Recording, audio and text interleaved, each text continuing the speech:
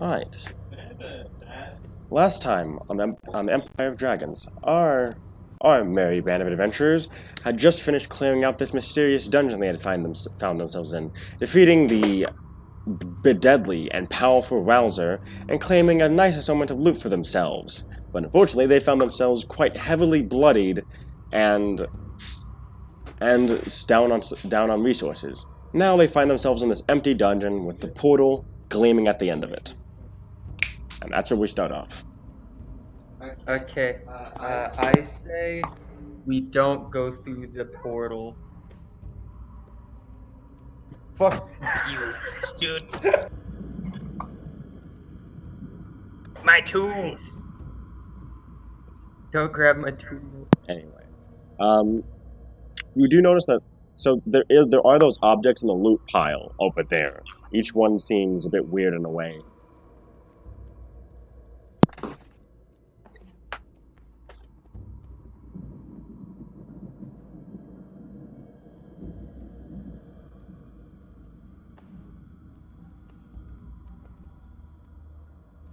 Make sure to add the money to all your, well, except you, Vice, because you're coming.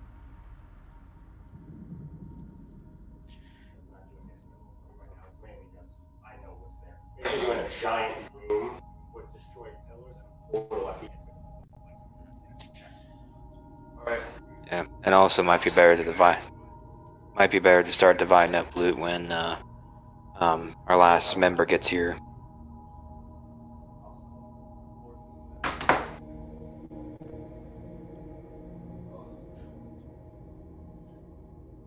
Now you're listening to chill music. Anyway, so what would you guys like to do while you're still in this dungeon? There's a chest full of loot. There's the portal. There's a dead body of Bowser and stuff all over the place. Okay, I'm gonna cough a little bit of blood because I'm suffering a lot. Daniel's gonna cast Cure Wounds on you. Actually, no, he did heal you last turn, so never mind. Wait. Oh yeah. Am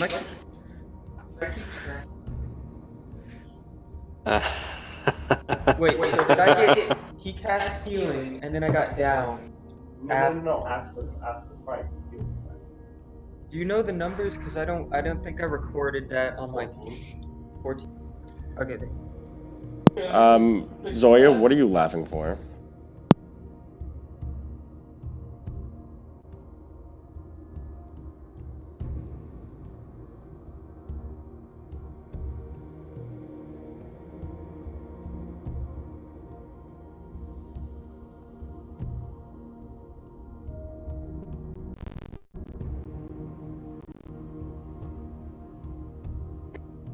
Hello? Okay.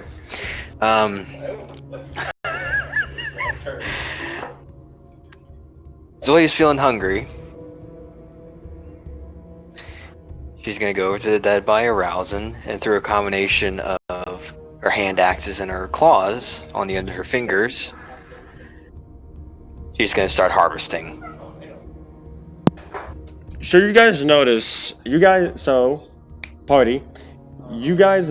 that your ally Zoya seems to be walking over to the body of Rouser, and she seems to have this carnal animalistic look in her eye, as she appears to be readying her tools. She looks like and you notice she starts digging her blade, her weapon into the body of Rouser, and seems to be trying to carve him up. Hey, you can't really use those for materials. Just so you know. Zoya looks like she stops in the middle of trying to age and looks at Kraston. This ain't Cassius, sorry. Looks over at Cassius. These aren't materials. This is my dinner and maybe my lunch tomorrow. I don't think that's a good idea. Looks over at Kraston.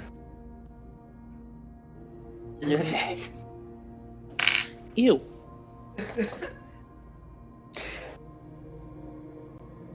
I would scream, but I don't want it to reverberate in the room. Well,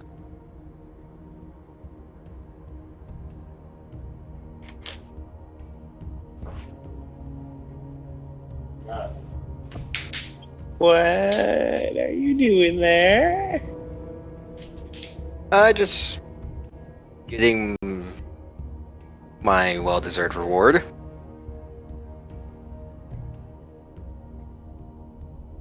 Are you gonna eat me? No, there's barely enough on you. She says that in a very like polite and pleasant voice, like she's not going to eat you. Okay.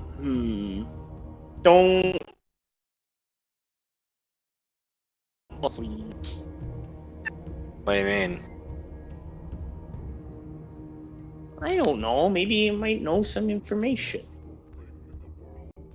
Oh, that I'll make sure not to knock anyone. I'll make sure to knock There's people no out one else if here. it's their. That true. No. I'm talking about the body. At Huh? least keep some of it. Oh, you're talking about Speak with Dead? Oh, yeah. I'll grab the head later. Hide it somewhere, please. Huh? So, as you start carving up the body, you notice that there's a shift in the air.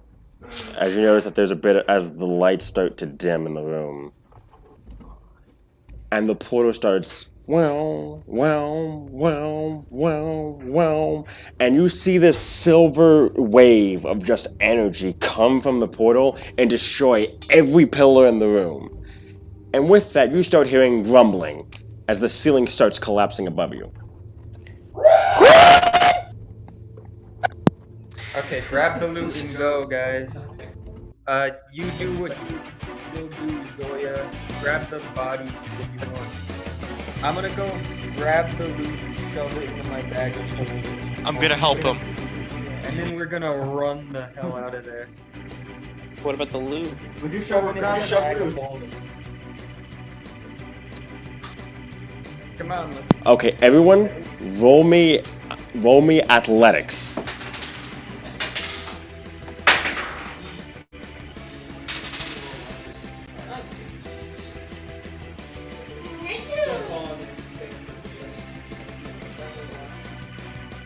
Nat 20.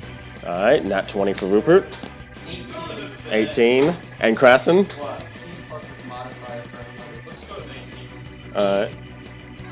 Where's it going? What? Okay.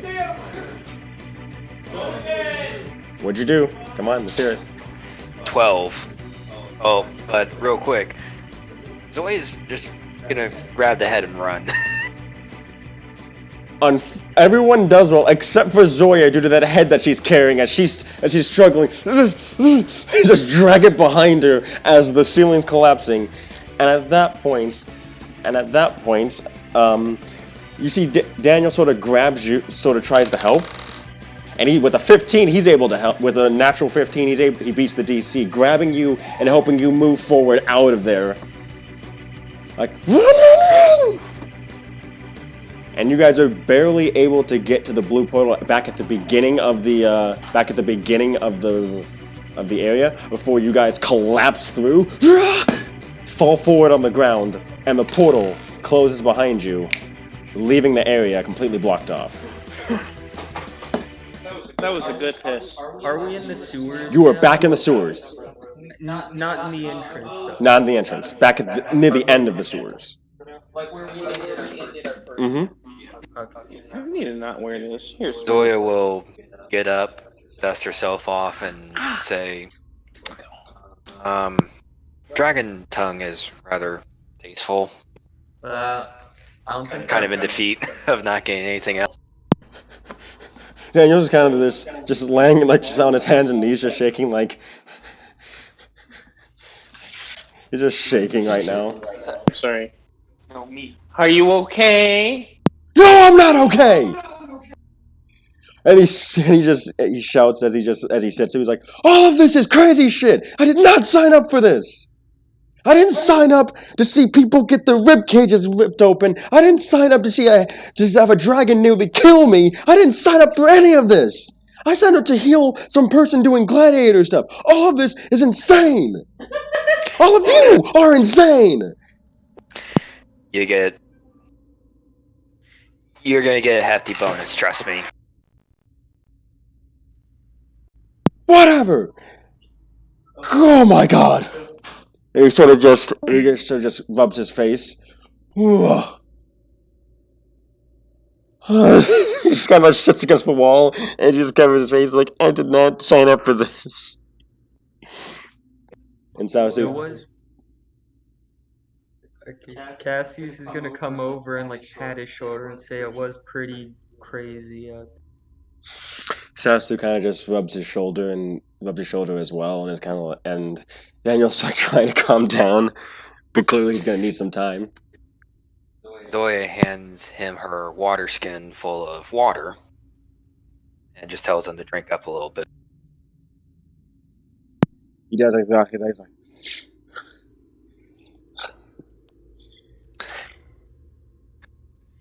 And also, you will get your own little tankard of. You'll get your own tankard of ale when we get back to tavern.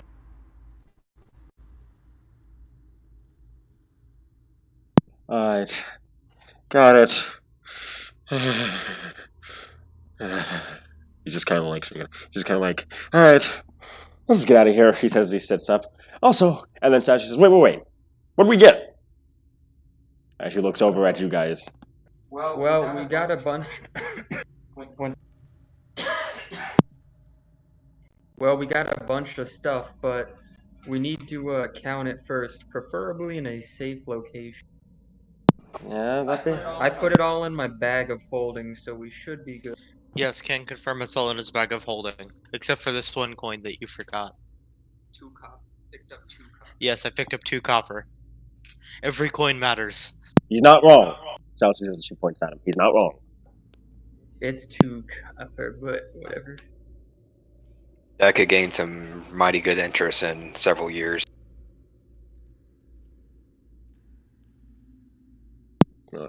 Are you saying you'd rather not have 2 silver? Would you rather have 2 silver or no silver? I'd rather have 2, of course. Exactly. If I've got as much gold as So you guys, while you guys are having this conversation, you notice that there seems to be, you hear noises in the other room. Well, that doesn't sound good. I can go check if you want in a careful manner. Go ahead. Saosu says. Zoya starts picking up the head again. Noted. Okay, Cassius, luckily he saved all his level 2 spell slots during the boss fight. So he's gonna cast invisibility on himself. And then he's gonna like kinda go over and peek through the doorway so you can see anything. Alright. So you peek over, and you see Dragon Knights looking over the bodies. And one non-Dragon Knight from what it looks like. Seems to be he appears to be he looks human. He's got a bit of this hermit look to him from what it looks like. Alright, well, since I don't really want to spook him, especially because a stray bolt could really hurt me, I'm gonna go back to our group and I'm going to, I guess I'll decloak and I'll say, those are Dragon Knights. I think we're good. Blimey, you damn duck! You jumped out right where I couldn't see you. Oh my god. True. Sashi says, "Oh, awesome! Awesome then. They finally decided to show up." Yep, they're just looking around, so we can just meet up with them. Maybe they'll help escort us back to a infirmary, preferably. All right. Sashi's like, "Well, let's go talk to him." Yep, let's go. I guess we'll just, unless you're gonna do more cutting. Technically, we might need the tongue and like everything inside the mouth to be like usable for speak with dead. So I'm not gonna cut anything. Like I tried to get like heart or lung or liver.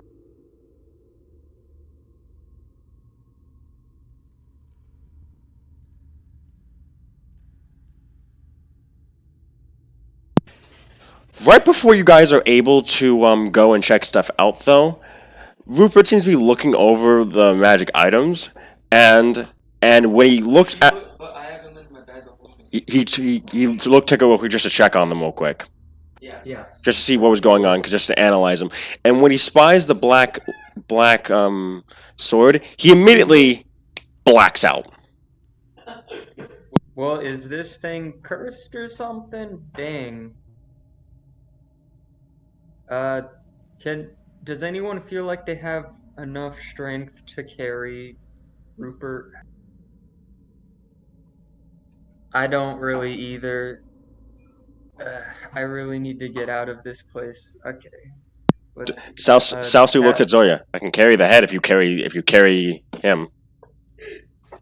I was gonna bust out my rope and just strap it to my back, but if you want to carry it, sure. She takes the head. Ew. Can we put this in the back of holding? She looks at Cassius. Sure. I don't think out of character. It does. If I put it in, it's not. It's like gonna stay in its own bubble, so Yeah. to speak. Right? So Okay. Well, she then I'll sticks put the it head in the she sticks the head in the bag of holding. Ugh. Oh, that's disgusting. How big is the head, by the way? It's not big enough to where it's not gonna be able to fit. But like, could you describe it? Like, It's like he was a large creature, so it's kind of like he took up a 10 basically took up a 10-foot radius, a 10-foot cube in a way. But basically, it's kind of like it looks like partially humanoid, but there's enough to it that's draconic that I guess you could kind of think that it might be dragonish. is it at the same size as a T-Rex skull? Smaller. Okay. Kinda, yeah. Okay. Well, I shoved in the bag, and I just take the bag with me, and then I wait for Zoya to just. Zoya throws Rupert over her shoulder like a fireman carry. All right. I'm blacked out. I can't tell you. Yep. Can I roll perception to notice? But back when because I just assumed I noticed it, that he looked at the black blade and passed out. Do I have to roll? Roll perception. Roll perception.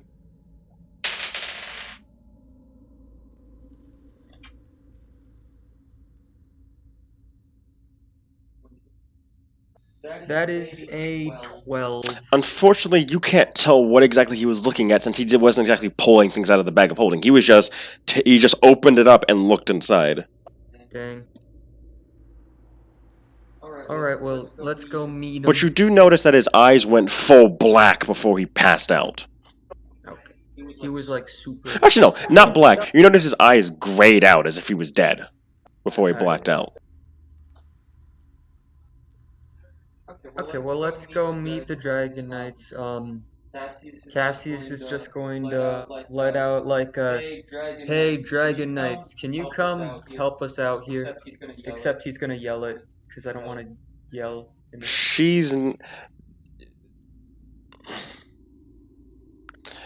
The Dragon Knights don't answer you. Well, And then, seems like they're a little shy. and then you hear a voice speak to you. Vice, if you would please. Who's a weapon? You hear, and from the other room, you hear someone calling out saying, "Dragon Knights, could you help us out, please?" But the Dragon Knights don't come. Oh, well, I mean, is this in the same position where we left off? I presume. Well, it's more like you guys are you're in a room filled with dead bodies and you're checking them out, and the Dragon Knights are kind of like waiting for the group to come out instead of going to them from your point of view. Oh, well, I mean, in that case, I'll just motion them over. Just, come on over. We're nice. We're not going to stab anybody, I think. Okay, well, then we'll head over, because I already know the Dragon Knights. But I mean, at least I'm gonna just go over to the Dragon Knights and say, "Hey," and I'll be all bloody. So, do you want me to describe myself, Vice? Yes, please do. And, he's bloody. Yeah. Vice, do me a favor real quick. Leave and come back, because for some reason Perry can't hear you. Unfortunate. I hear him just fine. Alright, speak please. Unfortunate.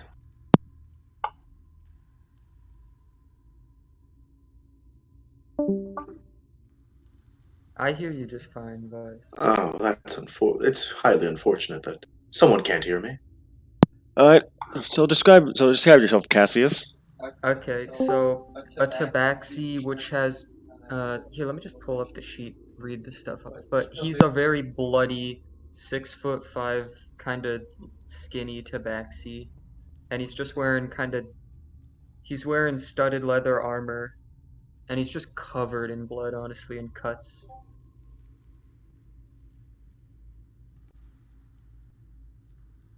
Oh, He's wow. got tan fur, if you're Tall. interested. And just watches he just turns his head up to you. Tall.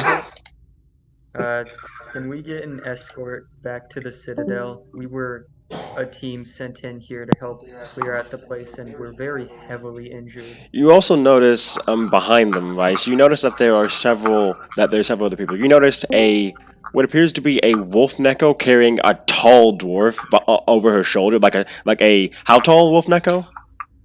Okay, but how have I ever seen these before? 7 foot.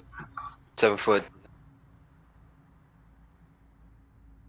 Here, Okay, so I see a Vice, can you tall hear Perry, dwarf. by the way? Yeah, I can hear Perry. Is Perry speaking right now? A 7'6" neko. Wolf neko. Okay. Have I ever seen a wolf neko before, though? Did you hear that, Perry? Okay, so he can hear you, but you can't hear him. Odd. Might want to restart Discord maybe only? See if that works. I don't think it's my end. Alright, just do that real quick. I'll take over real quick. We're on a different server. So for reference, wolf nekos you have heard of because they did travel through the mountains of Lalas at some point to reach their ancestral lands over in Tarzokia and eastern Lalas. They're quite attuned with nature, so you know that the druids have a bit of a good relationship with them because they both care for nature in a way. Okay, so a bit more trustworthy than a run-of-the-mill foreigner. Wonderful. Yes, much more trustworthy than the run-of-the-mill foreigner. But over the wolf neko shoulder, you notice this tall hill dwarf, and when I mean tall, I mean 6'3" hill dwarf. Oh, what in the red cap's ass am I looking at? That's a burly man right there. Really big beard, but he's so wide. Is that dwarf? You see Pozark doing mathematics in his head. Trying to wrap his head around what he's seeing. Like, this is the most bizarre group of both happy little minstrels he's ever seen. This is a merry bunch of misfits. So is Pozark like questioning why the dwarf is so tall? Yes. He says he has elf ancestry. The dwarf isn't talking right now because he's knocked out. That's even stranger. Okay. Oh yeah, wow. It's pretty weird, but I don't really care. He's got elf ancestry. Pausing that for a moment, Rupert suddenly wakes up from his deep sleep, and just to reiterate what happened on his end during this entire thing, Rupert, you wake up in a black void. You hear what appears to be, a caw in the distance. Caw! You hear it again. And with a third caw, you suddenly find yourself on a battlefield. You recognize this battlefield. It was during a Knoll raid on the southern border. You see fiery arrows launching across the sky. You see a Knoll horde charging towards an encampment of soldiers. You see a few dragon knights flying overhead, having bombing runs as they breathe fire and ice on top of them. And then you see this man on top of a horse leading the charge with his own men in full black plate armor. You see him fighting heavily. And then you see an arrow hit right between the joints of a plate, piercing what would have been piercing through his chest, knocking him off his horse and knocking him to the ground.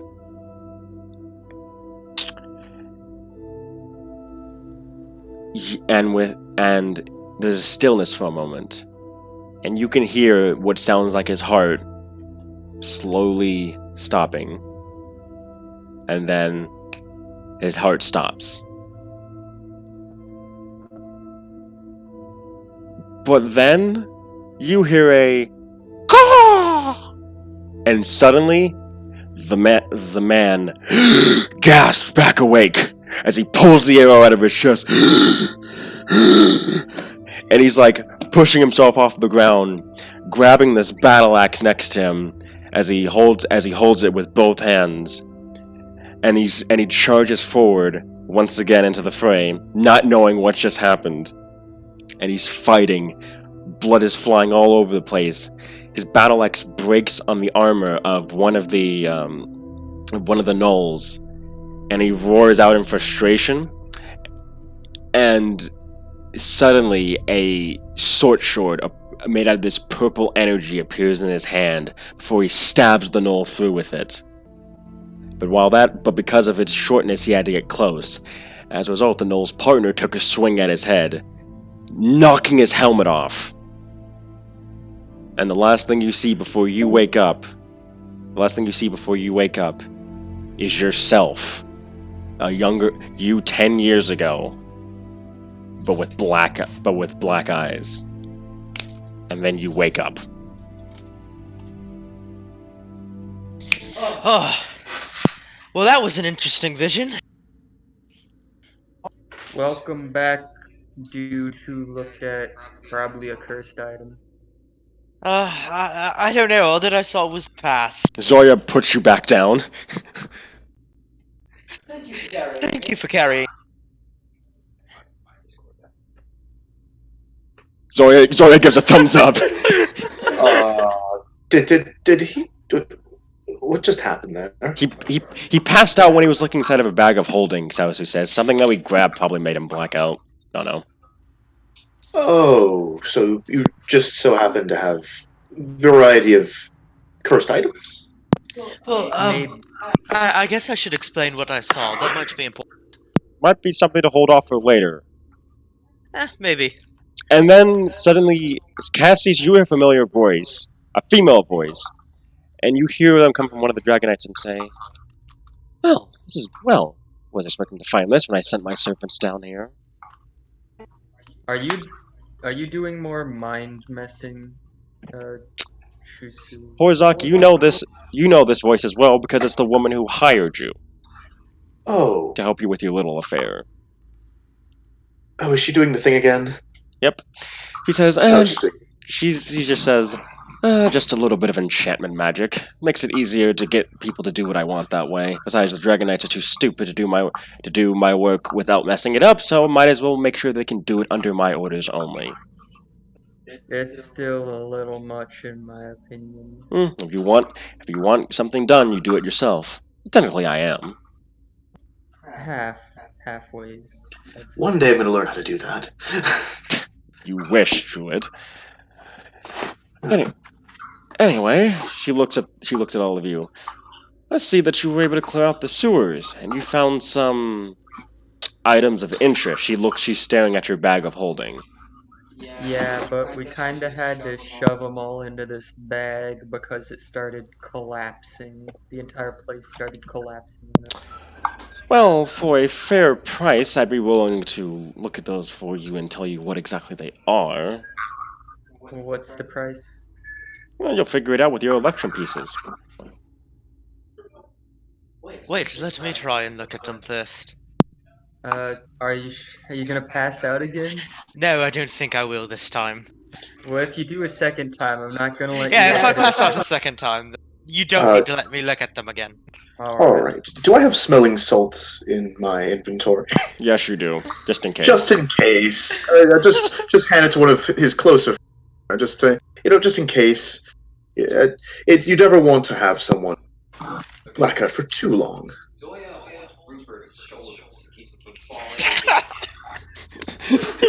Nice. Alright. Rupert, roll me Arcana again. Roll it again.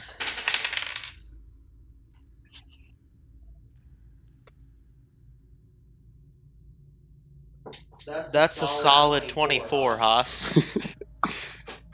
You're in Wheel of Time. Oh, solid. Alright, can you hear him now? Vice, speak for me.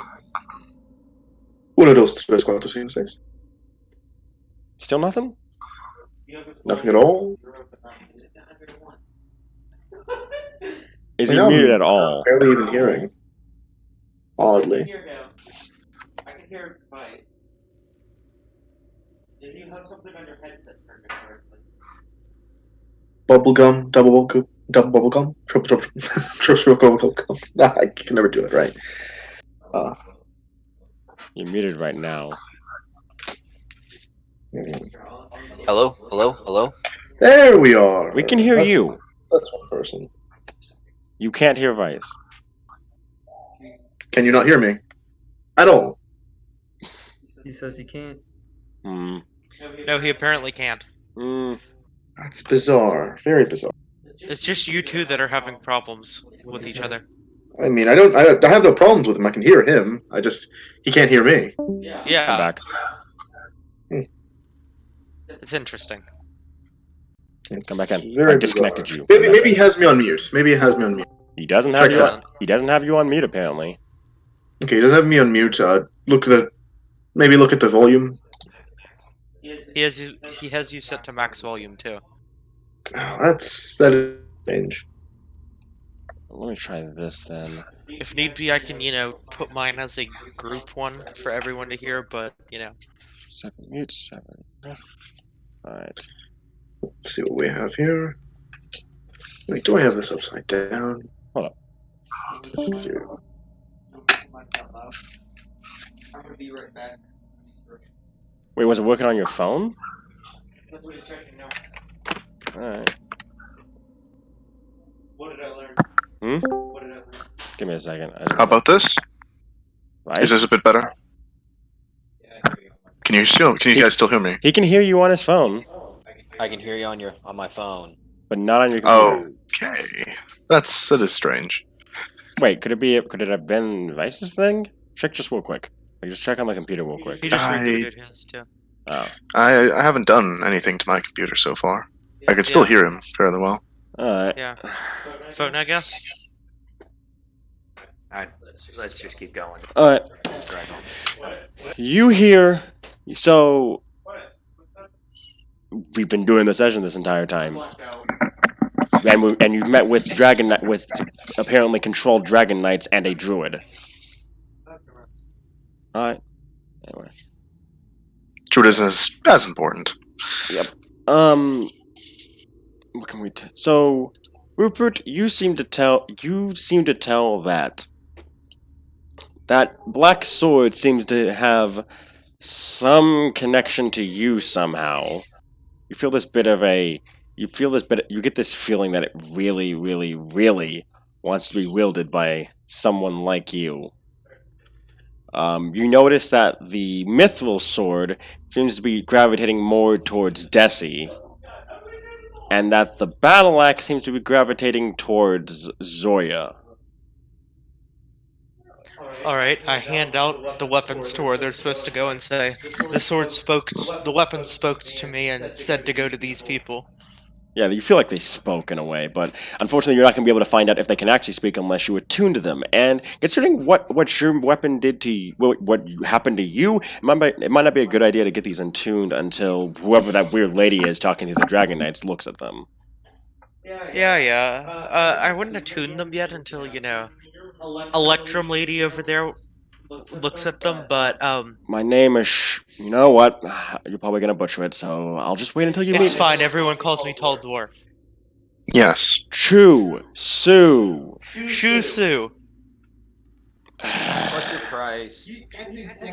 I legitimately just said the exact same you did. It sounded like you said shoe for a second. I said the exact same thing. Okay, I'm just checking to make sure. Anyway, alright. My price, well, I am technically a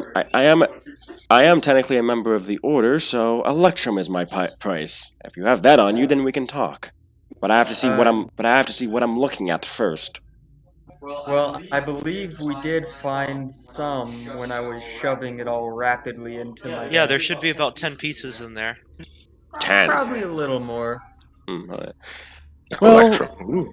Well, I'll be over at the Dragon Citadel. You know where to find. I'll be in the library. Yada yada. You'll know where to find me. All right. We'll check in after we, deal with all our wounds. Porzak, make sure nothing happens to them. Aye aye, Captain. And then the Dragon Knight stops talking, goes back to his blank look, and keeps investigating. Okay, well, you guys Never stop unnerving me. All right, so you guys are near the end of the dungeon where we're surrounded by dead bodies. You guys want to get the hell out of here now? Yeah, I do.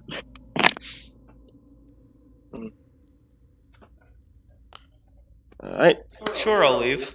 But I like dead bodies. Oh my gosh. Please, don't eat anyone. I just have this hunch feeling that someone here probably practices cannibalism. I can just smell it off of their breath. So one of you just has the breath. Could be the kobold. It's not me. This tiefling with a bit more of a demonic look to her and wings as she points at the kobold of the group as a joke. With the kobold just like glaring at her. The kobold says nothing. The kobold says a woo. No. He says a woe? No. Oh, is he describing his woes? No. Oh, how terribly unfortunate. We're not doing this. We're not doing that. Anyway. With that, you guys make your way out of the dungeon. And you guys are back in the city streets. Okay, so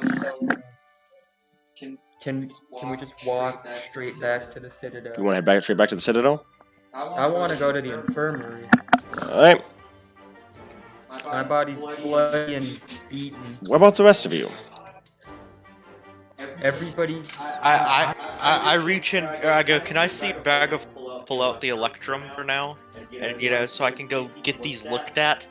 You want to take the stuff too, Rupert? Yeah, I'll take the stuff. Are you gonna be able to carry all of that? Yeah, I should be able to. So you have the storage space? Wait, are you gonna be Wait, what are you doing? He wants to take the Electrum and all the gear and get it looked at. The Electrum is for Yeah, I was gonna go take it to what's her face and get it. No, since you guys are heading to the Dragon Citadel, she's gonna be in the same place. Okay. Well, once we get there, I'll take it from you and head to the library to get it checked out while you go to the infirmary. You want to go too? Or do you like super? Wait. No, I'm on full HP. You weren't there. No, that he was. Thankfully, he was standing near the outskirts, avoiding the dragon that was flying around, hitting all of you. I was standing on the outskirts too. You could have flown straight to Rupert. Yes, but he decided to tug you out since you took off his armor. It's because I'm a strong person. Uh-huh. Okay, well let's head back, and then I guess I'll let Rupert take all the gear and the Electrum to get it checked out by Shusu. Alright. Is that correct? Shusu? Yes. Thank you. Anyway. Shusu. Got it. Y'all got one more time. Curse phrases. Y'all want a TPK? This is how you get a TPK. You know, I think isn't it more formality to just use one of the syllables or both? Or, I mean, if the foreigners are just going to butcher it either way, I mean, what are we gonna do? I mean, her family name is the first name. So Yeah, it's a first name. If I'm not mistaken. yeah, since she's Hansu, her family name is her first name. So Chu is her family name, while Su is her honorific. Well, her name more Right. like. Anyway, so you guys head to the Dragon Citadel. They let you through. They let you through.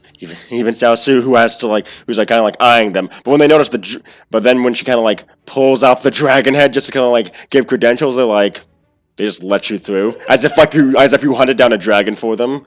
And she's just like, thank goodness they can't tell the difference, or they can't tell enough of a distance while it's in the bag. Anyway, so you guys head up to the Dragon Citadel. Amara and Yitia split off from your group. And then you guys head straight into the Dragon Citadel, and the infirmary, hilariously enough, is right next to the library.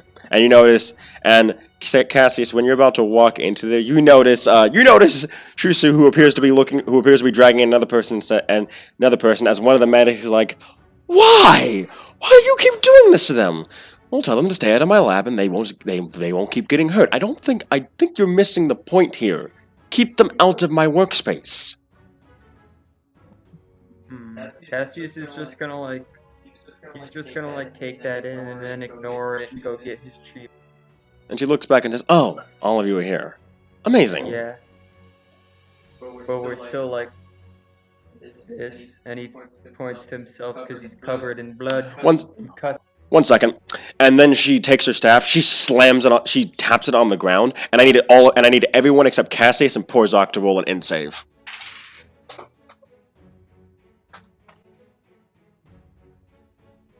It's big brain time. 21. Alright. 17. You feel as if someone's picking your brain and moving through your memories as if it's a book, and then she blinks for a moment and is like, okay. Did you just do that thing again? Oh, yes. Why do you keep doing that? This is the first time you've met her. This is the first time you've met her. She just picked your brain and you felt her look through all of your memories throughout your entire life, from what it looks like. I'll rephrase this for Zoya. Please don't do that again. That was uncomfortable. Makes it simpler for me to know who you are and what exactly and how it makes it simpler for me to know who you are. It's easier than talking to you all. Well then, since I don't know what you were talking about, I guess I'll introduce myself. I am Rupert Longbottom. Yes, from what it looks like, commander of the Southern Garrison, teacher at the Royal Academy, and supposedly supposed to be a dead man. Yes, we don't talk about that. Yes, let's not. And then she notices the look of surprise on both Daniel and Tessie's face and says, "Assume the rest of you didn't know?" No. I guess Zoya just shrugs. Something to talk about later. Then she says before looking at Zoya. Zoya Groza. Speaking of which, about that, I just had a vision of that.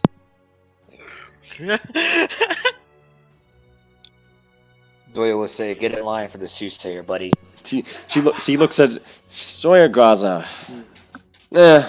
She says, and she just looks away.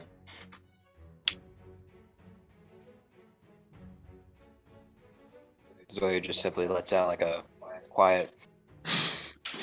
Anyway, do you all have something for me? Yeah, but we were planning on getting treatment first because I kind of feel like I'm close to death. Go ahead. I can wait. She says she just simply leans again.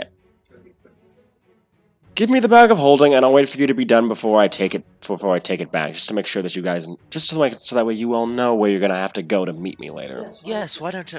If you don't mind, I'll come with you. I'll wait for everyone. Makes it easier that way. Oh well, I've got nothing to do right now. I guess I'll go to the infirmary for no healing. Okay, well, I guess so. I'll give. Sure, if she wants it, she can take the bag of holding and look at the She stuff. takes it, simply rifles. She rifles through it like, All right then. Some of my stuff in there. She ignores all of your stuff. She seems to show little care for it as she looks mainly at the magic items. No, main advice here, don't forget, but don't forget that. Anyway, so with that, everyone who decided to get patched up at the infirmary who was wounded, you get a hit die back. While they're getting healed, can I go find someone to help interpret my vision? You could have a conversation with Shu while this is going on. You could have a conversation with Sue as while this is going on. That works. So, I assume you have questions? Yes, between the equipment and my vision, I am very confused right now. If I had to make a guess, the cawing sounds like the Raven Queen of all people. Yes, I heard quite a few raven callings while I was under. Yes. Strange, in fact, the Raven Queen only appears in someone's dreams if she's made a deal with them. But you show no recollection of a dream at all, of having met her at all. No, but I remember dying. Yes, it seems like that just came back to your preview. Yes. I remember getting shot by an arrow in a kobold raid, and then No. Null raid, and then re-waking up on the battlefield. And I assume this is when you're... So Perry almost fell. Anyway. Vice, what are you rolling for, out of curiosity?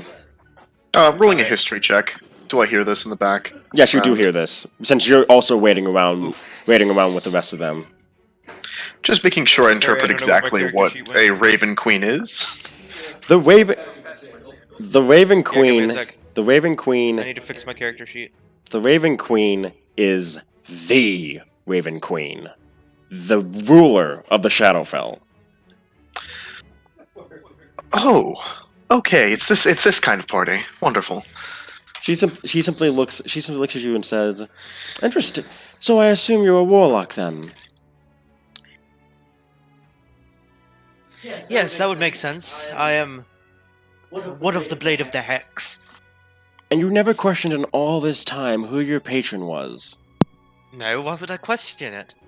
Because usually a patron doesn't allow someone to become a warlock unless they want something, and your patron will come calling. And the Raven Queen has very particular taste for the people that she sends out and what she wants them to do. She looks at Porzok, sort of like the Fae of the Feywild, isn't that correct, Porzok? Oh, absolutely. Of course, the Fae are a bit more finicky than anything else, but yeah. Well, I don't remember much that happened. All that I know is that in my vision I saw me produce a magical purple blade out of nowhere and stab someone. By the way, that was the former version of your pack short sword that you had in your character sheet in the past. Yes. That was your first packed weapon. Welcome, Roxy. Currently, Roxy, currently we're getting... Krasen, Roxy, currently you guys are getting patched up at the Dragon Citadel. This dungeon that you were in collapsed, and basically you were able to barely escape. You're currently getting patched up. Okay. Hope you're feeling better, by the I'm way. just moving my foot. Oh yeah, I am. I was trying to channel my Decilo right there. Awesome. It's okay, I can't hear Roxy now. You can't hear Roxy? What the fuck? No! It just gets worse and worse. Oh no, It's almost as Rupert! if... Okay, try Rupert, again. can you hear me? What the fuck? What is going on? Okay, I'm just gonna put an F right now for everyone's recording devices. Is this just Discord? Is this just? I can hear it. So I can hear it. So I can hear everyone, but apparently some people are having issues hearing another person. Yeah, I can't hear Roxy and I can hear everyone else. What the fuck? Wait, is I can hear Smith everyone. talking? Yes. What? Oh, okay, you're good. You're fine. I Yeah. can hear you. Okay. So wow. I can hear everybody fine. So Kami can't hear Roxy. That might be because I figured out why. Why was it? Also, hi, Vice. I hate this thing. If it turns one direction too far, I can't hear voice chat. If it turns too far the other direction, I can't hear game chat. But it's required. Vice, can you speak for me? Do re mi fa sol la ti do. Yes. We can hear you. We're good. All right, Roxy, speak. Yeah? Okay, What's we up? can hear you, right? Okay, how about it? Yes. Okay. Awesome. Okay. Anyway. Okay, so right now, just for reference, you guys are getting patched up in the infirmary over in the Dragon Citadel. Amara has left the party. You guys have gotten your loop. Oh, and Zoya chopped off the head of that dragon guy and brought it with her. It's in the bag of holding right now. Yeah, boy! I want the tongue after we use speak with dead on it. Also, Krasin, You're muted. Decilo. Roll me an int save. Intel? Okay. You guys want to hear a really weird thing? Loud! I have everybody in the chat muted, but I can hear everything. I think that's the key. Everybody's voices It's the just key. That sounds like a you problem. It does. That sounds like Discord fucking up to me. That sounds like Discord is having the hanky-panky with itself. So can I just say I love this setup for the Dungeons and Dragons room right now? We got a DM. Alright, fixed it. I just had to re-unmute and mute everyone again. I need to go to my. Alright, just. Okay, load. Give me my Also, Decilo. can I just say I love this setup right now? We have the D&D group at one table, and then we have me at the DM's table by myself. And it's amazing. I love this setup. Why? That's $250 I've spent in a while. I mean, this is the best setup ever. I'm just saying. I got a Yeah, 12. I still want the black guy in the dark corner. I'm sorry. Don't mind. Keith, I rolled a 12. 12. What did you roll? Turn off the lights. Wait, it's my Perry. Oh, I got a plus 8. There we go. Now he's in the dark corner. Yeah, I rolled a 12. I got 26. Hey. Okay, guys. That's enough back talk right now. So, you rolled a 26? 26. And Decilo? 12. Both of you feel as if you're... Harry, turn off your mic. Okay, thank you. Never mind, you're fucking... Actually, no, yeah. Go back to push talk for me, please. Oh. Sorry. It's fine. It's alright. I feel what? Both Krasin and Decilo feel their brains being picked as you feel as if someone's rooting around in your memories. And you know that it's Chusu, the mage that you all talked to back in the dungeon, because she's tapped her staff on the ground right before it happened. And when she did it, she said the names of each person going, Rupert Longbottom, Zoya Graza, Shijian Krasin, and Decilo Karksir. Interesting. Wait, so I'm the only one who dodged that? Nope, every single one of you felt your memories getting picked in your head. No, you failed it too. What? So wait, as she's doing No, all of you it, am detected I- it. All of you noticed it. So wait, as she's doing it, do I see the memories? Like as No, she's going no, you just feel someone rooting around in your head, and you're like, ugh, and you can't. It's like you gotta get like this jump for a second as she just simply stands there. She's like, What are you doing? Sorry. It is sort of strange to have that happen at first, but you get used to it. Just simply learning your names faster, learning your names faster, and learning what I need to know.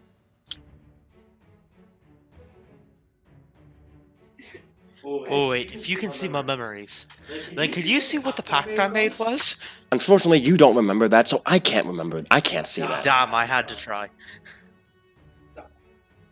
But what about my past is so imperative for you to remember? Nothing. It lets me know what to avoid in conversation and what to discuss in conversation. Makes it easier to deal with people. I'm not much of a people person, to be quite honest. Though, being a few thousand years old will do that to you. Fine then. Whatever.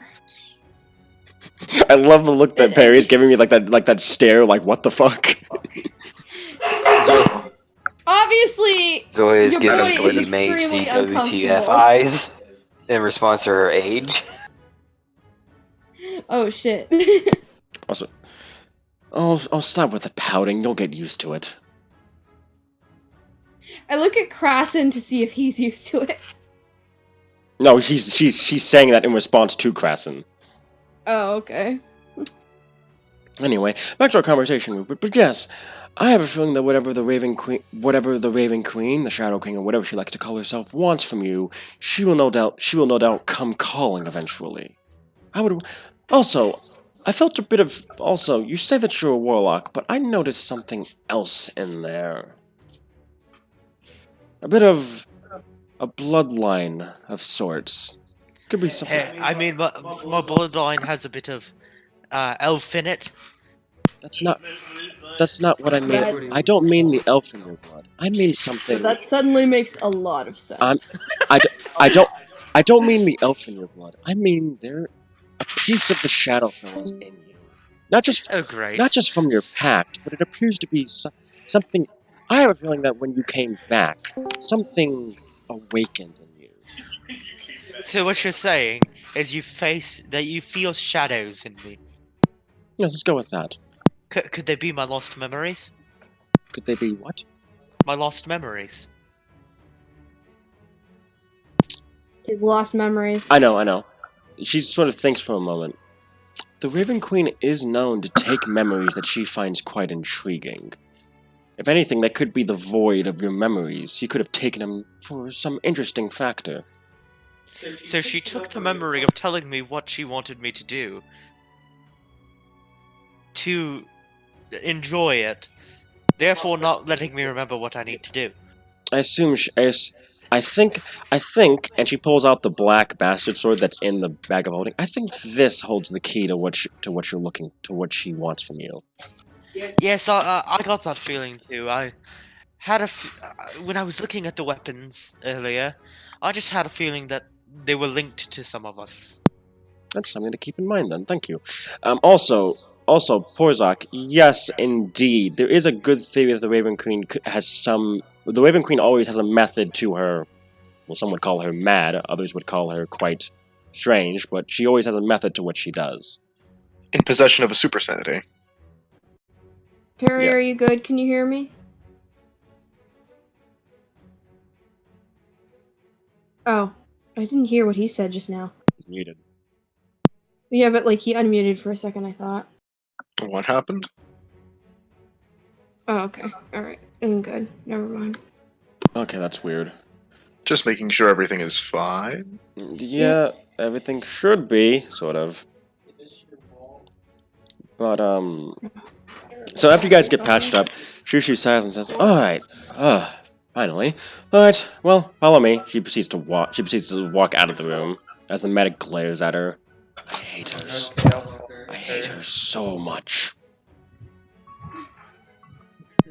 Yes, I mean, did she look at your memories too? No, she does this, and she points over to one of the Dragon Knights who looks like he was hit in the face by some. Looks like he was hit in the face by some spell. His armor is rended to pieces. He's bruised. When she does her experiment and people walk in on her, she's not very happy about it. Yes, why do I have a feeling that some of us might get hit at some point? I hope that doesn't happen. Is that allowed? Keep yourself. Yes. Oh well, whatever. I need a particular service. So it's a necessary evil. Have fun. Try to stay alive. Oh, I think I find myself a bit lucky on that regard. Made it this far, anyways. Alright. So, you guys follow Shusu into the library. She walks forward a bit and she sort of starts starts pulling out specific books. You notice she doesn't pull them all the way. It's like she pulls them out a bit, as in like enough to where the corners are out. And she's like 1, 2, 3, 4, and then a portal, this silvery purple portal opens up right in front of her. Ah, there we are. Alright. No. Guess in there. Oh, if you follow me, she says before she walks in. Go into the portal. Wizards and their fancy magic, man. Man, these wizards and their crazy fancy magic. Wow. Always so flashy. Oh, yeah. Sawyer quietly grumbles, I hate portals.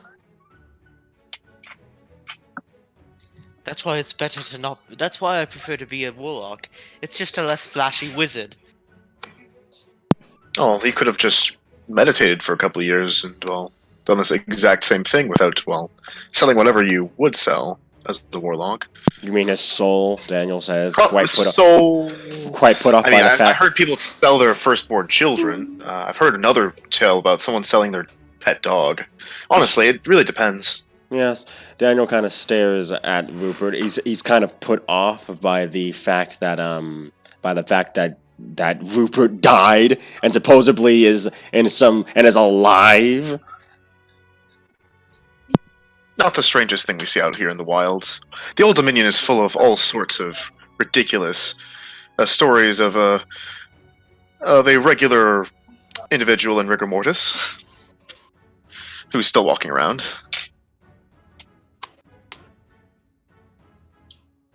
Say that again, Vice? I'm sorry. A regular upscallion in rigor mortis. Daniel's just kind of like tomorrow. Hopefully tomorrow doesn't do anything to me for being with him. Anyway, so you all walk through the portal, and you guys feel, and suddenly you feel as if you feel this shift in the air as you appear in what appears to be a library. It looks similar to the one that you were just in, but different somehow. Does it have AC? No. Does it have a better? Does it have better human resource management? There is no one here. Except Okay, Sue, so worse. Except Sue and you guys. And you notice that there are windows there are some windows at the walls. Okay, if Sue's there, it's much worse. I know, right? Is it any cleaner than the other library? Oh, it is very clean. Like, she keeps this place meticulously clean. Oh my gosh, where are all the microbes? It's too clean. And Krasson, you're kind of just thinking. You're kind of just like absentmindedly. You pull out your pocket watch and look at it to see what time it is, and you notice your clock is like spinning like a wheel. Whoa. All right, what dimension are we in? Does anyone see this? Poor Zuck, you kind of look, you're kind of behind the kobold, and you look down and you notice his clock doing the exact same thing. Same with you, Decilo. Oh wow, that's... All right, what dimension are we in? Why don't you look out the window and see for yourself? What? I look out the window. Alright, I'm gonna do it. You see this sea of silver and purple, and you see the bodies of these huge... you see the bodies of what appear to be humanoids in a way, but they're all dormant, like gray, with like pieces, like they're grayed out, they're cracked. There are pieces of them that are dust floating next to them, and that's Porzok, Decilo. Due to your studies in magic and realms, you realize that this is the astral plane. You're seeing the bodies of dead, dormant gods. It has been a while since I've been here, and wow, it looks really dusty. Wow. Wait, why would I have done research?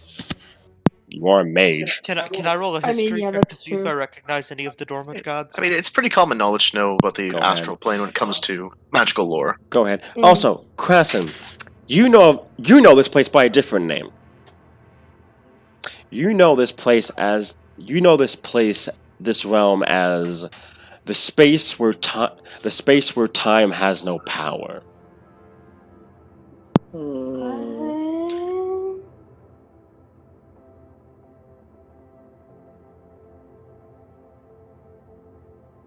That's crazy. What do you? So you rolled a 20 on. So you rolled a 20 on what, Kami?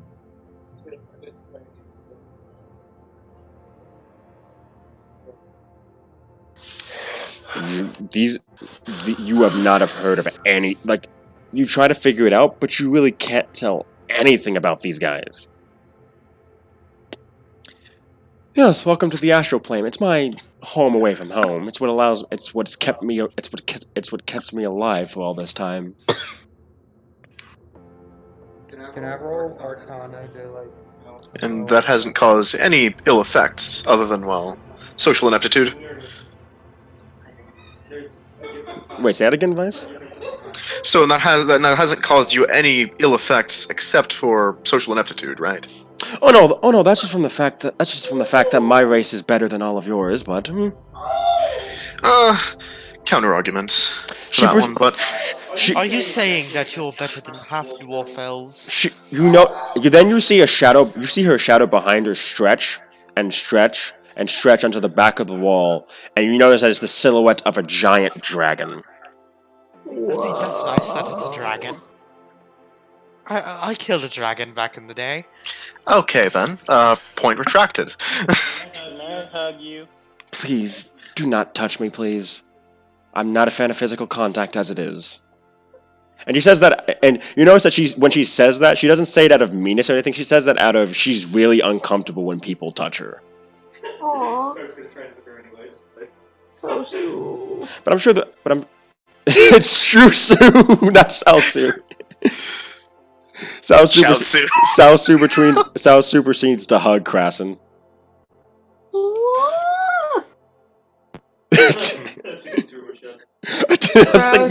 Crow soup. Oh my gosh. Yes. Anyway, Zoya? And that's our ship of the hour. Thank you for coming to ship of the hour. We'll see you the next hour for our next of the hour. For our next ship of the hour. Does she see the shadow shaped like a dragon? Yes, you do.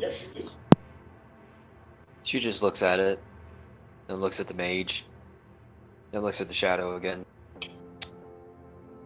Then she looks outside and sees the dead gods, or the dormant gods. That had nothing to do with me. That's from some. I know, but I kind of wish there was a form of music to summarize this whole scene. Time in a bottle? What's that from? Oh my god! I just realized a song! If I could hold time Sharp as a bullwhip, in a bottle. Sharp as a bullwhip. Anyway. And then she says, "Well, I'll be heading. Well, if you'd like to see what I'll be working on these, follow me." She says as she heads up a spiral staircase that's in the middle of the library. Please don't go looking around too much. Getting lost in the astral sea when you're not in your astral form is not fun. And there are a few species out here that would very much like to turn you into food. Yeah, don't we usually have to use tethers in this dimension? No, not really. That's only if you. No, you could try and head around it in your physical form. Wouldn't be fun, but that's an option. Yeah, so I remember it being very, very cold. And then yes, it is cold. Oh, you get used to. Though, thankfully, my tower protects me from such effects. So you all follow up the stairs, and you see this. There we go. You see this workshop where there's a desk. There's different this heavily magical workshop. As there are books floating around, there are tools. It looks like gravity itself has turned off for all the items off in here, but gravity feels normal for all of you. And then you notice this pedestal that holds a giant glowing sphere, and you see the silhouette of a person in it, floating horizontal, looking almost unconscious in it. Wait, say that again? You see this silhouette in this giant sphere that's floating on this giant magical sphere floating on a pedestal, and there's a person lying horizontal in it who looks to be unconscious, judging by the body language. Why am I picturing this as Arthur right now?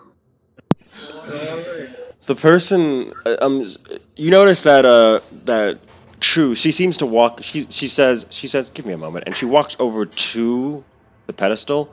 She puts her hand on it, and you notice it's a deep blue, and it chimes up to be a pink when she touches it. And then you notice the body shift for a moment, the hand reaches out and the silhouette's hand is placed on the exact area where her hand is. And she says, interesting, for pulling her hand away. Does the hand go back down when she puts it away? Yep, it does. And then the magic circle goes back to blue, and that's when you begin, and then it turns this ethereal blue, and you see this person. They appear to be in a simple tunic and trousers, and their entire body is bandaged. Oh. Like it just disappears? No, like their body is bandaged. Like, you mean the magic sphere? What do you mean by bandage? Bandaged. Bandaged. Mhm. Like bandages. Okay. He has a lot of boo-boos. He's got a lot of boo-boos. She then walks back to her. She then walks back to her workspace, and then takes out the bag of holding. And then Cassius, you're gonna want to watch this too. She reaches in, pulls it inside out, and everything spills out of it. Could you be a little more careful with that stuff? Is that allowed? She then proceeds to use magic, and then she proceeds to use magic to take everything that was in there and put everything except for the magic items back in the bag. Alright. And then she gives it back to Cassius. But Cassius takes it back. Thank you. Muted. You're muted. Watching the mage upturn the bag, Zoya quietly asks, "Wasn't there supposed to be a massive explosion when you did that?" No, that's what happens. That's what happens when you throw a bag. That's what happens when you put a bag of holding inside of another bag of holding, or a bag of holding inside of the hole of devouring. And what happens is it opens a portal to the astral plane. But since we are in the astral plane, there's nowhere to blow up into. Actually, it's true. Though in this case, turning a bag of holding inside out, just dumps all the contents out. It makes it easy to get out what I need. Out of character, I went ahead and rolled for Zoya to see how well she would understand that. Basically astrophysics. She got a nat 20. Nice. So you're able to understand it. It's like, two things leading to the same place make a portal to said place. She just simply nods and just doesn't respond. Alright. And then she says, "Alright, so let's see. Well, just taking a general look at this. Sword of the Raven Queen, I'm gonna assume," she says as she pats the sword. Mithril sword, probably holy, judging by the magic coming off of it. Takes the great axe. Oh, it's this deity. And then she puts it back down. I assume this is gonna be for you, she says, pointing at the wolf Neko. It is related. It is a goddess related to your people. And then she. All right.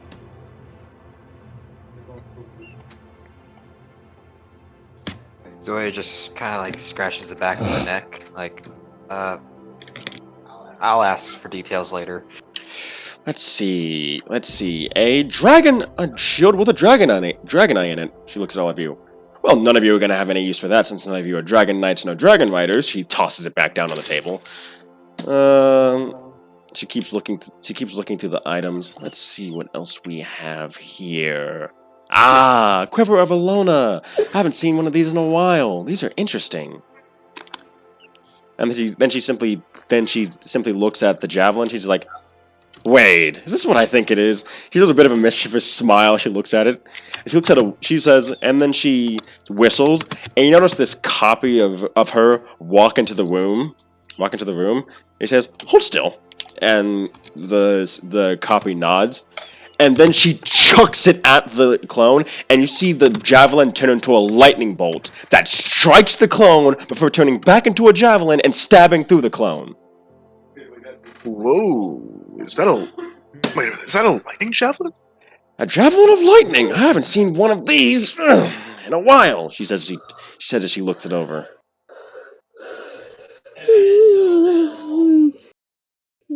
She then brings it back. She then brings it back over and places it in the. She cleans it off and she puts it in the quiver of Alona, and along with the other one, she says, "Cloak of protection." She looks at it and she looks at it and then she looks at all of you and says, "I think the sorcerer would need this more than any of you. He looks like he needs the protection."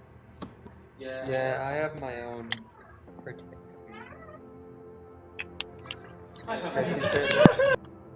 Does Desola respond to that at all? I'm sorry, what? What happened? She looked at the cloak of protection. She says, "Oh, a cloak of protection.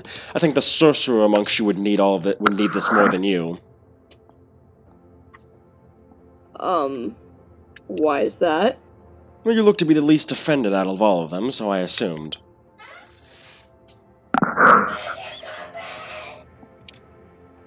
He's just like. No, I meant no insult by it. It's to keep you alive longer. I appreciate your concern then. And does she have the cloak like in front of her to like pass to me or something? He's just gonna take it. She was just looking at it before setting it down on the workbench, and then she says, "A book with a." I'm gonna research that later. Okay, research that later. She notices a necklace with a dragon symbol on it. Research that. Research these. She takes the weapons and puts them over, and then she looks at the flying carpet and says, "Of course, it would be a flying carpet."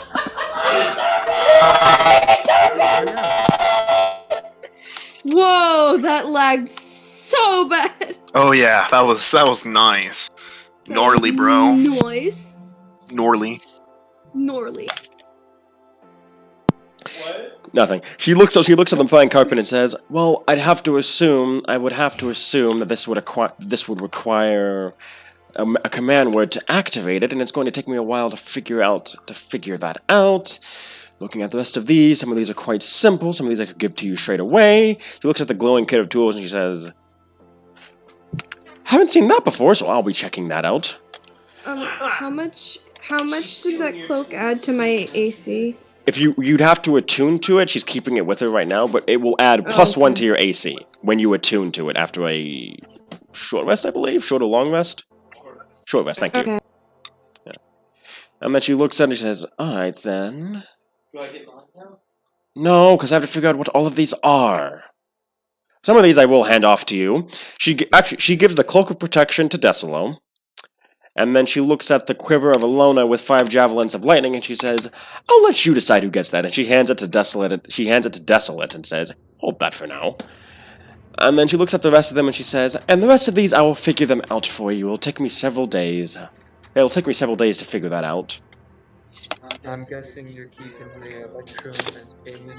She looks at over the electrum she put back in the bag of holding. She looks it all over and says, "This will cost you, I think, 100 electrum." Alright, Cassius pulls out 100 electrum and gives it to She takes it, and now you have 60 electrum left to split amongst your group. That's like 8 per group. It's a lot of electrum. All of the electrum. And then she looks at all of you and says, I must say when what was his name? Oh yes, Aratus. When Aratus was hiring people to go deal with the Black Dragons, I didn't think much of any of you. Though watching you all has been interesting. And Daniel says, "What do you mean watching us?" And then she smiles. And then she has a bit of a smile on her face and says, "Oh yes, that's right. None of you can see magic, so you had no idea what I'm talking about. Never mind." Wait, so like... Yeah, that's pretty cool. The person in the circle seems to shift a bit as they're like they look like they're sleeping in a way as like they turn over. So, theoretically, if you threw an object into the astral sea and just... Would it have the same momentum and it just keep going into infinity? Please don't do that to find out. So what I'm hearing is we should throw a lightning bolt into the astral defeat. That will actually not go forever because the spell has a finite range to it. But will the javelin? The lightning bolt that the javelin turns into only goes 100 feet. The javelin only goes up to 120. So, yes. Damn. Anyway, Zoya, you look like you were about to say something. Points over to the foggy sphere person. Oh, man. There's a story behind that, isn't there? A man I owe a debt to, and he's come to collect. She then walks over. I'm watching over him for now while he recovers. This is the best place to keep him safe for now. Was he a strong warrior? She looks back at him. Something of the sort, yes. So he just simply nods and like backs up in a way to disengage from the attention. Alright. She says, yes, if you're ever here when I'm not, I suggest not touching that. He says, motioning to the man. It wouldn't be fun what happens to you if you did. And she says this in a low tone. Basically, she's insinuating that if you touch this spear, she will personally rip you a new one. Ooh. Wow. She seems very protective over whoever this person is.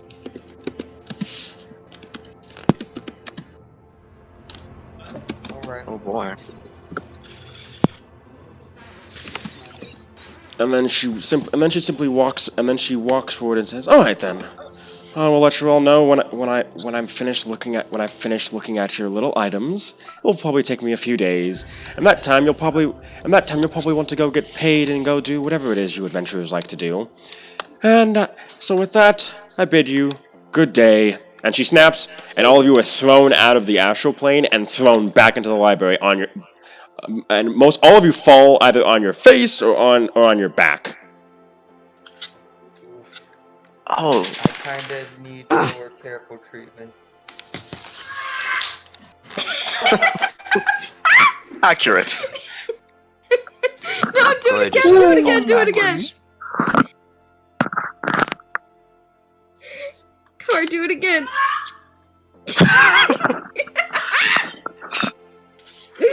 Oh.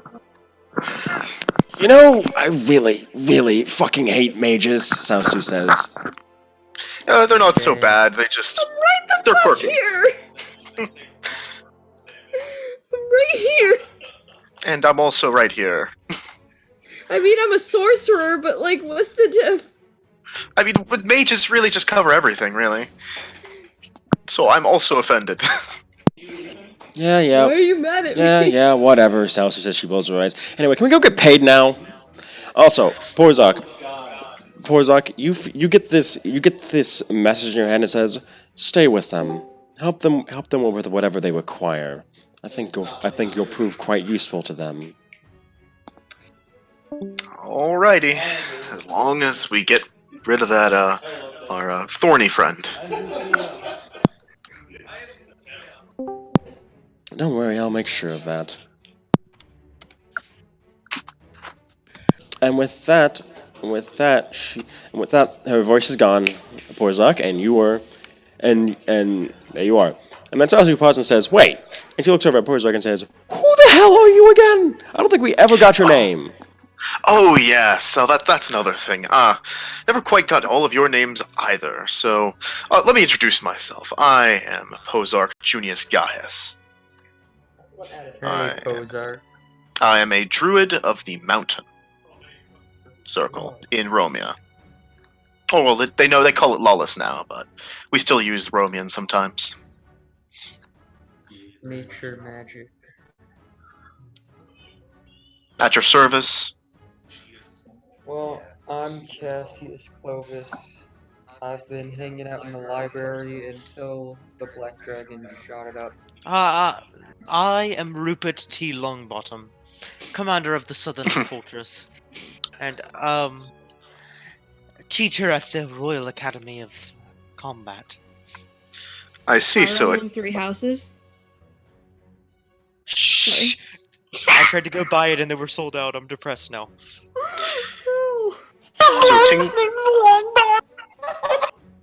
So we have a tinker, a tailor, a soldier, and a spy. Wonderful. Yes. I can do a lot more than tinkering. Zoya Graza, at your service.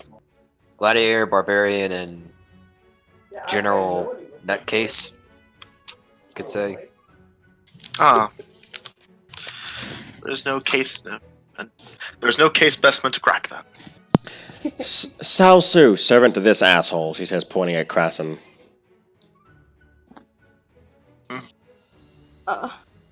She means asshole playfully as she has a bit of a smile to her face.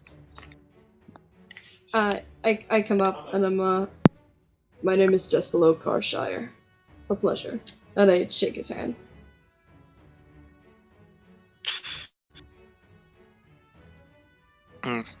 Yeah, Pozorg's handshaking. It's a very odd sort of handshake. It's the typical Romean style where it's like it's this very old-timey sort of like half bow, half handshake. Oh, that's cute though.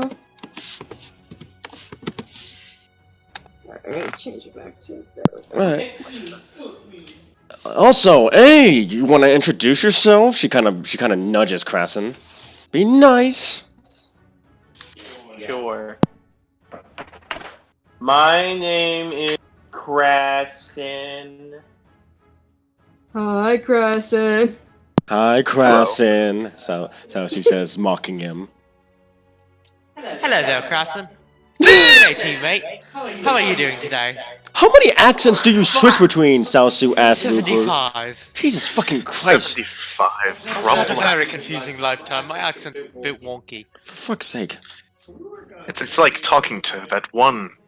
Oh, you remind me of that one druid I met before. Oh, what was his name? I forget it. I honestly forget him. What you want to say? You see, I had a curse placed on me back on the battlefield. It made me change accents every little while. It's a rather unfortunate curse. The worst curse. We can't even tell. You can't even like any colloquialisms. I bet it even. Wait, is it a really bad one where it affects your colloquialism as well? Like you can't use sayings. I can use them, but only the ones related to the accent I'm using. Okay, so try this one. A red cap of the ass. I unfortunately cannot say that one right now. She stares. Sao Su stares straight at Zoya and is just like, what the fuck? She mouths, what the fuck? Well, hi guys. This is apparently. We're not doing that. No, we ain't doing that. We ain't doing that today. Oh wow. Okay, maybe I won't do that. So I just had to, try it for the meme. Zoya looks what is a meme? It's an old country. Hey, give me a second. Zoya's talking. Mouths back to Sao Su. I don't fucking know what's going on with him. Ugh.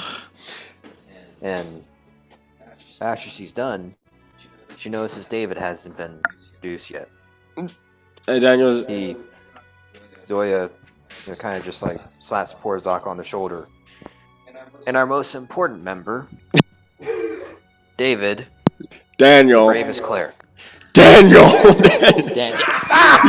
He has a red face as he covers his face. Like, oh my god.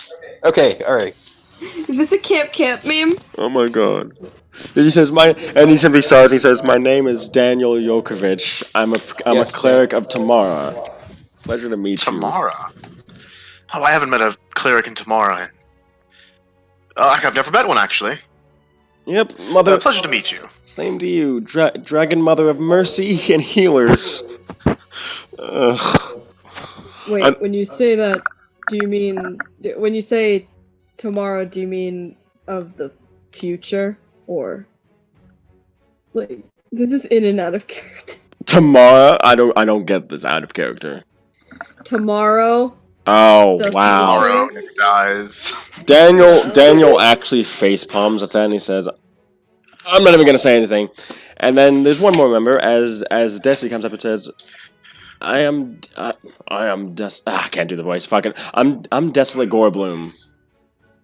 You can call me Desi.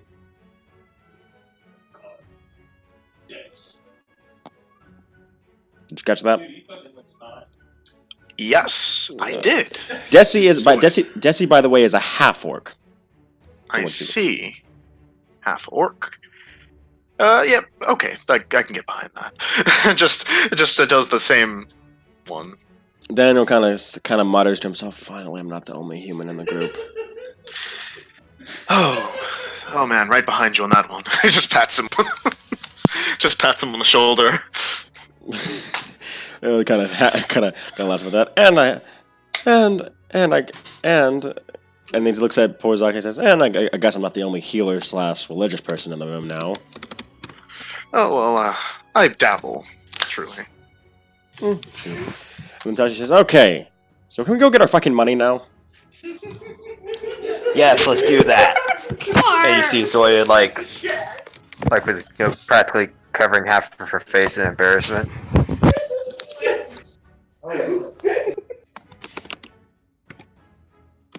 Anyway, so you guys decide to head up to the area. You guys head up to the area where Magister Rodis would be at, and Porzak, you hear the voice again. Go ahead and go in. They won't notice you.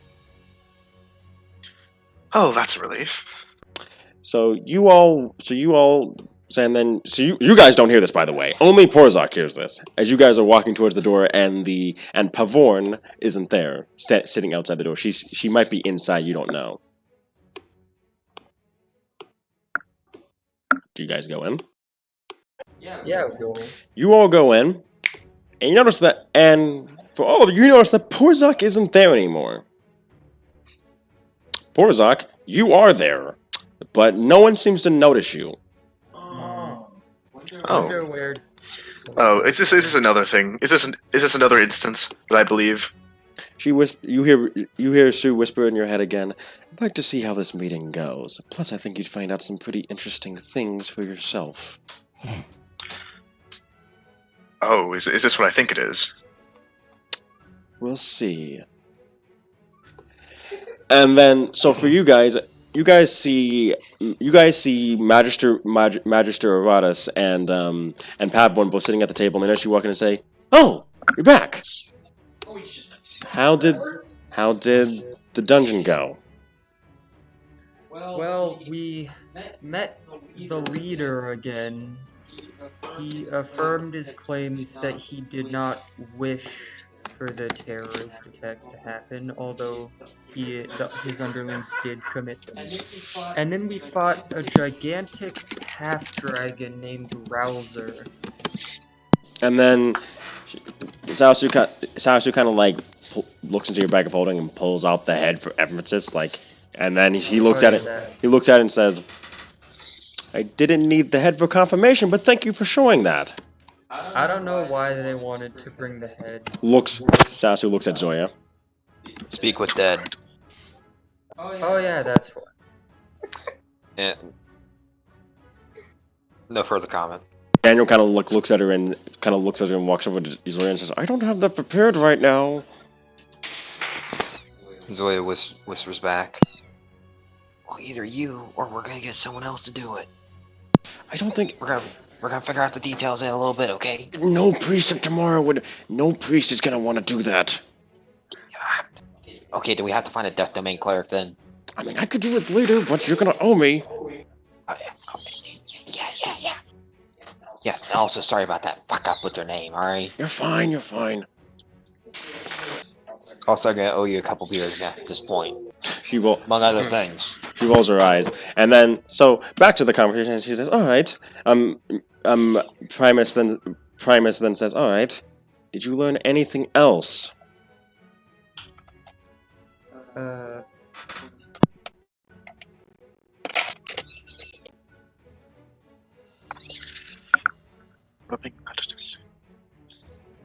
I mean, there were all sorts of weird treasures down there.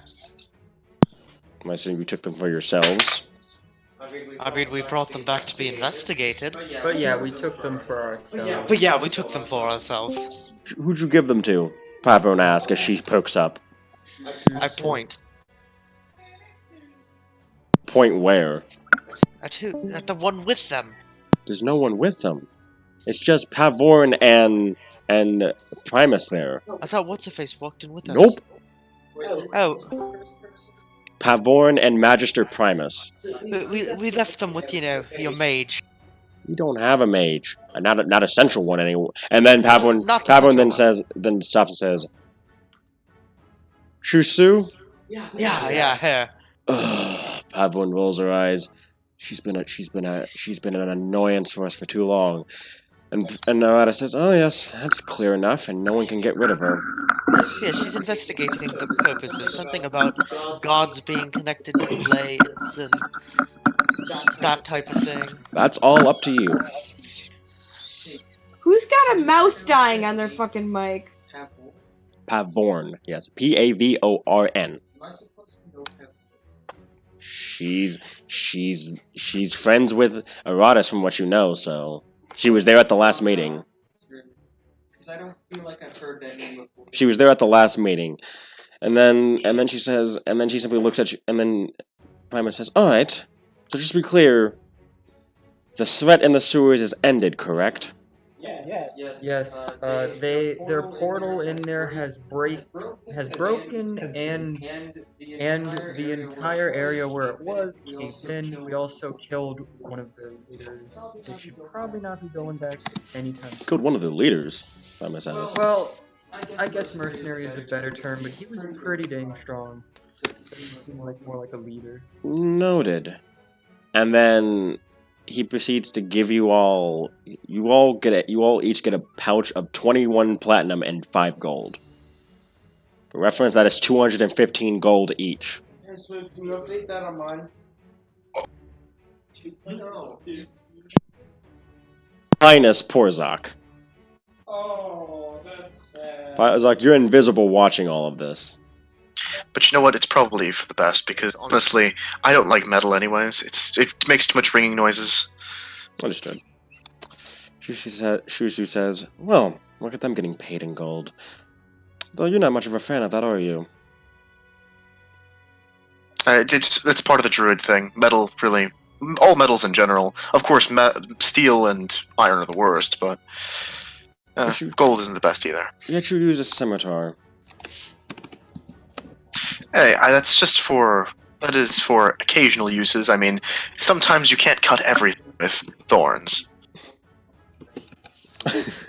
Understood. And then he looks at you and says, "Ugh. Well, thank you for your service." He says as he sighs, "I'm glad that issue's over with. So the Black Dragon threat to the city is dealt with anyway." That's right. Unless there's some other sewer areas they may be hiding. There are some more things to do. He shakes his head. "We checked all the other sewers. They were only centralized in the Imperators." Alright, then yes. Also, the Imperator gives you his thanks as well. That is nice. I'm glad to know that. And also, just to be clear, everything we spoke of in here stays in here. Noted. So, and then Susu kind of chuckles. Ooh, the secrets they're hiding. But the way, out of character, who has the letter for Rome? Decilo. Hey Decilo, do you think we should let him take a look at that letter? What? The letter, the one that you picked off of Louser, the one you mockingly read as he was basically telling his family to get somewhere safe.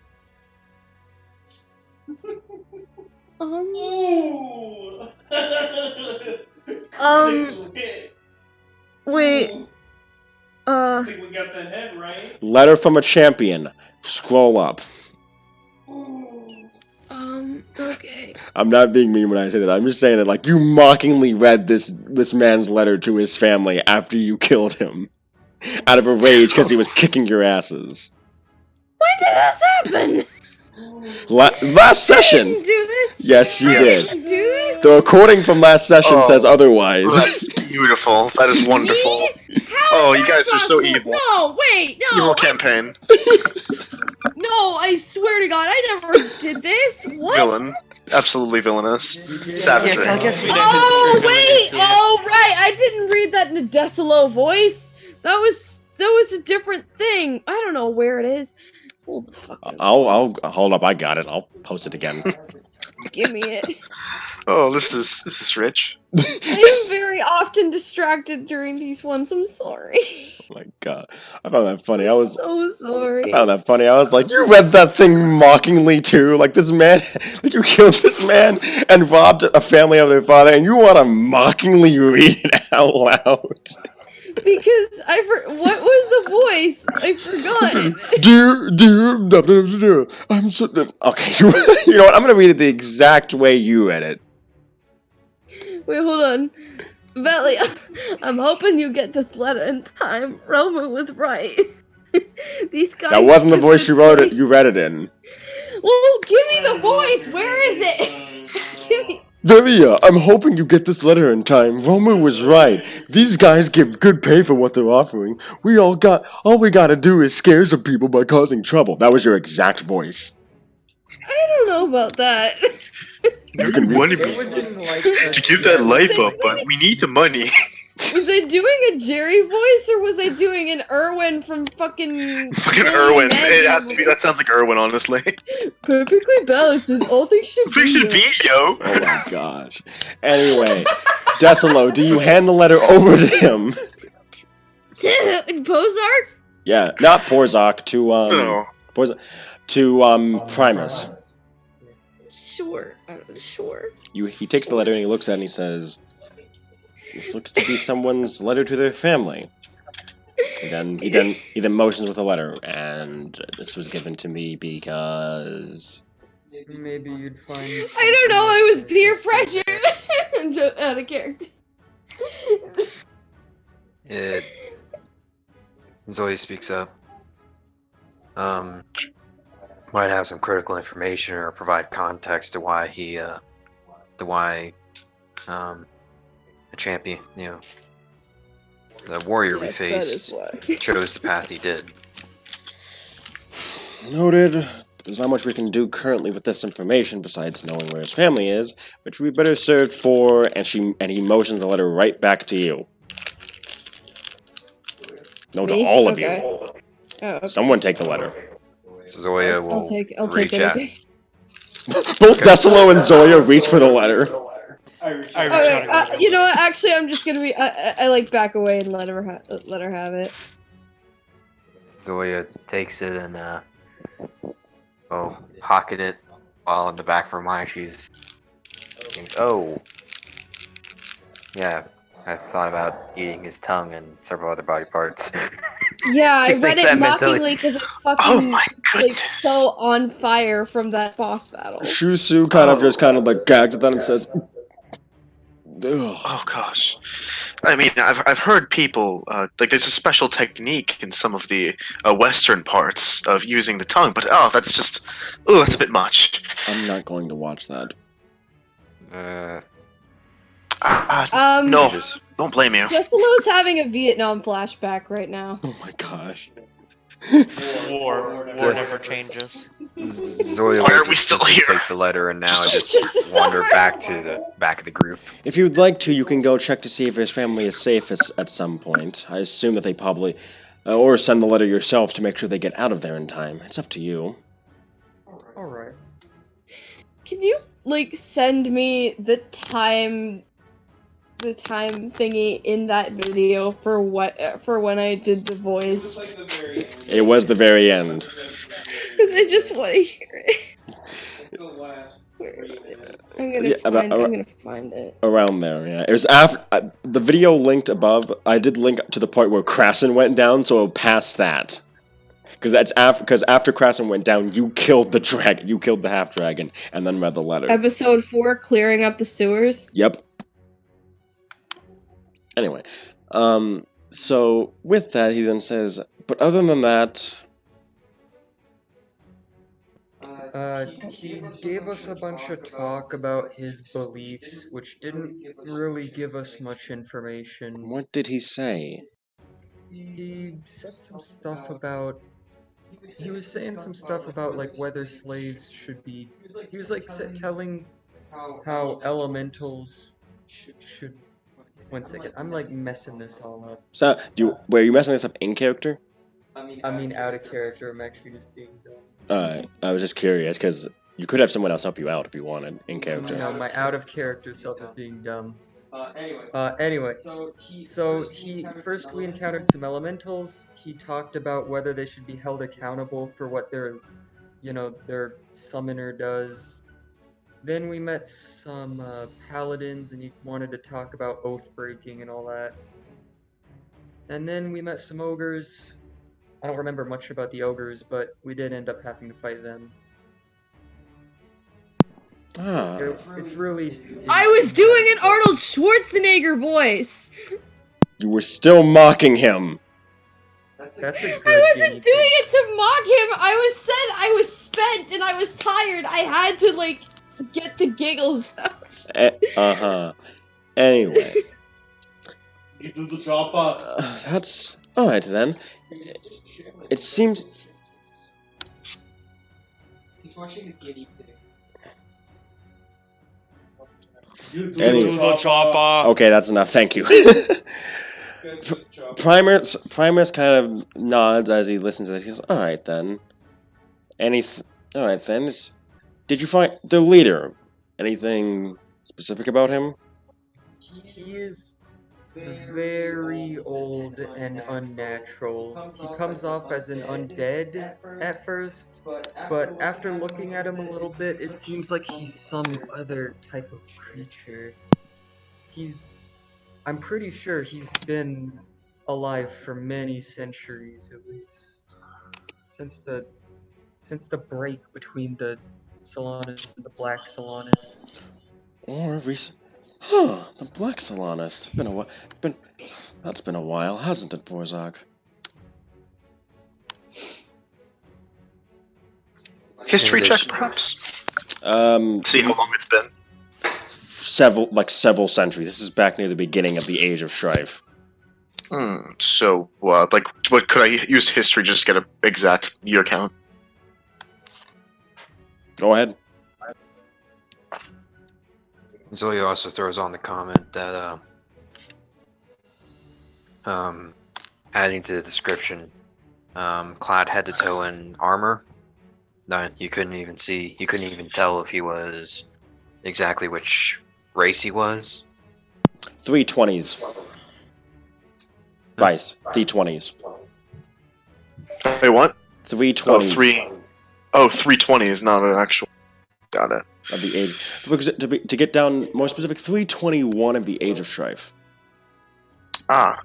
So about. It's currently 988 for reference. I have a way of doing this. All right. So about 600. Oh, it's 667 years, is it? Mm-hmm. And then she, Primus hears and he says, anything else? Weapons, armor? Seemed to carry around 2 swords, if memory serves correctly. What type of swords? That's the thing, the jury's still out on that one. Zoya, roll history. Okay. 19. You remember two distinct things about each. A distinct thing about each. One sword had the color of every chromatic dragon on it. The other had the color of every metallic dragon on it.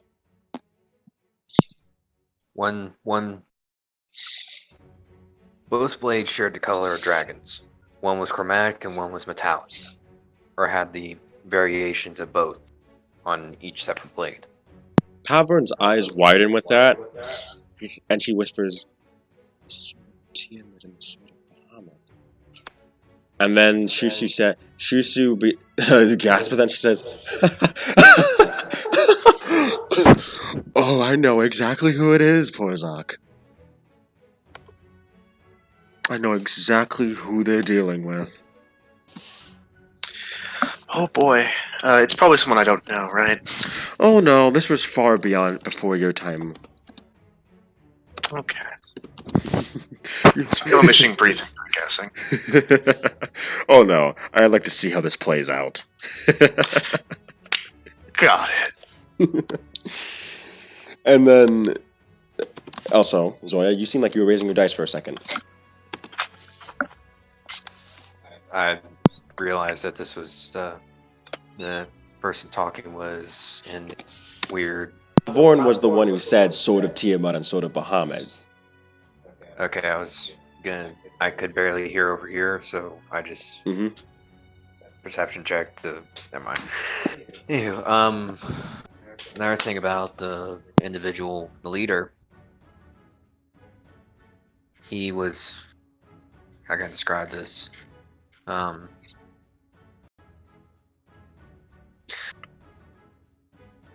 Had fairly high opinions about Draconics, but also he kind of had several leading questions for us as we went through his maze. He sounds like an intellectual in a way, Primus says as he looks at Zoya. Sounds like a very thoughtful man if that was the case.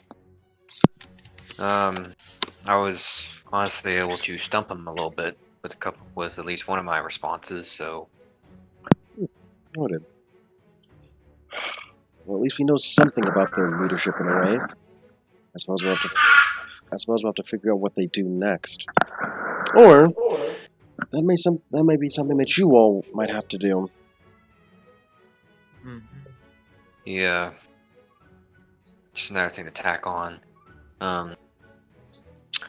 He did not like. He did not like the idea of the amount of bloodshed that occurred in the last. In the last few attacks. So he. I wouldn't say he was reprimanding people, but he was coming pretty close to ripping their throats out, figuratively speaking. On the attempted assassination on Marcus.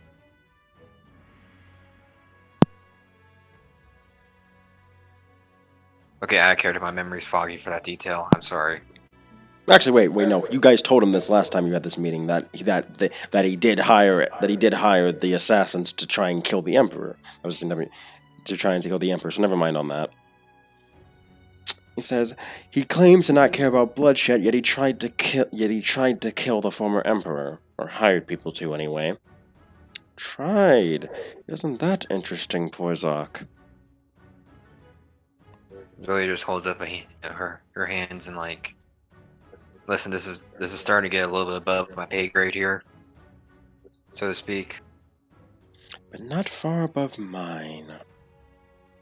Shusu says that in Porzok's head. If you want my personal opinion on the guy, he seems to be trying to do things a certain way, but his underlings aren't helping him at all in achieving that variation of his plan. Noted. But for the time being, if you are willing, you could find future service under us at some point.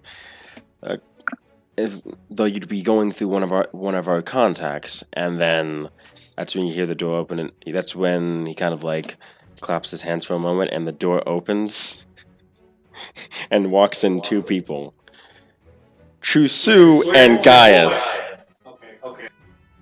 And Gaius Igni. And then surprisingly, Porzok is right behind him. And Shusu gives Porzok a look, gives him a look and says in his head, Thank you for letting me see this. I wanted to know what they would discuss before I come in here. And just a bit of a nod from Porzok. You called for me, Primus. But yes, we did. Meet the people that you'll be our liaisons for. Gaius kind of smiles and he says, "Oh yes, I've met all of them before, since I'm the reason why you guys all came here. Good to see you all again." Hello again, guys. Borzak, you finally made it, he says as he notices Borzak. Well, glad you did, he says. Sorry, I was a bit late. Understood. Running on something. Understood. I'll be sure to make sure they get the information that they need, she says as she gives a bit of a smile. And you can clearly tell that smile is forced as she's trying to put on like this respectful attitude, but really she really does not care. Will that be all? Yes, that'll be all. You all can leave now and go about your duties. We'll let you. Shusu will let you all know when you have something to do. Alright. And all of you. I need to take a long rest. Because I'm So you guys walk out the room. And with that, Shusi looks at you all and says, "Well, you all had a spectacular talk with the Magister, didn't you?" Yep. We did. And then you notice Gaius. You notice. Give me a second with that. Sue's about to say something. She pauses and she says, and then she simply she takes out this like little metal stick and she taps it against her staff twice, and Gaius gets this blank look on his face. All right, with that out the way. So the sword of Tiamat and the sword Bahamut them. Should I roll history to see if I know this? No, he said this during the meeting, but Shusu wasn't there for that. Those were mentioned. Interesting.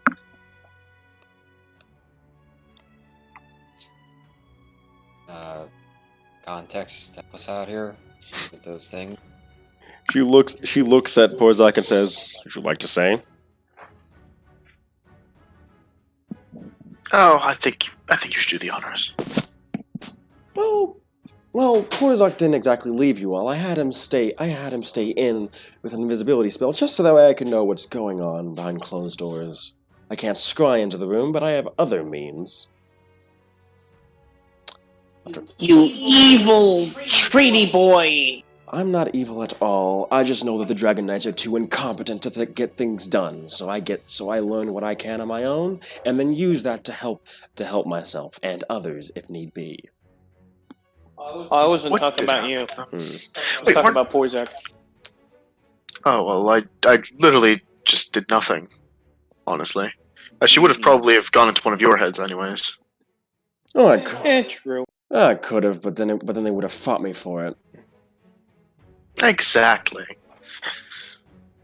Anyway, and besides, I'd like to keep all of your heads intact. So, you all fighting it would have messed up your minds more. Borzak at least has the mental fortitude for this to deal with having someone else in his head. It's not the first time that's happened. Yes. Bam. You just sort of see him scratch the back of his head.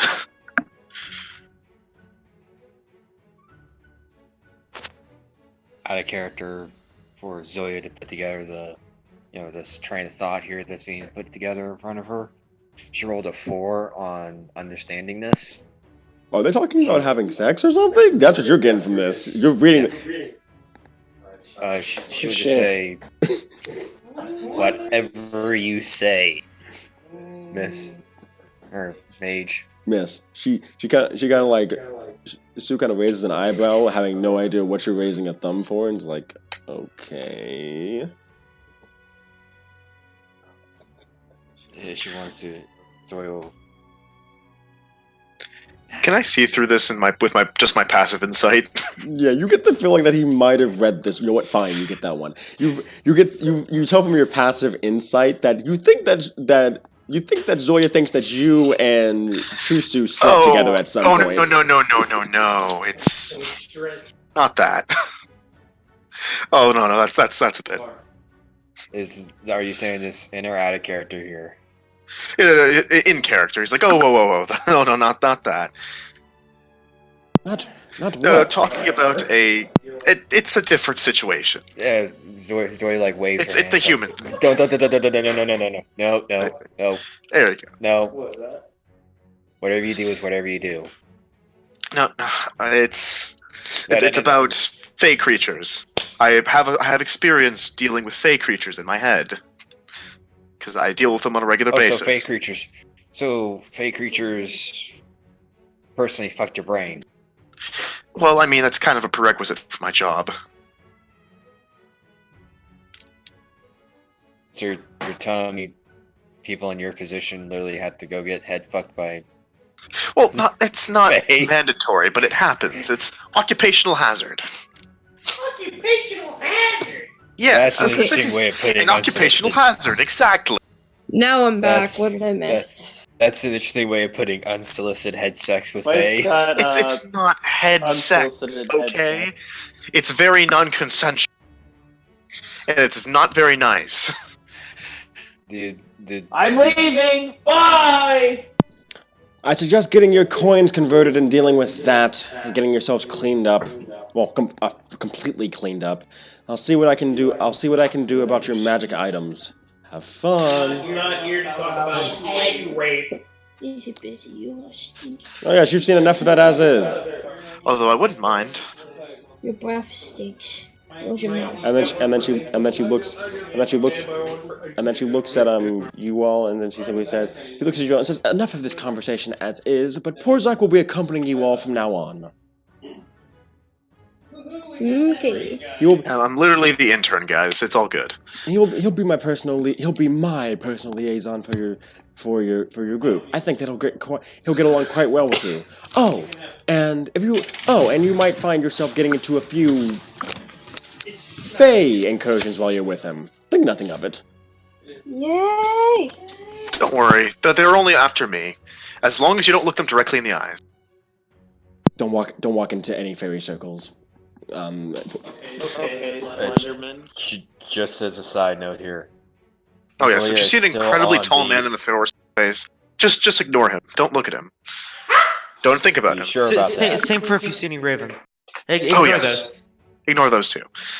Yeah. As long as we can agree to those, then we're fine. So I can't, like, if we're in the middle of the forest and I can't smash anything that looks weird. Don't stray from the group is your best bet. Yeah, that's a good idea. It's better for you all to get teleported to the Feywild together than apart, in my opinion. Oh yeah, but probably staying away from the Feywild is a good idea too. Considering your line of work, I highly doubt it. Fine. Just keeps Maybe once. Is Krasen here to ask that? What is your line of work? Porzak here is the last of a line of druids that helped protect this area a long time ago against a fey that was corrupted by a long. I guess that demon's not dead anymore. Not dead. He's more like resting currently. But corrupted. It was a fey that was corrupted by a demon a long time ago and caused chaos. His family, his circle of druids, were able to contain this fey by trapping them in the Feywild. Unfortunately, that fey is now hunting him down, trying to get out of the Feywild. And to keep him safe and to make sure this fey doesn't cause trouble, he's going to be with all of you, since you'll be his protectors and he'll be yours.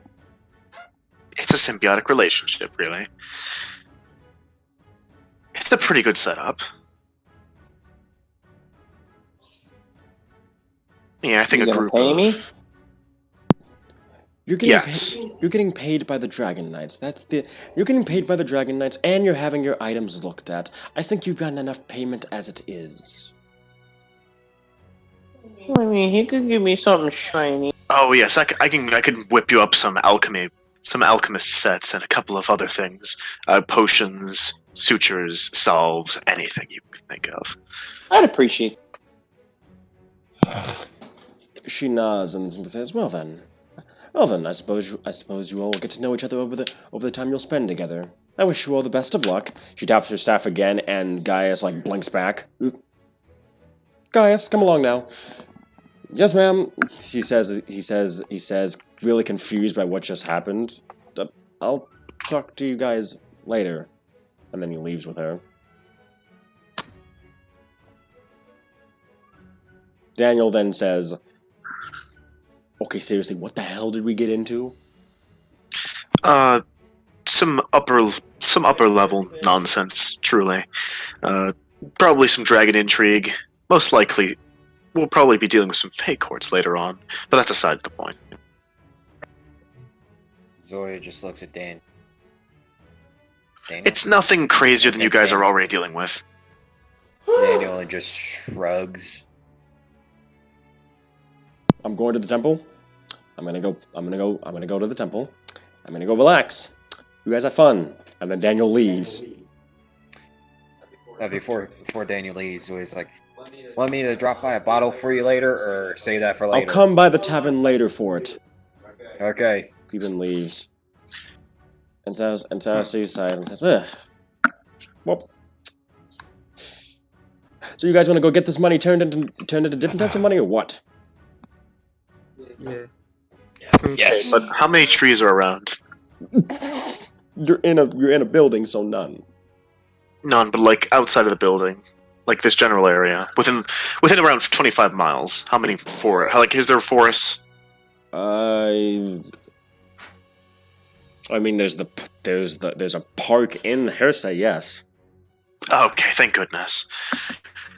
Why is that? Don't want to be completely powerless. Makes sense. But yes, and then Sasu says, well, oh, we gotta go to that bank. No, I'm not. Sasu kind of sighs. She's like, we're going to that bank, aren't we?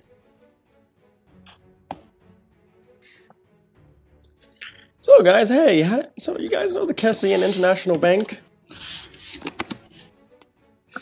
Yeah. You're muted.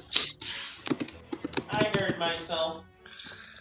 He says, that's the only bank in this city. Fuck. Are you not allowed? Not really, no. Well then. Do you want to do something else? No, you guys have fun. I'm gonna go hang out with Umber.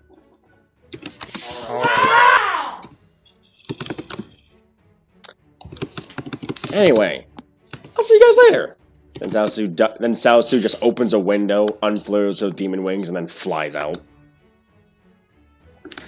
I prefer to keep my money on me. I have another bank that I prefer to go to, is more of the wording for That's it. the only bank in Hersa, by the way. Yes, I know. No, out of character. That is the only bank that you would have had access to. Oh, I know.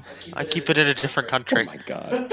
No, the Kessian International Bank is the bank system.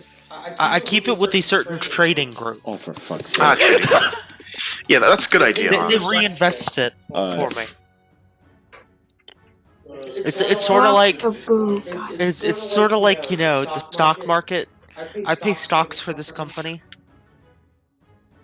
They do me favors from time to time. All right. So, are you guys gonna go head off and try to find the bank? Yeah, I want to go to the bank and exchange all this heavy gold for some lighter and better platinum. All right. We'll do that. We'll do that right after this break. And we're back. All right. I need to exchange. Car muted himself. Okay. I mean, definitely. Madam exchange there too. Okay, so. Okay, I'm just gonna ask this point blank right out the gate. Do you guys want to actually roleplay going to the Kessian International Bank, or do you just want this to be a quick thing? No, I don't really care. I kind of wanted it to be a quickie. All right, works for me. You guys go in. All right, just keep.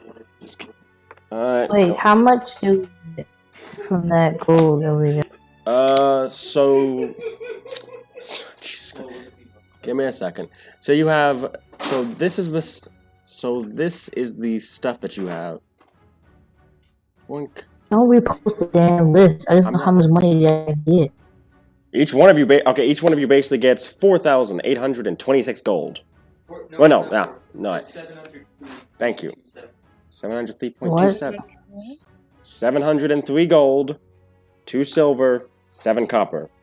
I don't get mine yet. So what's yeah. What? How Nah, much I silver don't and how know. much copper? What is it? 2 silver, 7 copper. And then it's like the electrum we have left over after paying a person to look at our enchanted items is 7.5 per party member, excluding Tozart, because he wasn't. Oh, also including Daniel and Sasu. I don't want electrum, but I'll put it in anyway.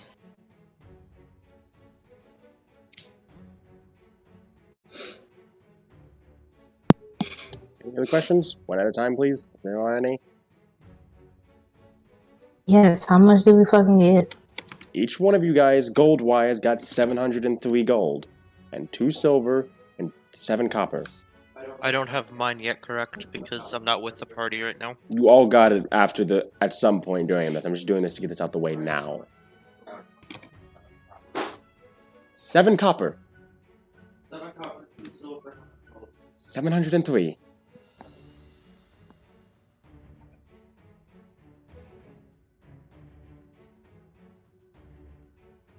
Which, if you want to turn that into platinum, you could get at least. And then how much electrum?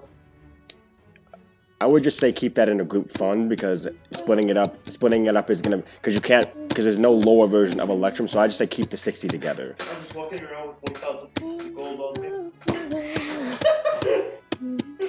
Also, if you want to turn any of those into platinum pieces, remember that 10 gold equals 1 platinum.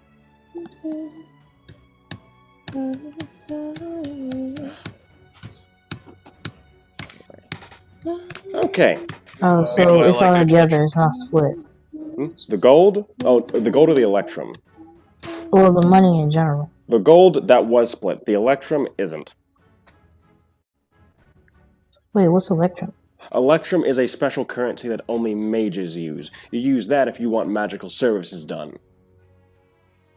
It's kind of meh. And we got 60 it? Because you already spent 100 of it to get a mage to look at your magic items. Okay, well, I gotta get some crafting. Just as a note, for the 700 gold pieces I got, I'm getting converted to platinum. Show me. And just as a note, I have officially invested all of my gold into the company. All 1,187 pieces of gold. Well, looks like you're not buying Great. anything. Huh? You're gonna give some to Krasen? Yeah, I gotta give half to Krasen. Half your gold to Krasen?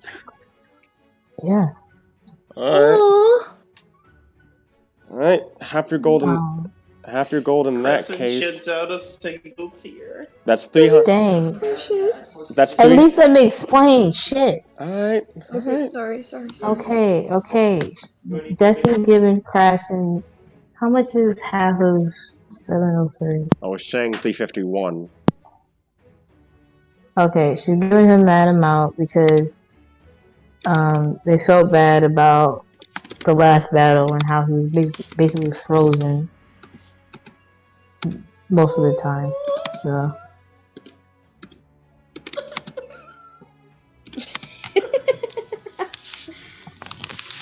Can I hug the big orc person?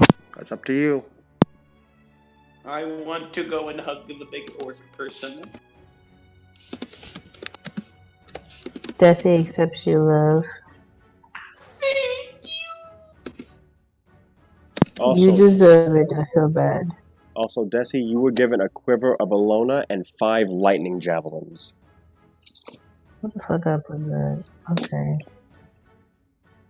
Wait, a what? Give me a second.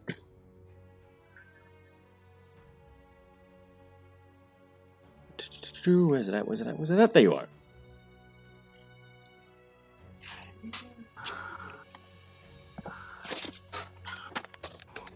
Oh, shit. Damn it. Shit, I'm sorry.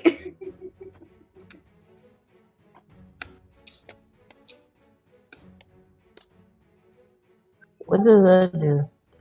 Alright, let me grab the article because it's better to do it than reading it off.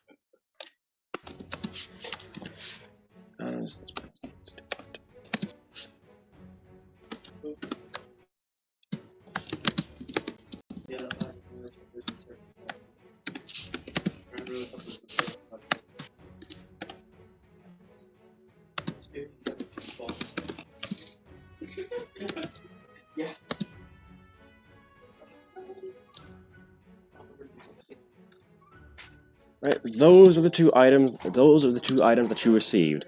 Reference for every. Those are the two items that you received. For reference, you're welcome to. You're welcome to give the lightning javelins to anyone that you wish. Same with the quiver. It's up to you. It's just that you were handed it to disperse amongst yourselves later. My Wi-Fi just cracked down. Oh, weird. It didn't for you though, right? It didn't for me. No. Okay, what if I don't feel like sharing though? Then you may keep them. This is out of character, to be honest. You may keep them. You are under no Don't feel obligation like to share sharing them. them. You don't deserve my shit. Wait, that's what it is? Wait, which one? The quiver of like the thing. Yeah, it was the first link. Yeah, basically you can put you can put items inside of it you can put items in more than just bolts and stuff inside of them. You can put like javelins or bows or quarterstaffs or spears, stuff like that. Basically you can put weapons and stuff inside of them. And it only weighs 2 pounds. Okay. Alright. So, you guys get your coin converted and everything. What else would you guys like to do? Or would you guys like to start taking your long rest at this point? I want to do that light crafting.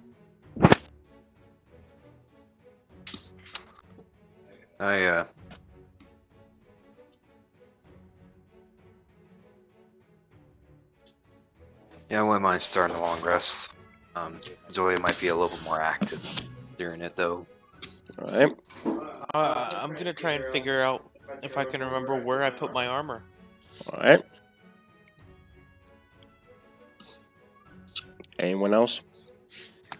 Yeah, I'll take a long rest. Cassius is gonna go to. Does the Citadel have housing for them? I guess they just go to the Red Drake. I mean, someone does have a house that has a lot of rooms. A certain dwarf. Hey, you guys want to come chill at my place? Okay. I'll have quite a few rooms that are open. Aren't you homeless? I'd like to borrow one. Jesse asked if you're homeless. No, I'm not homeless. I have a rather lavish house here. Somehow I don't believe you. I also agree with that. Where's the house? In the middle of the nobility quarter. So you have no house. Your house would be... Wait, would you want yours to be close to the school or no? It doesn't matter. Which one? Just give me one. If that's the case, you'd be over in the Maximus district. So, near the academy. Yes, I'm in the Maximus district, near the academy. A lot of the more military-minded nobles live by there. Shall we go? Yeah. I don't know. You don't have any room. You don't have enough room for everybody. I'm pretty sure I do have enough room. Let's see, how many of us are there again? Let's see, if we count those extra rooms. If we count those extra rooms, there's about 15 bedrooms in the house. Shasu is laughing at that like, what the fuck? What? I come from a very storied blacksmithing line. But why do you have 15 bedrooms? I have a large family, though.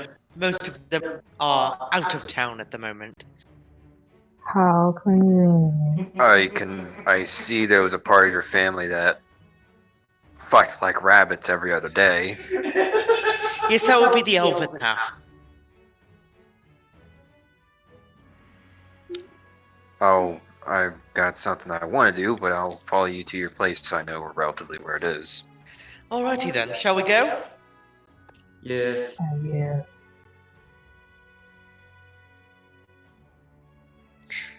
I guess I lead them all to my place. Yep.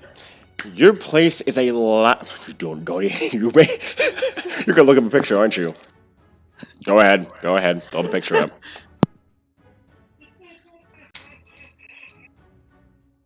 Wait, even better. Oh my god. Keith. That fucking. That was a badge I had made beforehand, just in case any of you got stoned, and Krasen was the only one. Stoned. But he survived. Yep, he did. That works. That's minus the lights. Actually, no. The lights are magic lights. Yeah, they're magic. They're basically dancing lights that are always cast by the by the pose. But yes, that is Rupert's house that you come across. Wow, this is a big house. Zoya looks at Rupert. So which part of the elven family fucked the rich noble again? Actually, the dwarven part's the rich side. We made our visit. We're smithies. We make magical weapons. Okay. I thought you were poor. Did you read what Card just said? My name's Rupert Longbottom, and welcome to MTV Cribs. I know. Also, Desi said I thought you were poor. No, why would I be poor? I don't know. I just have all my money invested in a trade company right now. They just started. Weren't you broke? They're quite big right now. Weren't you broke like a month ago? Hmm? Wasn't you like broke a month No, I wasn't. ago? I wasn't broke. Okay. 2-liter machine Stop, broke. Krasen. I can now. Krasen, wow, this mansion's as big as his rump. Wow. Alright. Not possible. It's almost as big as he is. She said as she looks at it. Well then, let's see. The maid should be arriving in about half an hour. Oh my god, you're to prepare for dinner. Oh, you're that nobility. Oh my god. No, we pay them living wages. And feed them all and give them nice housing. Can you not see the other house in the back? Daniel just kind of. And then you just see this house in the back.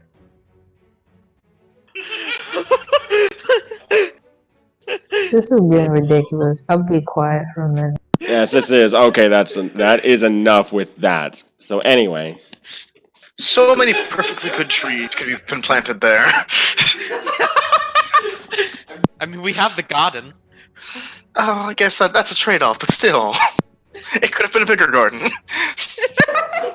Yes, much bigger. Oh my god. So. By the way, Mother, one of my aunts should be here. I hope you don't mind if she's here while we're here. Not role-playing that. Alright. I doubt you'll see her. Anyway. Alright. No, she stays in a study. So, like, wait a second. So, who was the mom and who was the dad again? My father's the dwarvish.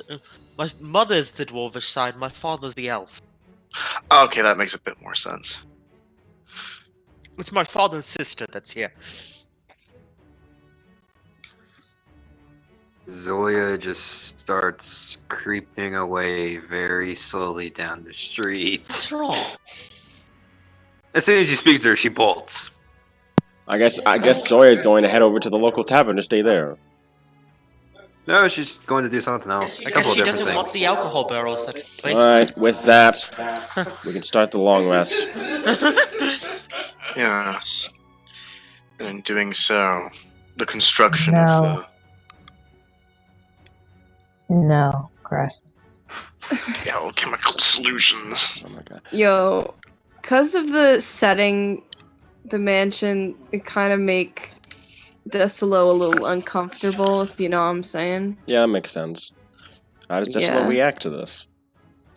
He's like, what? Want to go with what? Hold on a moment. I gotta ask Keith a question. Oh, okay. But yeah, he's. Almanor, is that you? You said time. You put the time as ominous, and I go, Almanor, is that you?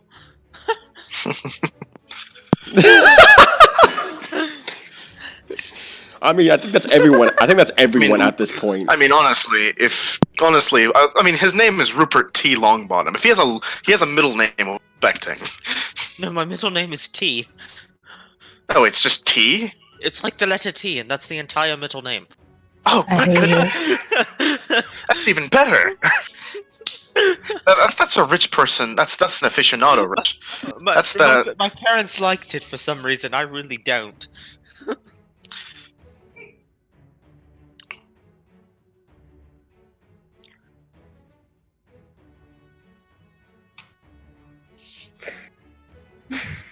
Wait. So, for reference, from now on, short rests are 8 hours, which basically means an entire day, and a long rest is anywhere from 2 days to 7 days, depending on how long you want to extend it. The max is 7. Okay, but so you asked how he's reacting to Yes, it? I did. Okay, so he's very apprehensive right now. Being in this huge house reminds him a lot of the house that he had just come from. The vermin house, and he's very tense. He's like, something, like anything could like move or make a sound, and he'd be like on. He's like so on edge right now, and like he's kind of.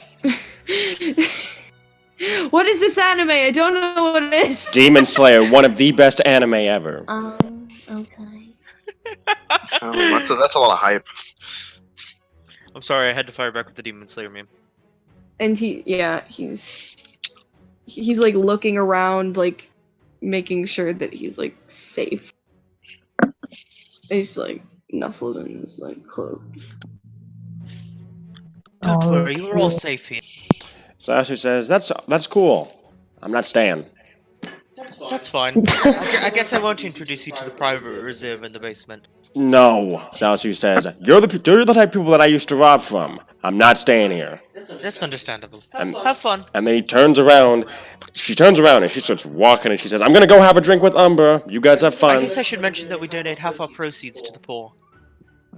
Her fist is shaking and she's like, I'm done! And she flies away. Daniel's just like, nope. Now then, should I show you all to your rooms? Daniel walks away too. He's like, I'm going back to the temple. Yeah, sure. Damn. I need a plus. Wait, is Kraston still here? Up to him. Well then, good sir, I shall lead you. First, Wait, hold on. I'm just waiting to see if Kara is here. But I think I just want to. Well, I'll give you the room next. I'll give you the room next to the forge area. Okay, we don't. In case you feel like getting up and doing crafting. I walk him to the door or to the room next to the forge. He's just gonna go into the room and lay his weary bones down. And then after like a short, just laying on the bed because he's so tired, he's going to gonna start lightly scratching. Alright.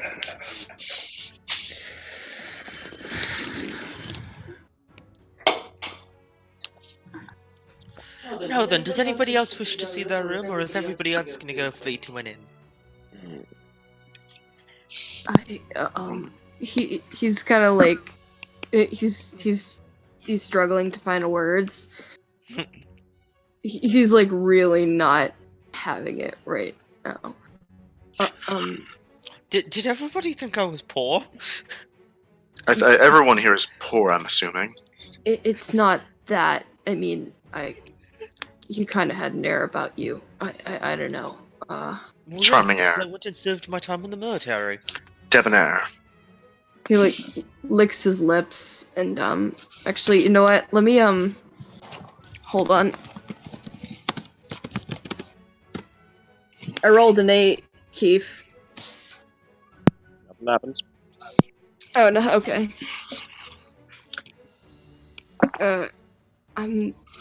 You know what? Yeah, I think I might go back to the inn.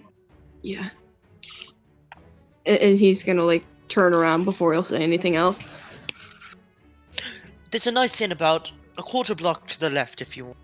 Quarter block to the west if you wish to go there. Thank you. And he leaves. Anyone else? Anybody else want to see their room, or is everybody else? I'm going to the reserves. All that. All right, you want to go to the reserve? The reserve and the gardens. Just a quick, just to see what the life of the civilized folk are like, aside from what I've I seen. walk him down into the basement, give him a nice glass of proper ale that's been held by my family for years, and then take him out to the gardens. Interesting aroma. As I go out to the gardens and I look out, what are the various plant species I see? Well, there's roses and other assorted flowers to your left. We have a proper vegetable garden ahead of us. Romaine razor grass, good. Roses. And we have our orchard to the right. Orchard, I see. You don't have grove, I presume. No, we prefer, but we have one. It's just the orchard. I see. We'd rather keep that away from the fires. That's understandable. Alright. So certain groups head back to the tavern. One heads off to do his...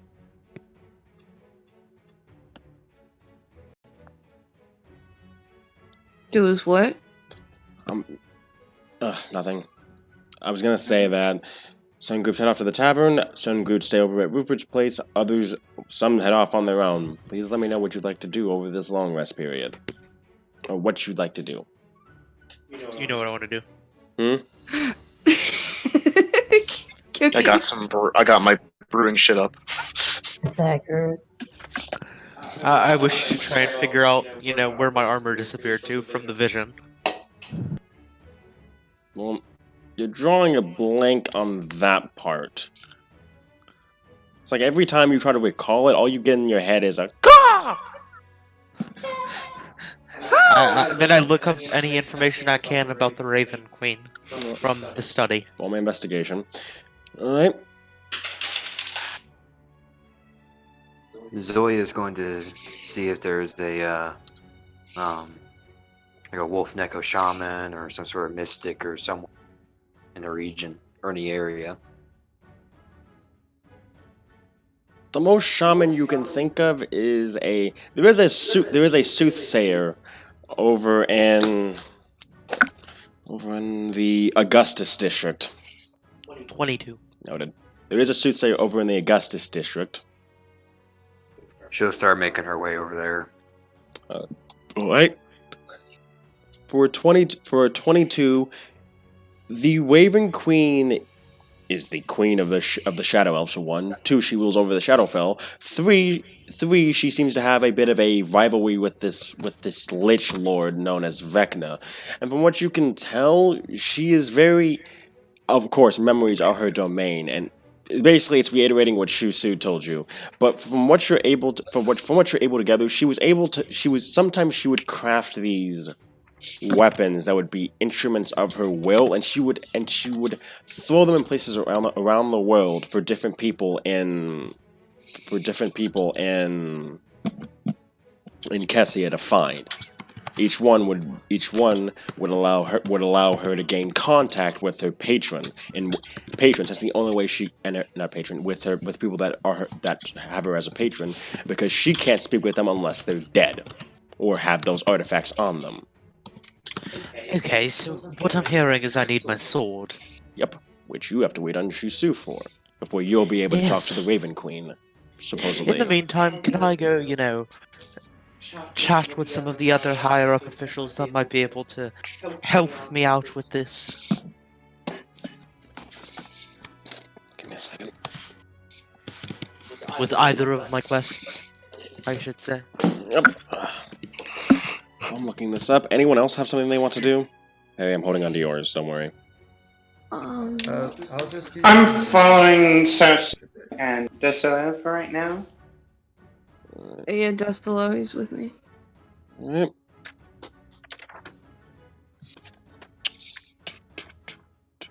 And yeah.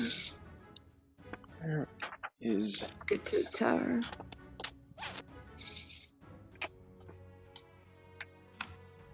After a while, by the way, Desalo, Krasn, after a while you do notice, while you guys are hanging on the you do notice that Umbra seems to be trying to pull Saosu away from you guys while he talks to her. Like, as if trying to speak to her. As if, you can't really tell what the purpose is, but he seems to be wanting her away from you two, for some reason.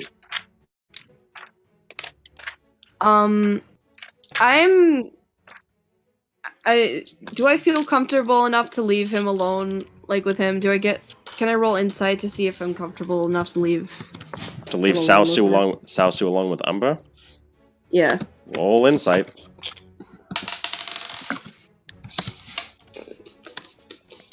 Also, where's that?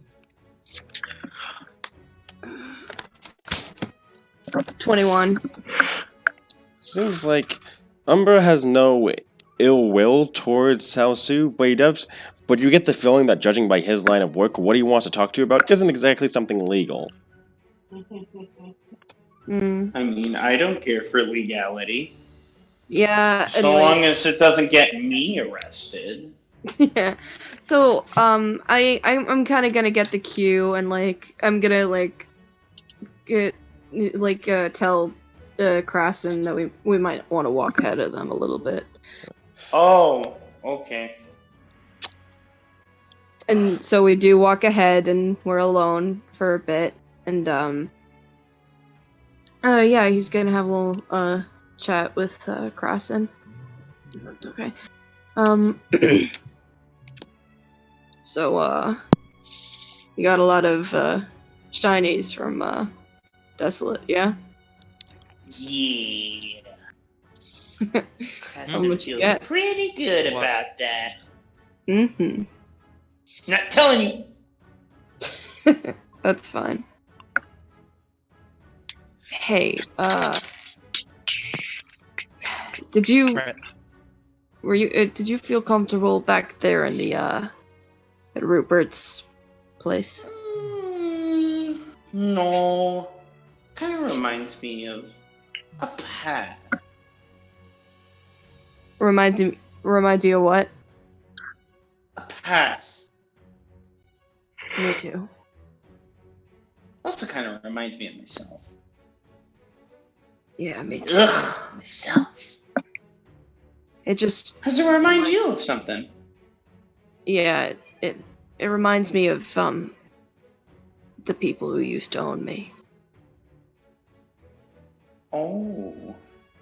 Yeah. The Vermin place, I think it was probably bigger. I'm not entirely sure. Well, he was a count, so probably. And it's just like I think a little bit of their punishments might have made me feel like I still didn't deserve to be in that type of house, because I'm a quote-unquote demon, and I don't really deserve to live. And he's just got all quiet. Well, that's not true. No? You're living pretty fine, aren't you? I guess so, yeah. Shit almost would have gotten worse for me if I hadn't, showed off my powers. And he looks at his hand. I think those are pretty cool. At You least think they so? work in the astral plane. Oh yeah.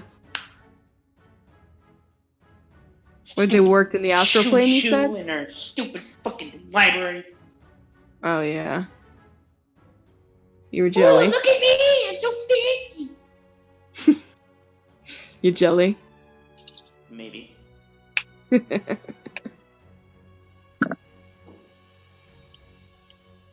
The thing is, I like. No. What do you think Salsu's been Don't doing? need a babysitter. What do you think Salsu's been doing her entire time? Oh Wait, what? no. In chat, Kraston needs a babysitter.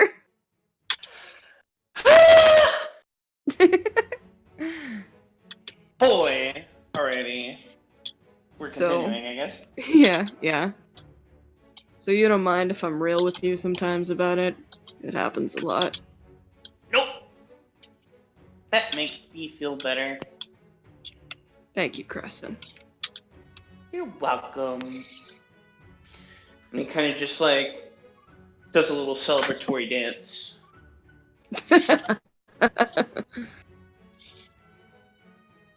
You're like a. Hey, Yeah? I want to look around and see if I can find something. If I can, it'd be pretty neat. Shinies? Sure. Okay. Something like that. I'm gonna let him look around. No, don't No, steal! no. Not today. Today, you show me something cool. Me? Mm-hmm. Okay. I'm gonna. Here, let me look at my fucking spell book. Well, it's not a spell book, it's what you know. Yeah, my spell. Yeah, you know what I meant. How about. Would I know if he's seen. Like, Alter Self? As if he's seen the spell? Yeah, the spell itself. No, like, if you- someone's used it before. You would have to ask him. Have you ever seen anyone cast Alter Self? Would I know what that is? I think I know what that is. I have like a high enough end to know what that is. No! Show me! Okay, and I cast it on myself. And, I'm gonna change into a little, like, kobold version of myself. You cannot turn into a kobold version of yourself, considering a kobold is small and you are a medium. Well, it said you can make yourself appear as a member of another race, though none of your statistics change. No, but you cannot. It cannot be a size different. Okay, well, I'll just look like a dragonborn man, whatever. Okay. Dragonborn man. Yeah, and I do that. Dude, roll performance to see how good this boy looks. Okay. And I'm all like scaly and black and white and like red eyes and like sharp teeth and like performance. Okay, that's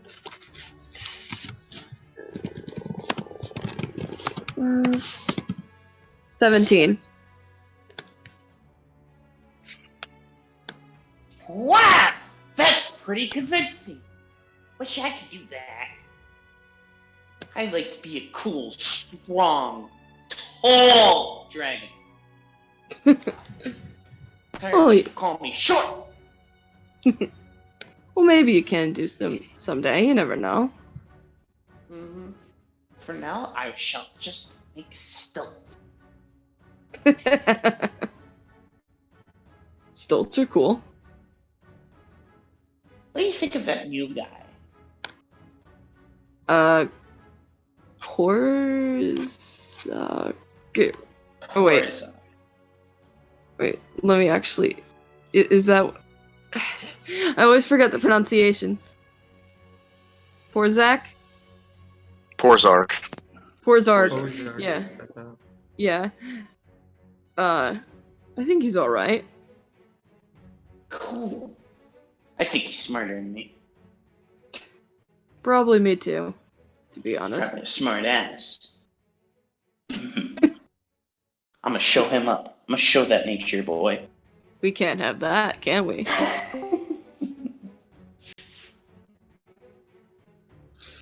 Don't take this the wrong way, but you're kind of like the younger brother that I never had. Even though you actually, how old are you? That's a good question. I think I am somewhere between 16 and 26. I'm 25. I am probably younger than you, actually. Oh. That'd be adorable. Yeah, I should. I think I'm 22. I don't have access to my character sheet right at this Oh, okay, moment. that's valid.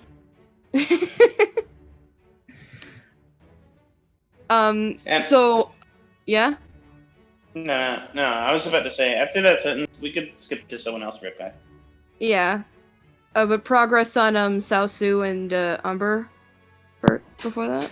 Saosu seems kind of disturbed by what Umber's talking about, but at the same time Saosu seems kind of irked by what Umber's talking about, but at the same time she's trying to put it off at the same time. Could I roll insight on Umbra? Sure, go ahead. I will as well. That is 18. Unfortunately, that does not succeed because he rolled a 22 on his deception. Okay. Oh, dango. He's too smooth. Stupid cat. He kind of tries to play this smirk off as he's talking to her, as if what he's talking about is just nonchalant. Maybe that can. Okay, I'm fine.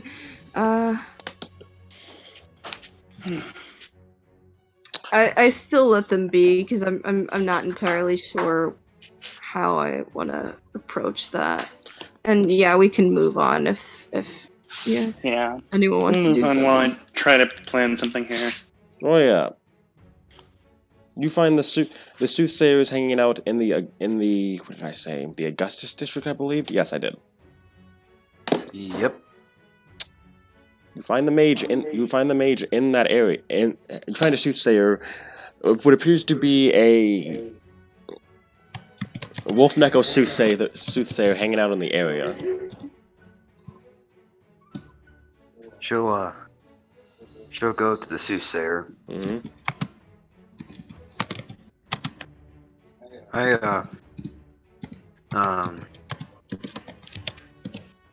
Do you mind taking a couple questions from me?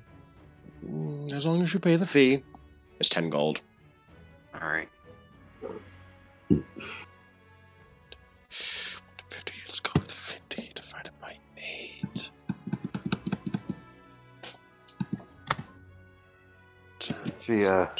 She fishes out the 10 gold for him. Or her. And gives it. Hey, a couple nights ago, I got in a strange dream. One that I was flying high in the sky before suddenly dive bombing into a forest, going straight for a old wolf neko warrior wielding a stone blade and letting out a plume of icy fire. You notice that she's putting you notice that she's putting materials into a pot. I mean, into a bowl. Wait, did I cut out? No. Okay. Sorry, the music paused, so I just had to check to make sure. Into a bowl, she crushes it up into like this paste as you're talking, and she kind of like puts it into this pot that she begins warming up as you're talking. Continue, and she says, "Icy fire, you say?" The smoke, the pot begins to smoke up, and the smoke begins to flow up between the two of you. Yes, I did some of my own little quote unquote research, you could say. And a pink dragon is the only kind of dragon that lets off that type of breath. As you're talking, you're breathing in this smoke, and you begin to feel dizzy in a way. But at the same time, it feels like you start to sway a little bit. And as you're talking, you start to feel cold as your breath lets out this, as your breath actually freezes in the air, and you find yourself in that snowy forest that you spoke of from your dream. And the soothsayer is not there anymore. Okay, this better not be. You hear the sound of footsteps. And you see this wolf neko rush past you with a stone greatsword on his back. No, she'll shout, hey! What? He slides to a stop and turns around, and he looks like as if towards your direction, but it's not like he can see you. God damn it! He's still following me. She starts talking in wolf speak. Wolf Neko's language. What's going on? Come on, can you hear me? He does not seem She to. starts running after He does him. not seem to react to what. He does not react to what you're saying, but She waves her hand, like. Seems to be holding a wound in his side as he kind of like takes a rest against you real quick.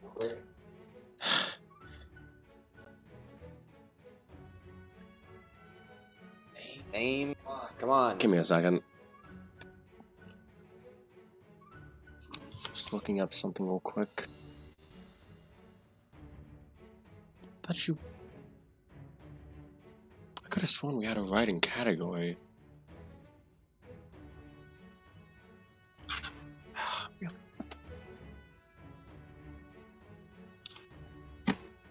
Okay, maybe we don't. That's frustrating. Oh, I know what it is now. Sorry, I was looking for something that was going to be related to this.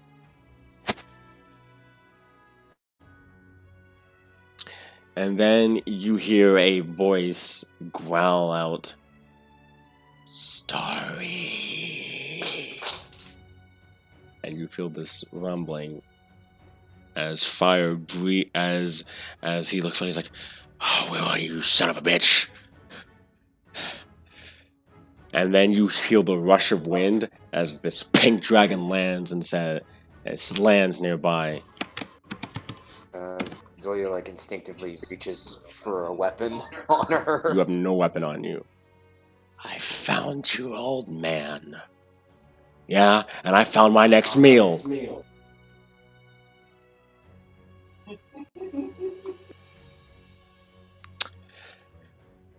And the two rush at each other and attack, and you were snapped out of it.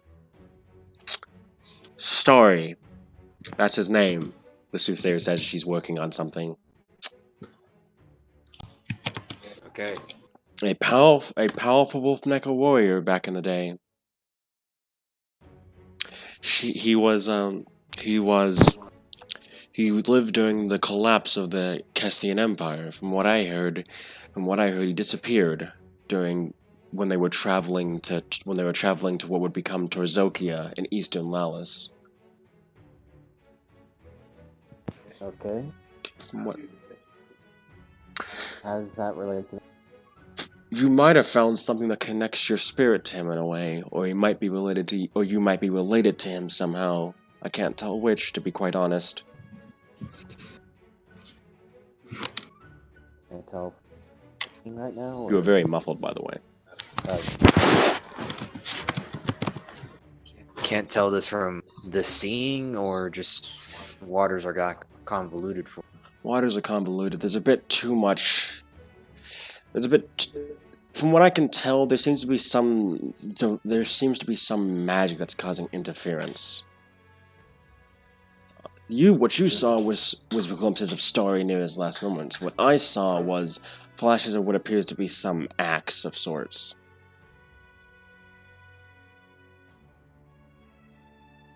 Was it mithril with like markings on it? Mm-hmm.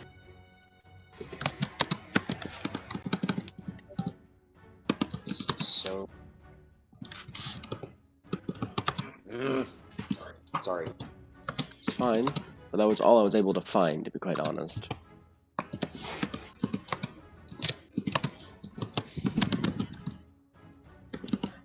I thank you for this. She nods. But I got another question for you. Mm-hmm. As you can tell, I'm a barbarian. Mm-hmm. By choice, you could say. But my rage powers are divine in nature. Not sure where they come from. From what I have to tell, it comes from the Mother of Innocence. Okay. Our patron deity, in a way. The name completely flies over her head. The Goddess of Innocence. No one remembers her name anymore. Barely anyone remembers her. Barely anyone remembers her. The only reason why she hasn't possibly died out is because we Wolf Neko revere her so much. If you want to find out more, you're gonna have to find some of your own kind, or someone who studies religion intensely. One of those would be quite easy to do. Both could be easy. It just depends on you. True.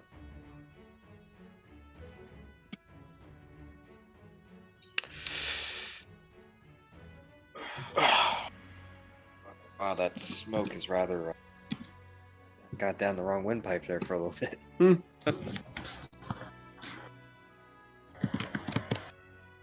Zoe will stand up. Mm-hmm.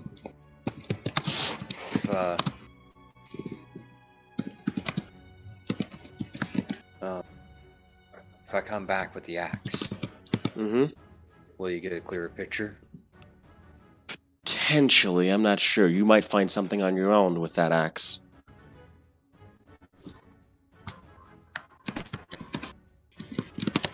I wish you the best of luck. Thank you. Alright. Control the spear. Alright. Alright. Desi, were you during your I guess first night? Were you doing anything?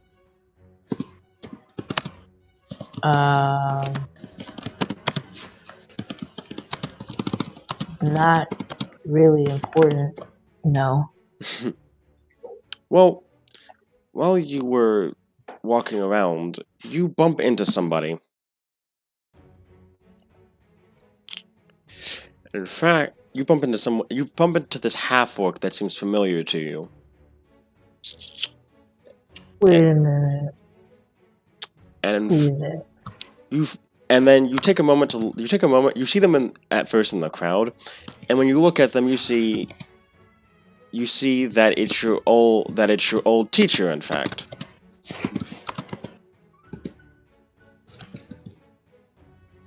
I have an old teacher. Back when you were in the Inquisitors and you were being trained as part of the group. Oh, cool. I don't know their name, but cool. Yeah, his name is Grazzo, and from what you remember, he was very harsh when he taught you. He retired a few years ago. In fact. Bye, Roxy. Alright, see you, Roxy. I'll see you later. Alright. There goes that idea.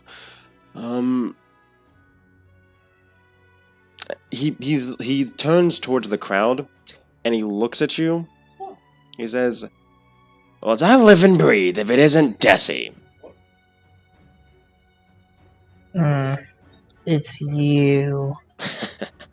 He walks over with his cane. Since when did you get a cane? When I lost... old fighting. Jeez, how long has it been? It's only been a few years, though. I did have some fun after I left the Inquisitors. Like what? You look too old to do anything. I can still get people to join your little merry band, he says as he pokes your shoulder with the cane. I got you to join, didn't I? Yeah. I guess you did.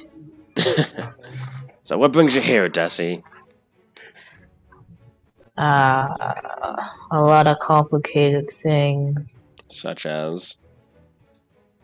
I can't really talk about it. Also, it's too complicated to talk about. That's the usual, isn't it? Have you been doing anything special since you retired? Well, went on a few adventures here and there. Lost my arm. Not joking. He's obviously joking as he At first it seems like his sleeve's missing an arm, but then he moves his jacket showing that he actually has it. He just kept it hidden in there. Desi was mildly concerned. I nearly had you, didn't I? This is why I hate being around you. And then he gets kind of trouble and he says, "Not much else." It was good. Roll insight. Roll insight.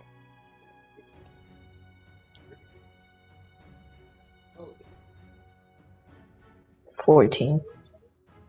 You can tell that something's troubling him, and that's probably why he's been traveling around a bit. What's wrong? You know you can tell me. I'm younger and more sprier than you. Ha ha. Well, a couple of our paladin inquisitors have gone missing recently. Really? Yes. I've been looking around, particularly the ones that took the same oath as you, to ancients.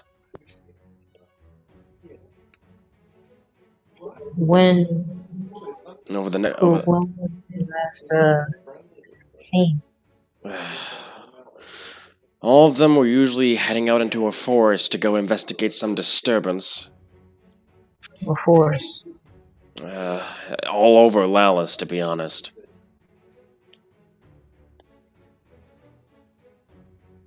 That's not helpful.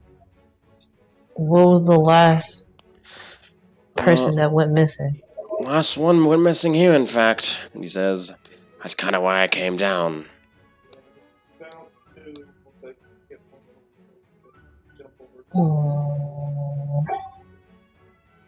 Alright, well, I'll go with you, since you can't really fight anymore. Ha ha ha. Anyway, I already did my thing here. Same thing as usual. Same thing as usual. Faye missing, and them missing too. I was hoping when I heard that you might be here, and I was worried that you might have been one of them. No, I have my own little group. Some are okay. Some? Some. Noted.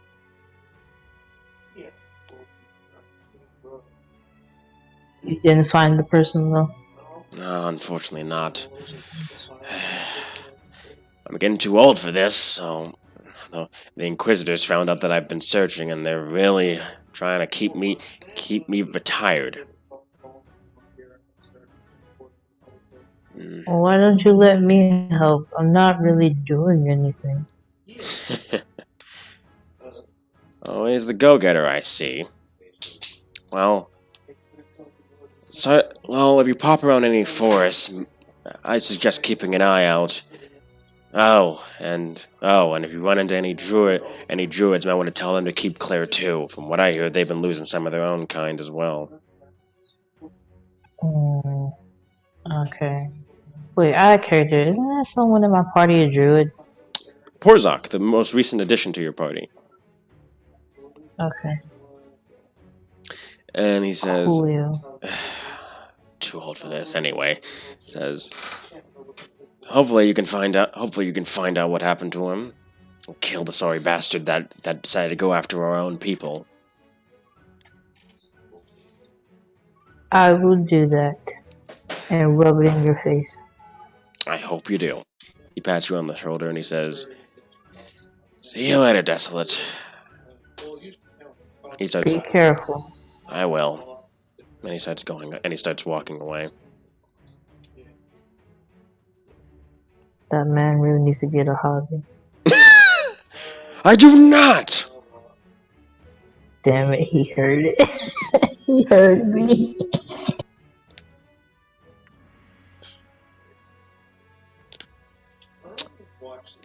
Yeah. Besides that, I had something planned for Roxy and Carr, but since they're not here. Oh well, skip them. Alright. For reference, Roxy and Carr, if you're watching this later, it was going to be related to what you were asking about. Anyway. But alright. With that, I guess, do you guys want to skip to the end of the 2 days? Well, let me, like, I don't have much to do, but let me do I don't think I need to do anything else. They said they're gonna keep looking. Like that was what you spent your long rest doing. Like like making contacts and stuff like that. They said that they'd be looking into it, but nothing so far though. Also, druidic circles. Are there any around the area? I'm trying to think about this. Can you make your own druidic circle out of curiosity or no? Yeah, you can. Well, like it doesn't specifically have to be just land or anything like that. It could just be a variety. True. You get the feeling that Hersa itself, based off its design, might be a druidic circle. As it was basically because of the farmland and everything and the nature that's outside the city, you get the idea that it was that Hersa, that well, as you know from your from the history of your druid from the druids and everything, Hersa used to be a centralized place for druids before they started migrating outwards. All right, I'll see if I can call them. All right.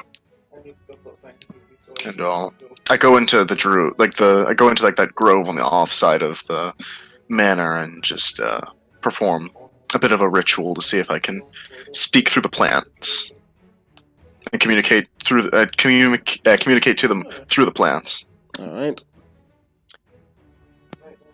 Sort of just a bit of like a ritual like a ritual casted version of speak with plants. I basically just warn all of them of what's about to go down.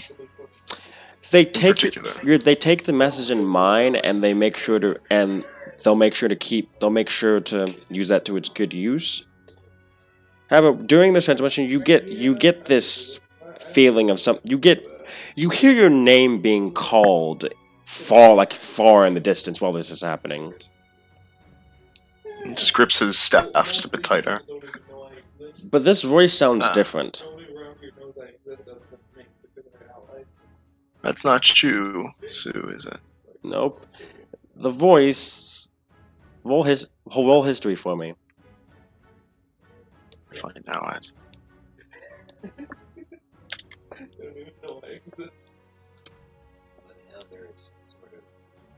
Oh, I'm on a roll today. Back to back, not once. Oof. You can't the voice. It sounds so familiar. It sounds like you know this man, but you can't call his name. But you can't recall. And I can't call out. It's too far away. It's just like yeah. And then the voice disappears once your talk with the druids ends.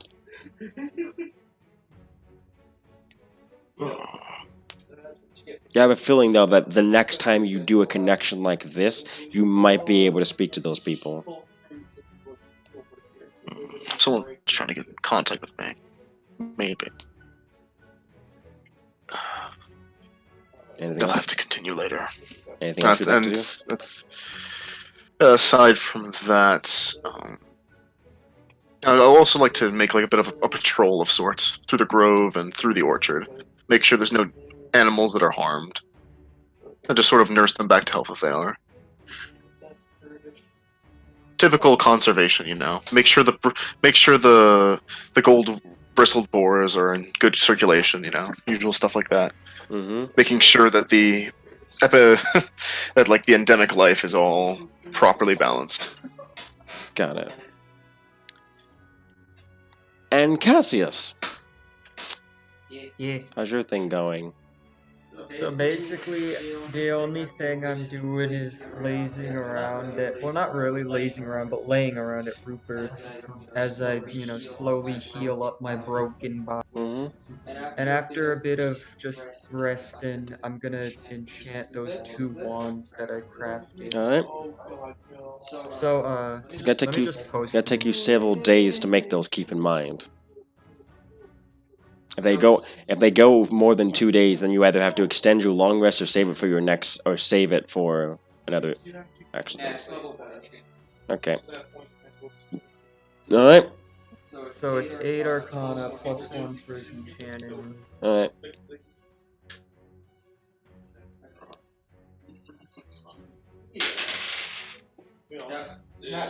Net. All right. Next one.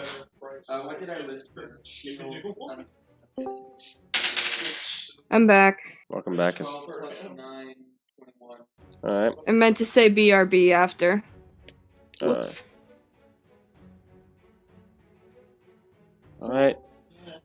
All right. It's level 1, so it's 1 day. Awesome. All right. Noted. Thank you for that. Do I get my wands? Yes, you get both your wands, my friend. And with that, there's one last thing that I was planning on doing when it comes to that, but Krasson, roll me investigation, please.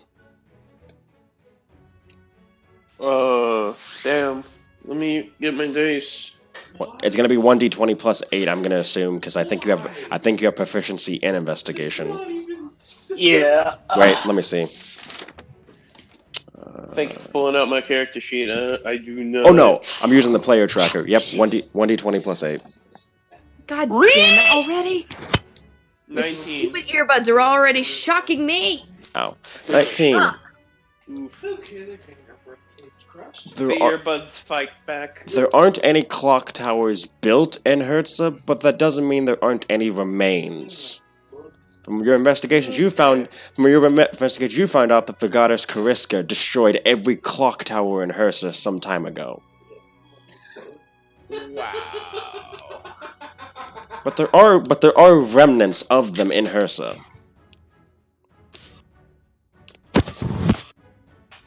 And some of the and supposedly some treasure hunters have gone to Hersa to try and find them, considering that they might have catacombs that house treasure in them, but only the clock tower keepers have access to them. Dizzy? And only the clock tower keepers that you know of are the Clockwork Enforcers. Okay, I am terrified. My dog is about to puke. Yep. No! I am very scared. She just burped and it smells like vomit and... Cassius, type out what you want to do. At the ready? I'm just gonna be at the ready. I do not need this in my bed right now. I'm sorry. Go back to your RP. I'm just gonna mute myself. Oh shit, but I needed you. Oh yeah, no, man. I'm coming. Never mind. I'm coming.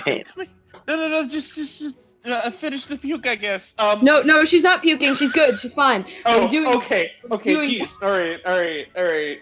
So like, so I'm gonna talk to Deslo.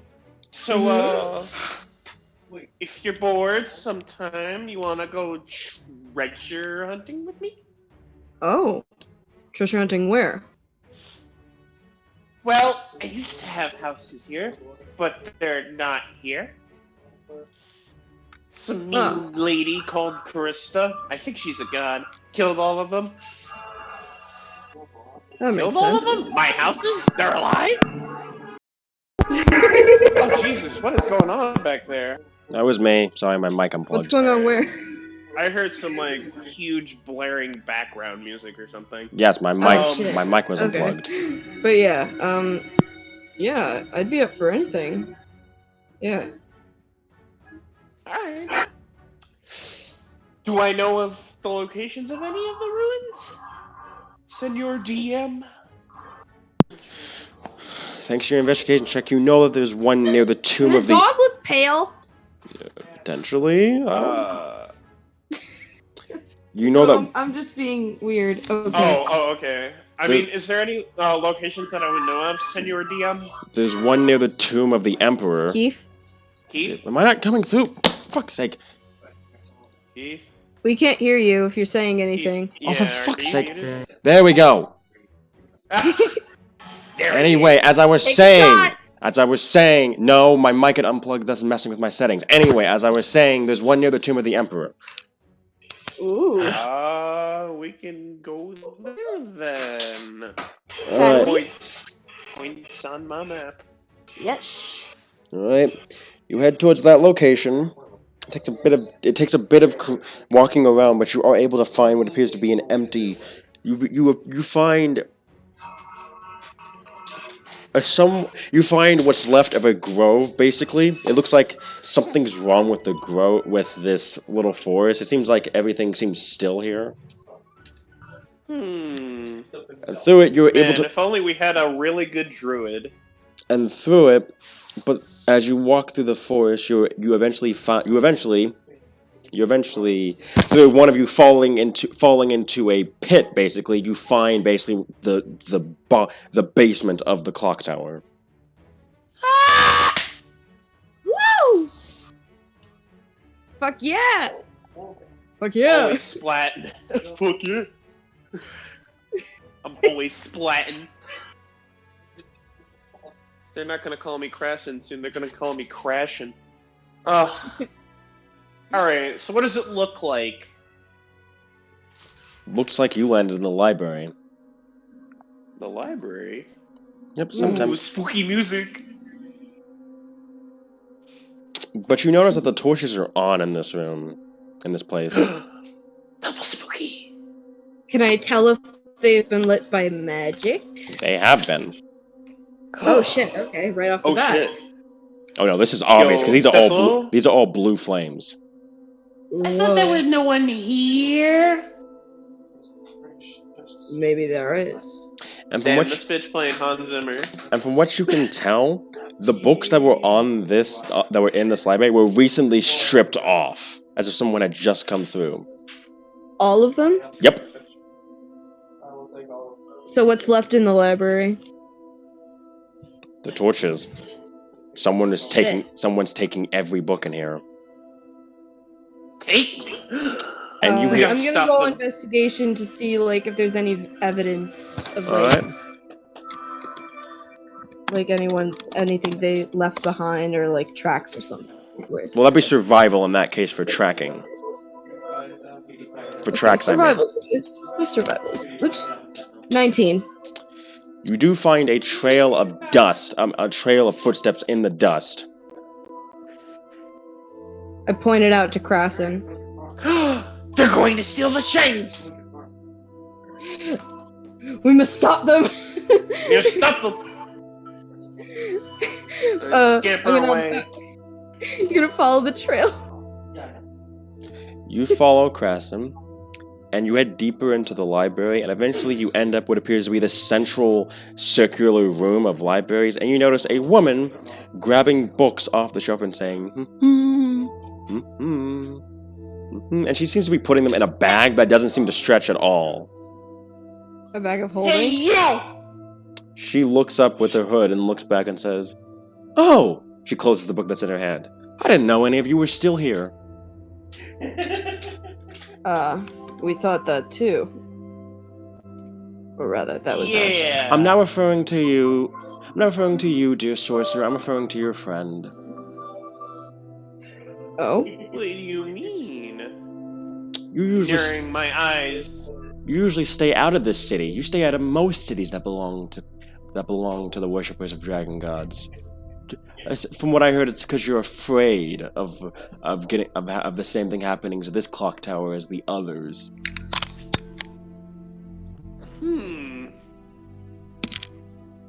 It may be true, but I also revere the dragons. Kind of a middle ground, you might say. I guess that makes you lucky then. Makes you a special kobold then, doesn't it?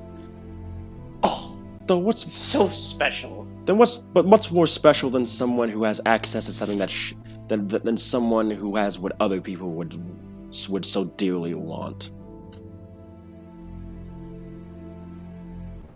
Wait. What was that? I broke up. Oh, what do you mean? Why, time. Time is what everyone wants.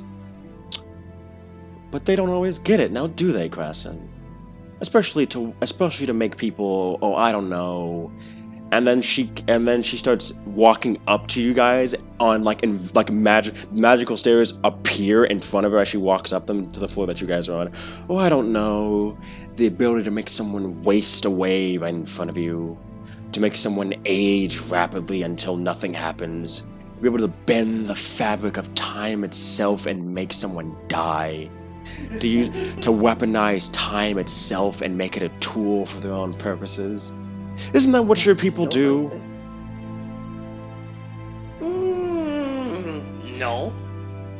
Then why is it every time I've met one of your kind, and then she reaches the apex, why is it every time I meet one of you little clockworks, that's all you do?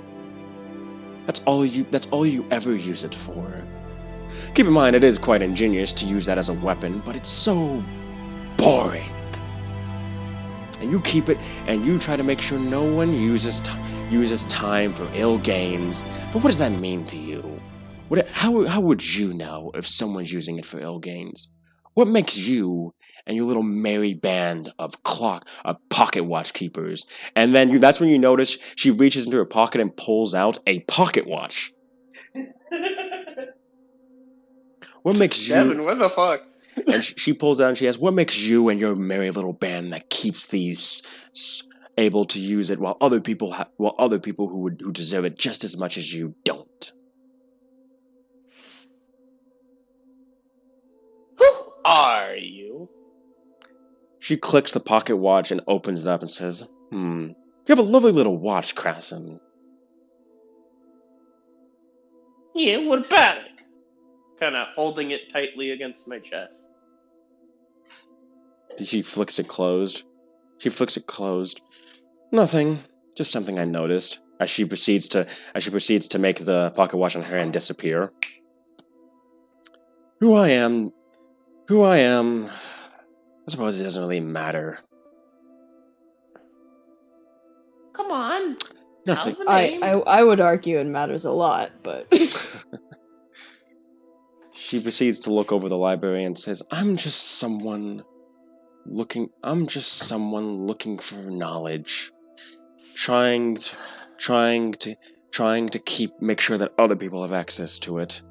It's who I pray to, after all. She looks at you all. I work for someone who wants to see magic given to everyone, not just the few, and she looks down at Krasen, who think that they're the ones fit for it.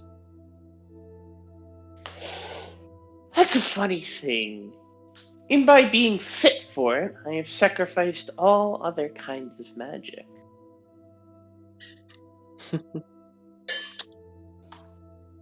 It allows me to make nice with people like, and he points to Decilo. Meanwhile, if I went for all of them, there would be no one I'd need to call for support on. Is that true? Really? Have you seen the Order of Magi, that merry little band of mages who think that they can do everything on their own, yet at every step of the way they fail? Hell, one of them couldn't even stop a hag in Corvina. Clearly all spellcasters can't rely on themselves.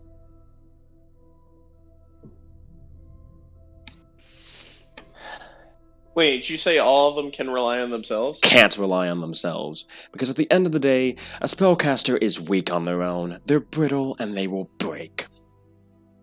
And do you think you're any better? It doesn't matter if I break. It doesn't matter if I break. After all, what is my life what is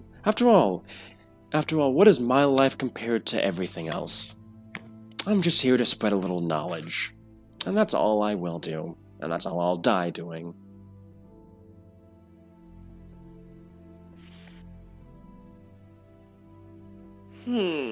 Kinda putting a hand on that weapon there. So, tell me, how'd you get a hold of that watch? They wouldn't allow you to grab that willingly. No. I went to one of them looking for answers. I didn't get any, and they died as a result. Oh, and by that I don't mean that I killed them. By that I mean they decided to run off and save somebody. As a result, it got them killed. She says as she pulls out the pocket watch again. Quite valiantly, I might add. Though, it mattered little the same. That town burned down nonetheless.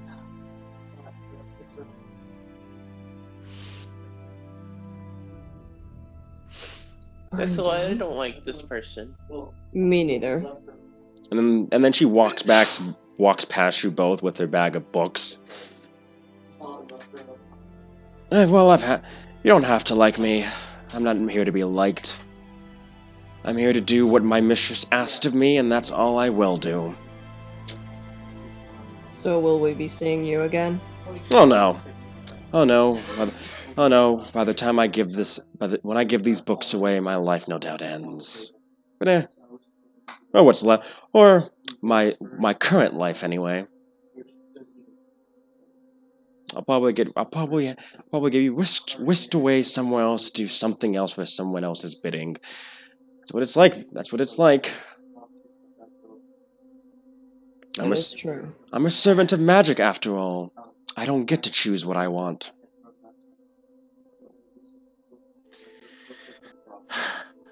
That's pretty common to what I'm doing. So why search for knowledge? Because when people try to restrict that knowledge from others, there always has to be someone who gives it. After all, didn't Zeus take away fire from man, and Prometheus gave it back to them? So when people like Amonor and that little mage Darius want to take away magic from other people like me are there to give it back to them.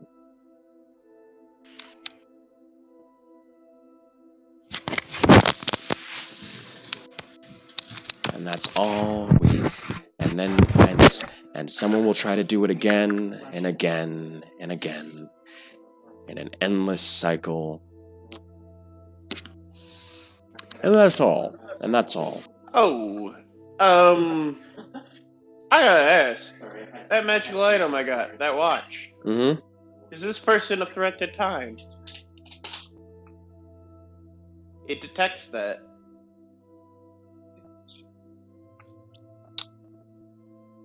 Let me think about this. I'll look at it and you tell me what I get from it.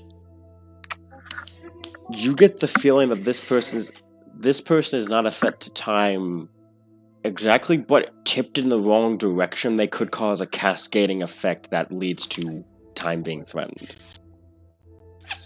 Ooh. Gotta play my cards really carefully here. Who's good with charisma? Not me! Let me see. Probably the source. You want me to Probably the persuade? source. You want me to persuade her to do something? It's not shooting material just yet.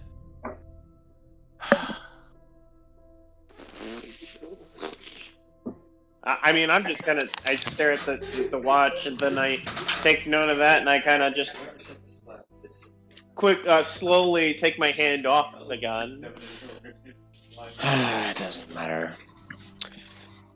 And then you notice that the torches start going out as he says, I leave this place to you. There's no doubt something here for you. There's no doubt something here for your little clockworks, for the little clockwork minions of yours.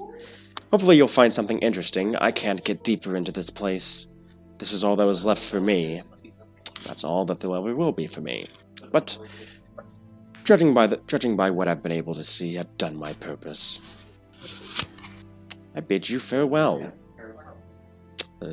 She begins to walk away. Oh, and by the way, she looks back. If you want to spread lies about a god destroying if your little group ever decides to spread that lie about destroying clock towers again, I'd suggest against it. After all, we saw what happened to Eastern Lawless when a god got angry, didn't we? And then they teleport away. Whoa. What's that all about? Welcome home! Are you okay? No. What are we gonna do about that? That's something out of my control. I would report to a higher up, but there are none. And he kind of just looks around the place. Yeah, This is weird. very. You wanna... No. Yeah? I've been receiving reports coming from here since I work up in Guihe. Or not in Guihe, I work up in Zangli. Oh?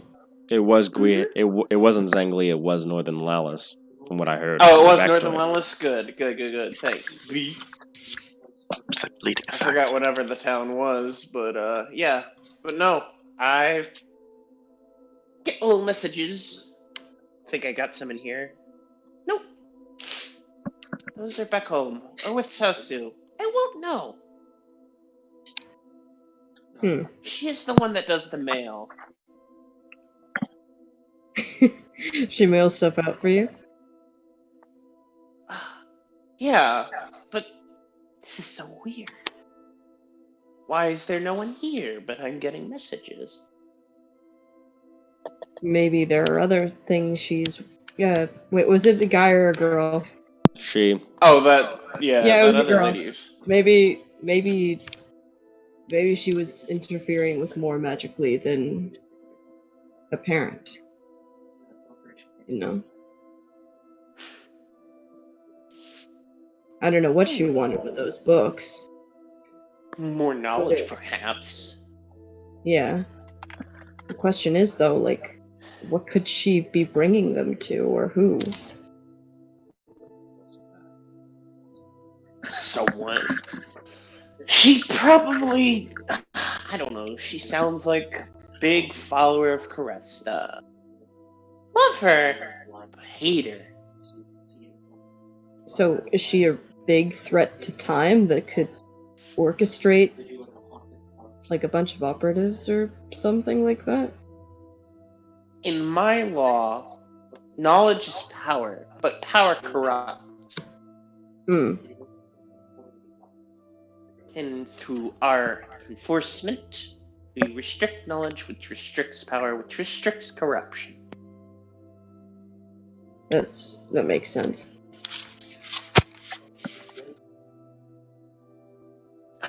But only in the time department. That's why we have the Order of Magi to thank for. They're pretty cool. Haven't met them too often, though. Me neither. Let's hope you don't. Let's hope we don't. I'm gonna look down at where she was to see if she might have left any, like, books behind or something. She left no books, but a note. A note? Mm-hmm. I jump down. Oh, whoa. You land. Okay. And you, the note, it simply says, the Book of Time will give you the truth. The truth about what? You should probably hold on to this, and I pass it to him. Oh, thank you. Well, what is the Book of Time? I don't know. Did Amanor write it? He wrote the tenets. I don't know what else he wrote.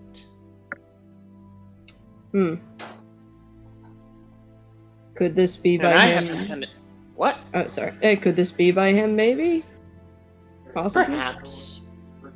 If it's written by a guy who sounds like he's super, very neutral, that probably is him. Yeah.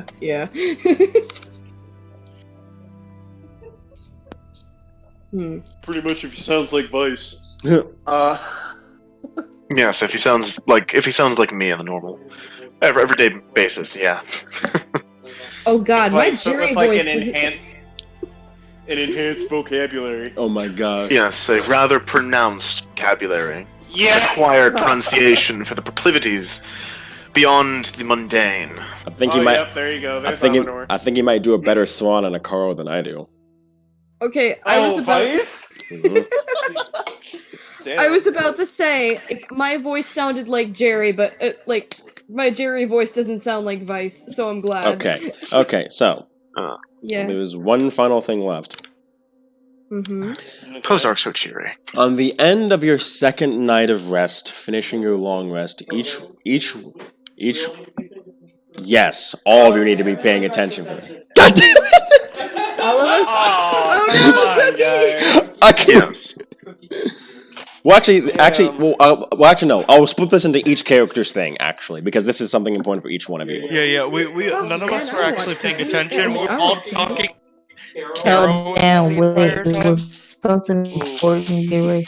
Okay, no, you know what I'm gonna do? I was gonna plan this as a character one for each one of you, and I'll do exactly that since you need to get, since you're gonna be getting. Do it, cause I need to get some cake. All right. Also, I needed that dream before, so this is gonna be good. I'm gonna start with Cassie. I'm gonna start with Deslo.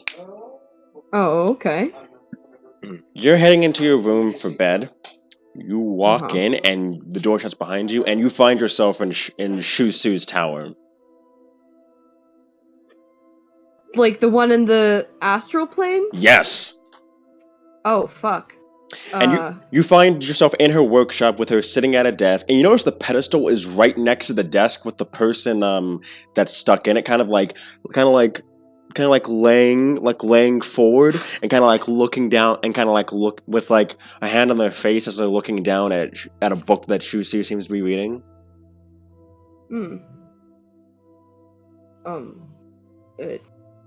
Did you need something from me? Oh, you're here. Good. I figured out which. Yes. She takes the necklace off the desk and waves and says, "I found something for you." Do I recognize the necklace? The necklace is from the horde that you guys got. Okay. I think this will aid you. I think this in particular will aid you a lot, Desalo. I take it. The necklace of knowledge. And you want to know a lot of things, don't you? He gives her a knowing look. I do. Well, I think that'll help you a lot. Looking through things, what you seek will take knowledge, and knowledge is exactly what that will give you. I'm gonna put on the necklace. Can you describe what it looks like? A strange necklace with 2 dragon wings embroidered on the front. When you take your eyes off the necklace, it appears to shift subtly as if it moves of its own volition. A strange magical aura radiates from the necklace as if it appears to be contacting a fellow magic user. Maybe attuning to it will hold the key to more knowledge on it. Thank you. That is a special amulet, my friend. Wow. And then he's like inspecting it, like as he has it on him. Yeah. That belonged to Kareska. Do I know who that is? Krasen brought her up, and you know of her as the dragon goddess of magic. You know that basically she likes knowledge being spread to everyone. She hates when magical knowledge is being restricted from other people. Ooh.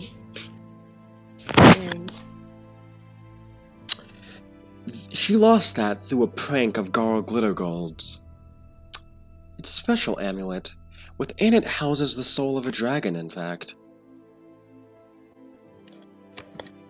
Whoa. He hoarded magical knowledge above all else, and as punishment, she stripped his soul from his body and trapped it in there. There he is. He sits there as a catalog of all knowledge he's ever learned in his centuries of life. So, if I have this around my neck, I'll be able to... If you attune to it, you may speak with him.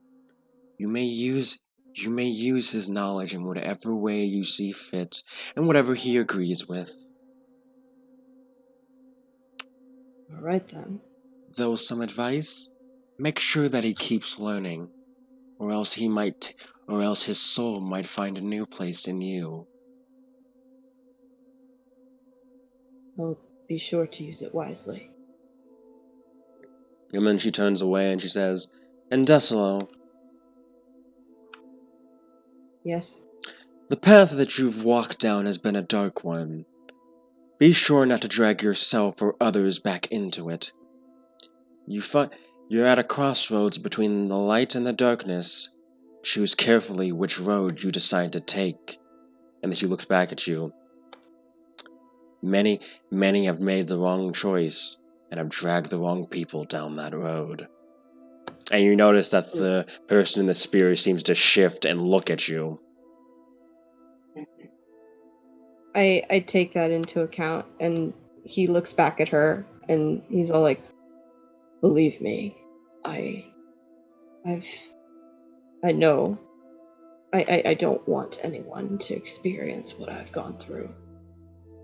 And I don't want anyone to suffer as I have." Good. And then she goes back to her desk and says, "The dread wolves are coming. You will find them, and with them you will find that which you are seeking. I think you and Zoya will like very much what is coming. Both of you have a reason to hate both of you have a reason to find them." I nod. Now rest, attune to that amulet, and find the destiny that you will seek. As you wish. And then, do I go back to bed? Yeah? Yeah. Roll me perception real quick. Ooh, okay. Okay.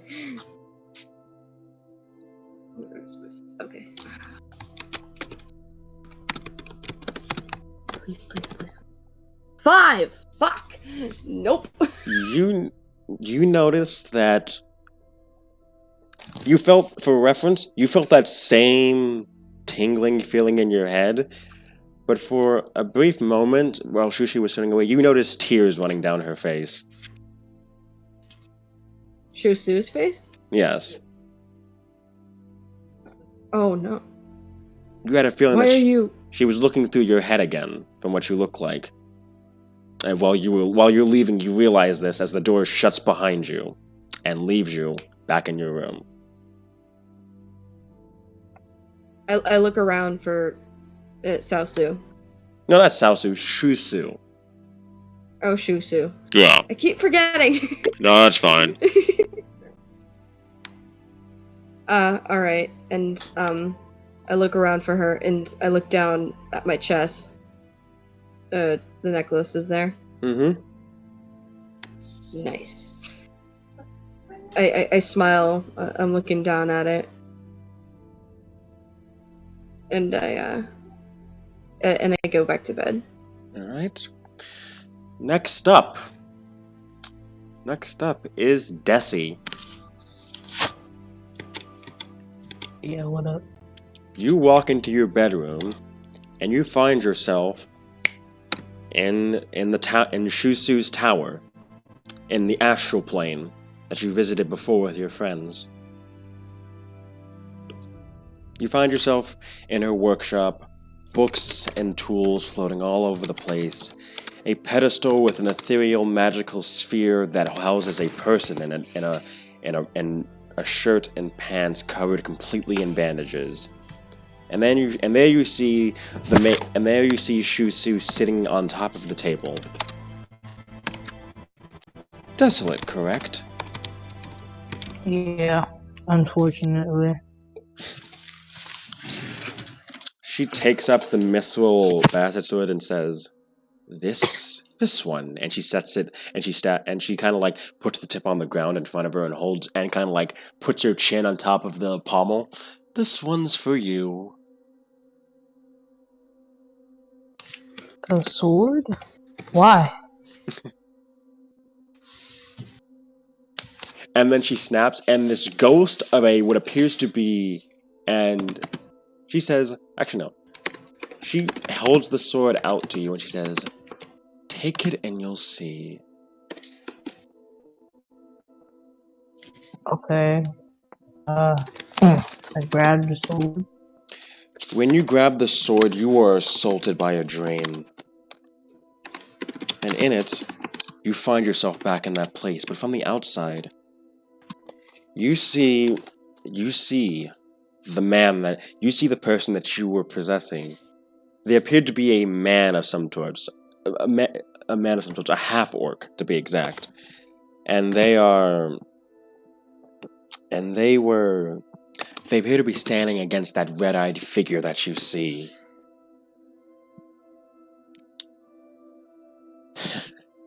Do you really, and that demon that you saw in your dreams, do you really think you can stop me? I've already gotten what I've wanted. Your little empire is falling to pieces all around you, and I'm standing here basking in the fire. The man seems to be holding his side as if there's a wound there. No matter what, I'm going to stop you. I won't let you destroy Cassia. Not like this. Then come at me, little paladin. Let's see what you can do. There's a flash as the two hit each other. And then you see, sitting against two destroyed rocks, is that half-orc and that demon again. I'm impressed. I didn't think that a lowly little mortal could beat me.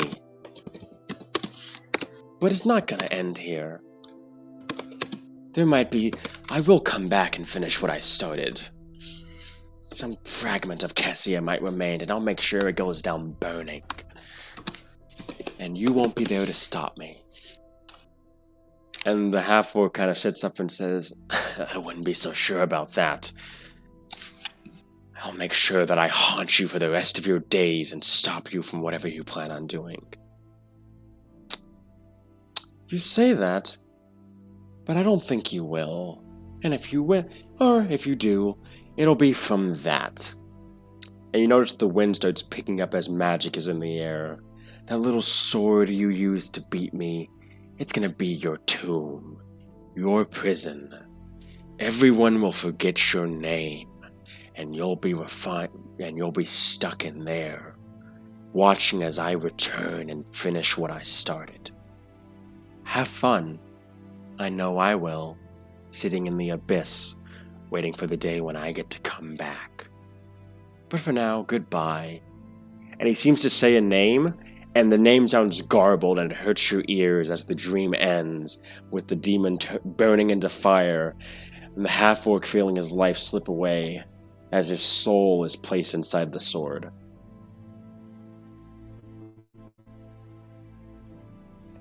Well, that's weird. And your dream ends with you back in the tower with Sue.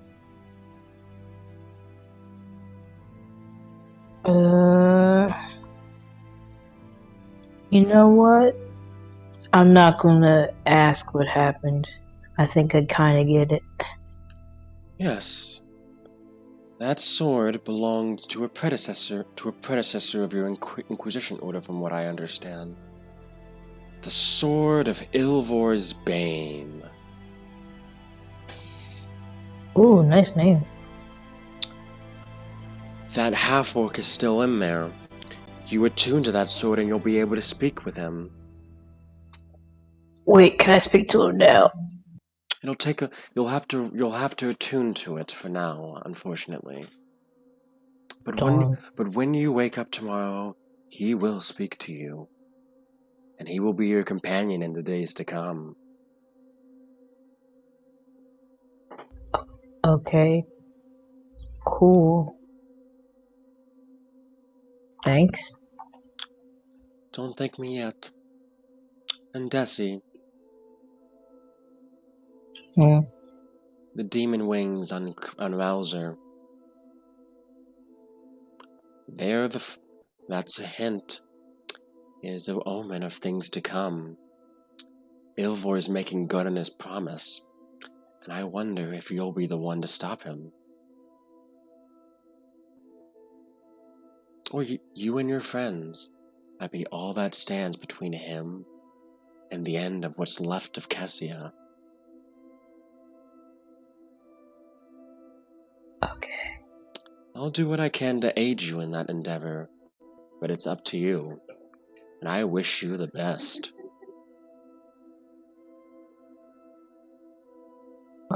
Thanks. I appreciate it. She smiles. No problem. Rest well, desolate Gorbloom, and may you bring light. No, don't say that out loud, please. And may you bring light to the people that you aid along the way. You might find that there's someone amongst you who needs that light.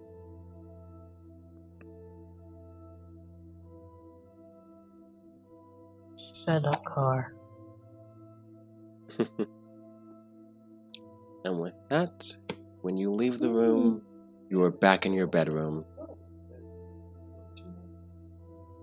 Are you gonna do something?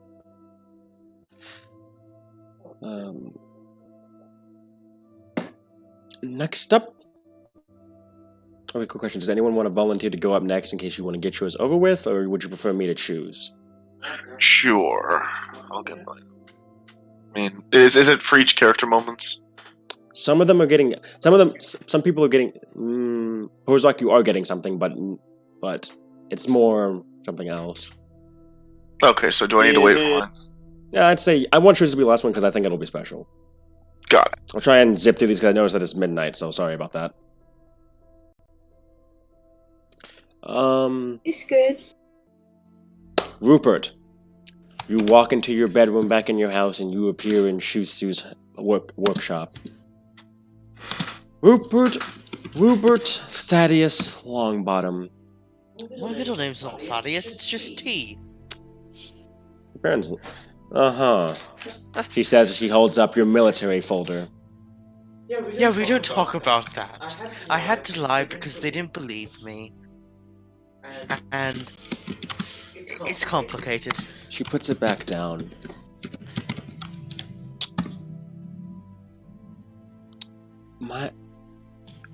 She takes the sword and she places it in front of her.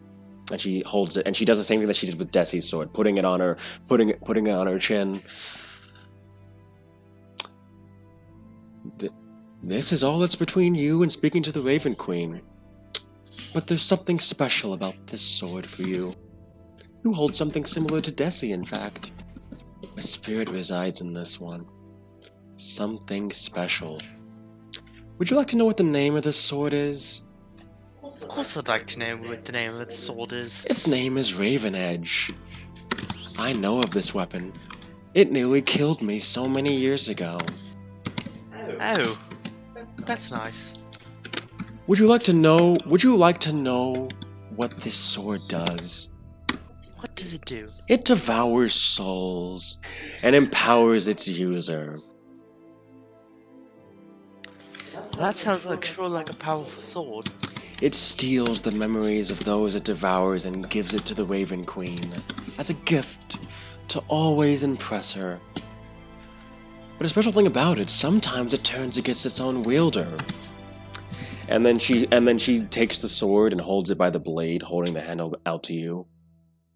Do you believe you'll have the strength to resist it? To stop its hunger from overwhelming you? I believe I can. I believe that I must. If it is the only way to return my past to me. Take the sword, Rupert. Learn what you truly are. Finish your servant. But know this. The Raven Queen sends out people for very specific reasons. And when their service is done, she discards them. You died and came back. There's no obligation that she'll let you keep on living. Keep that in mind as you serve her, and pray you find a way to keep walking. Aye, it is what I must do. And when you grab Raven Edge, you hear a voice that says, Rupert Longbottom, my queen requires your service. Oh, you ornery. Sleep, and I will tell you more of what's to come. Alrighty, it's our talking. Yes, but you don't have the connection to him yet. You need it in order to be able to connect to her completely. Yes, he's telling me to sleep. Have fun. And Rupert, the Shadowfell is a place of corruption and darkness. Be sure not to let it consume you, or you might find yourself turning against the very people you work with. I will do what I must in order to protect those around me. That is my duty. Lawful neutral to the end. Good night, Rupert.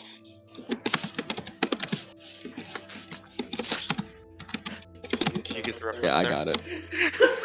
You put the sword away, you walk out the room, and you're in your room to sleep the night away. Cassius, you walk into your bedroom, and there Shusu is. Cassius! She closes the book that she's reading. Good to see you. You're somewhat of a master crafter yourself, don't you? Yeah, it's pretty fun making stuff. She tosses you the toolkit. That is a special toolkit, my friend. Anything that you're any tool that you are good with, you'll be able to pull it out of that toolkit. Oh. To be quite honest, that's not exactly why I wish to speak with you or something else. Mm-hmm. You're broken, my friend. What? You're trying to hide it, but that day in Guihe still gets to you. That rage, it still affects you. And you don't even know how far it gets to you, do you?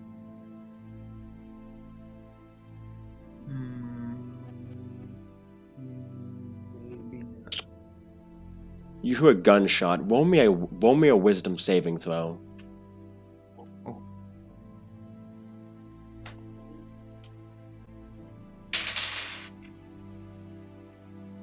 That's 11. You have a panic attack. You start hypoventilating. Tears start welling in your eyes as it goes back to that day, and you can't breathe. But you feel Shusu walks up to you and walks you over to a table to sit down at. My friend, you can't. My friend, this path of vengeance will not stop this from happening, and it's not going to get you closure for what happened that day. Only moving on will. But it'll be bad. if I don't stop it. Cassius, you close yourselves off from others, but that's not the way this goes. The only way this goes away is through the people you know.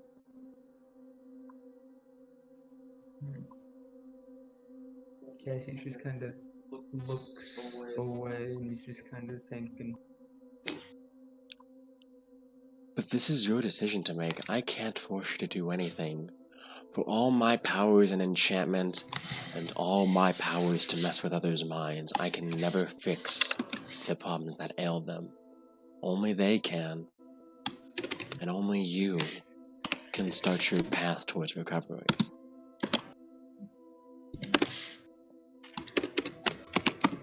Find the hearts that bind you. Find those that you're tethered to. And move on.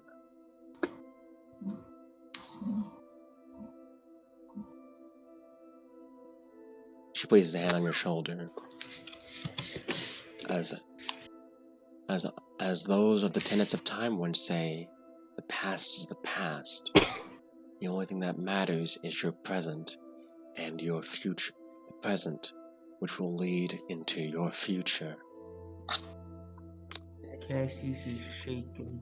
Remember those words, Cassius Clovis. Remember those who you hold dear, and they will lead you out of this darkness. And through this talk, you begin to calm down. That's good. As the panic attack fades, and you are well enough to leave the room. I wish you well, Cassius. I hope you become one of the greatest crafters that Hessia has to offer. And I hope in the end you are able to make lasting friendships that will stand the test of time. I hope you will succeed. And then as the door closes behind you, where I failed, and you find yourself in your room.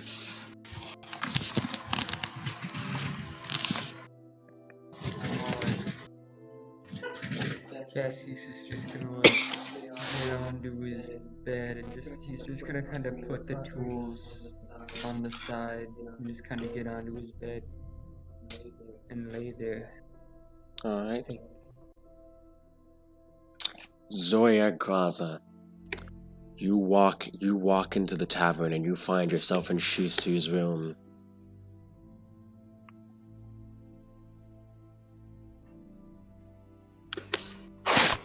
What a life you've led.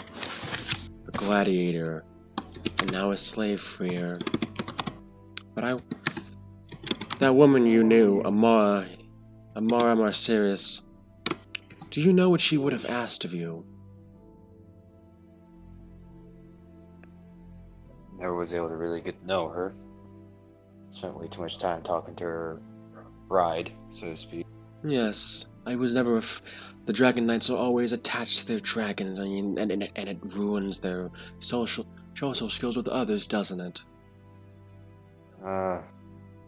Considering it was a couple of months, whether or not they had a deeper relationship.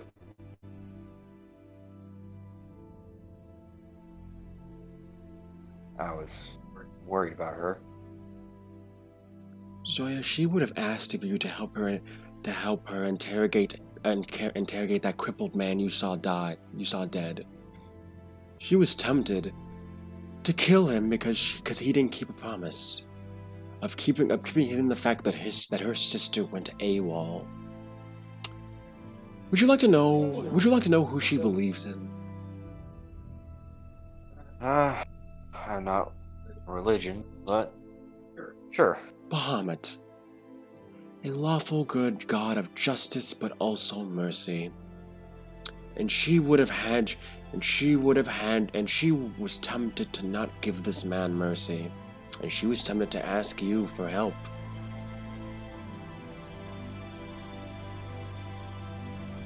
Zoya, do you understand how close Zoya, through your actions, do you understand how close you are to the tipping point between law and chaos? That neutrality you hold on to so dear, I wonder if you'll be able to hold on to it. I am fully aware of my position. Running that fine line. I want you to understand where you are. Because this weapon, and she pulls out the great axe, this weapon is a bane to those who cross that line the wrong way. I'd rather not see another person become victim to this thing. Zoya, I have seen your memories. I see that you are a good person. There needs to be more good people in this world. But that line between what is good and what is evil has become blurred more and more these days. Even the deity who made this thing doesn't seem to understand that line. Mother Innocence. A lawful good deity. But that law is what blinds her sometimes. For all her goodness, that law that she clings so much to, that she clings so much to, might not be such a good thing for the people she cares for. I want you to understand this, because the route you're walking towards freeing slaves, it is not. What you do is chaotic in nature, and through her eyes, she might not like it that well, despite the innocence you might be saving. I want you to understand that, because I want you to help people. The reason why I chose this group of yours, I see the memories I saw. I see your potential, and I see that you might be a force for good in this world. Some of you steer towards neutrality, and you might be making choices that might not be good. At the end of the day, they might lead to what you desire. In the end, for a brief moment, that is a goal that I care for.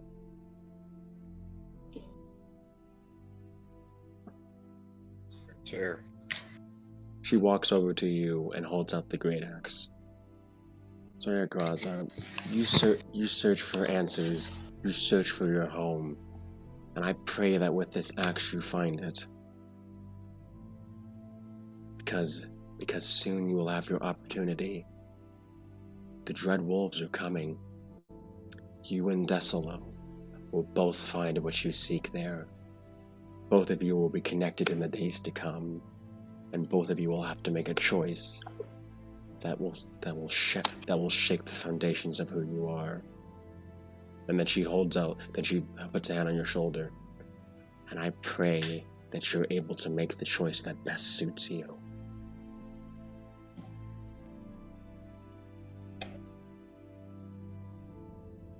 Before she takes the axe.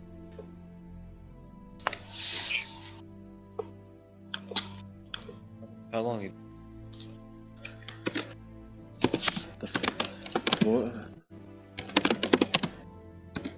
Before the rise of Cassia, I was there when it rose, I was there when it fell. I saw it burn to the ground, and I saw good men fall with it.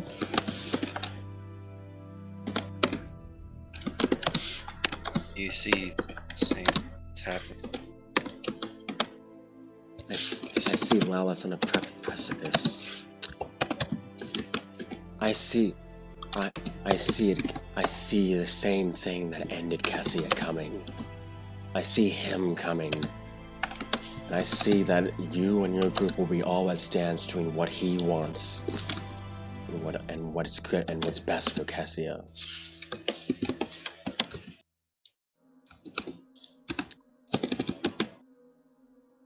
The whole world is kind of has eyes. Well, like we dragons do, I do, but I wonder what side my kind takes. And that is why I will tell you this despite how it might disgust me. Eat Rouser's head. Because you will gain the power to strike down my kind. And there might be some that will stand against you. You will need that strength if should it come. Despite how much it might go against my very nature, I want you to be ready for that.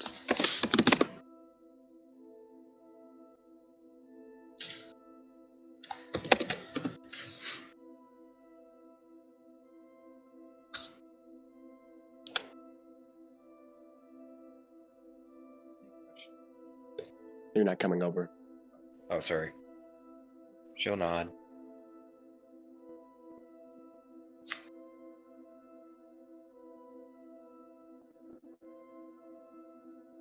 And she'll reach out for the axe. Quietly.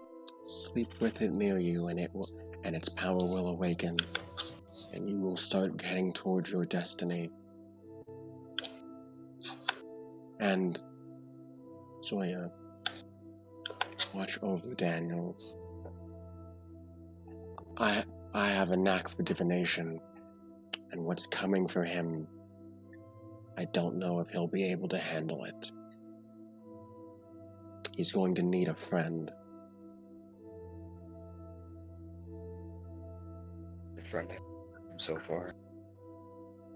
He trusts you out of all of them. You and Desi and Rupert. You're all he has. He's an orphan, he has no family. This is all he might have. Keep that in mind. Because you might be all that keep that in mind.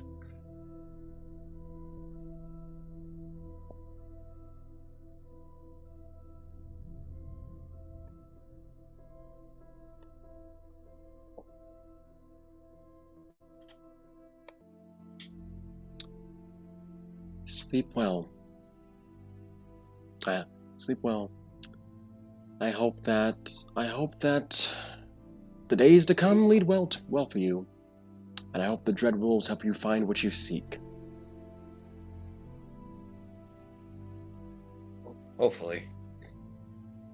That or get across the bar stool.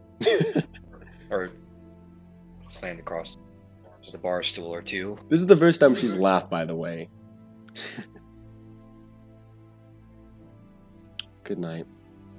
She begins to walk away back to her desk.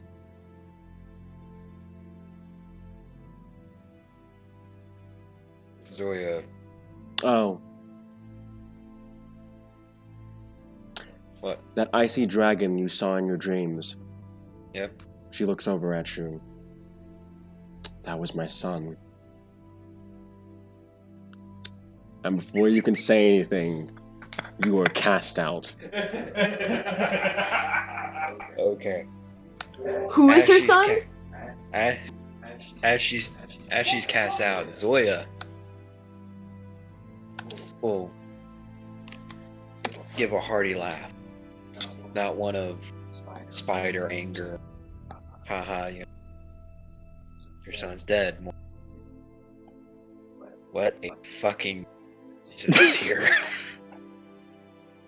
And you're back in the tavern.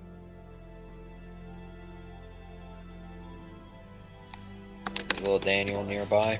Daniel's sitting there and he's like, where you been? I've been waiting. Yeah, just real quick. She fishes out half 35 pieces and gives it to him. What are you giving me this for? Well, remember how I said that you're the bravest cleric I know? Yeah. Well, and how I said I'll be giving you a bonus? This is my bonus? Yeah. Zoya, you don't have to give me all this. No. Keep it. It's yours. Okay, is everything alright? Fine. if he wants to roll insight for that. he says nothing, but he's like, whatever it is, we could always get it out with a drink. Mhm. You notice how he's already started a bit since there's like 2 shot glasses near him. This is why he's acting so casual. Oh man. Okay, all right. Yeah, Do I? All right, this is just the last bit here. Do I really need to teach you how to drink? Why not? We got time. All right, bartender. Coke and rum, or whatever. Rupert shows up with that and looks at Zoya. I know. So Rupert comes in with 2 barrels of what appear to be alcohol, and Daniel looks at Zoya and is like, "I guess we're getting free drinks." Sure. Let's do this. Private reserve on the house forever. Yeah! The whole tavern cheers. I've got another 5 or 6 barrels on the way. And with that, Tank on the way after that. all right, Krassin.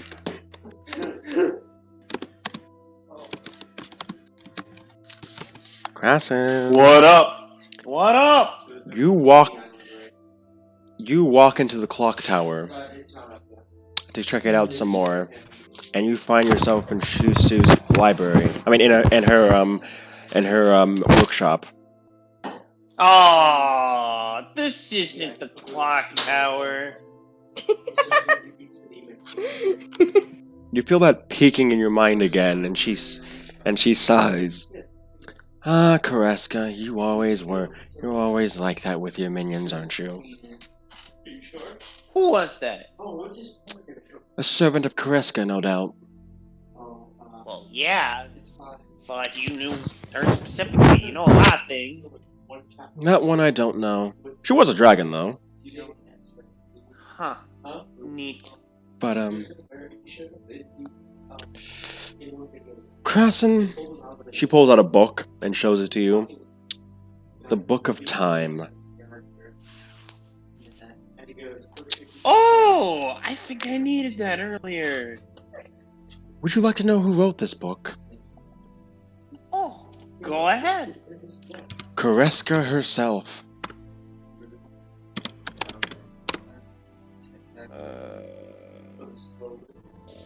Okay. Would you like to know what it does? Yeah, that's why I'm here, I guess. If you learn enough about an event and you go to its location, you may see what transpires. You may have wraiths appear of the past and learn the events of what came before. After all, isn't knowing your past what helps your future? Perhaps. But it's what you do in the present that helps the future more. Then why haven't you let your past go? I don't know what you're talking about. He stares down at Krassin. What?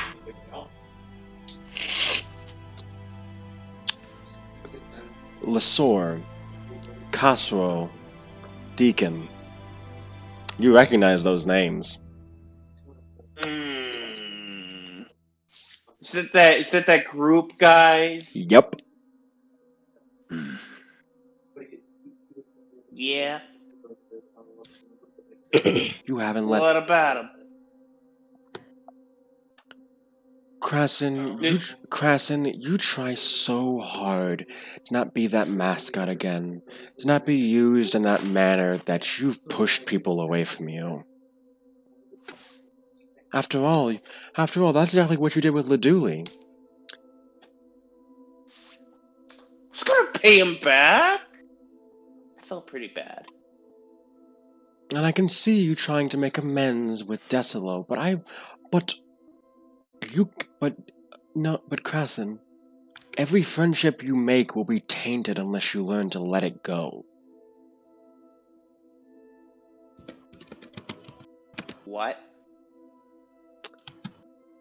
Krassin, Why are you so rude? I'm not rude. She opens up the book, and you see every single moment of your rudeness to other people. Particularly Laduli. Particularly Oh fuck. the moment with Laduli. A few times with Clockwork, a few times with Cell Sue. And even back with that group. And then she closes it. Okay, it might be a little bit rude.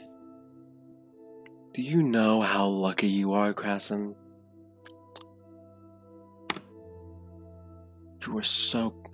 Your heart can be connected to so many people. All you have to do is let go of that spite and let them connect. Krasen, no one wants you to be. Krasen, no one's hoping for you to be what that group wanted you to be anymore. You're a Clockwork Enforcer after all. You're something special now, aren't you? I don't feel too special. Well, I would say that you're the first Clockwork Enforcer to meet Kreska in person, don't you say? What? She has a grin on her face as she says that. Who do you think that was? Woke. Dude, he bitch ass woke. He's stopping his coffee. She gave you a hint. She wants a truth found. And she wants you to use this book to find it.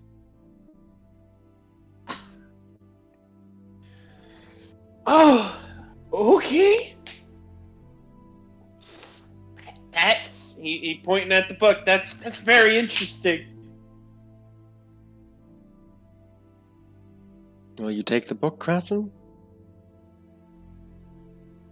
Yeah. Take that. Alright. Hate her. She wasn't mean.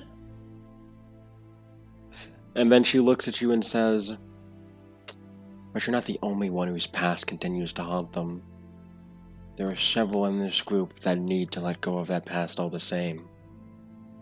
I hope through this book you're able to convince them the same. I hope you're able to convince them the same thing.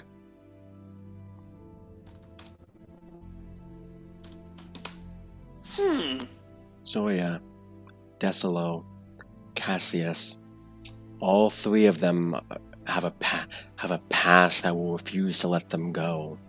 Same as you. All four of yourselves might be finding yourselves spinning towards the same conclusion, towards ruin, unless that can be fixed.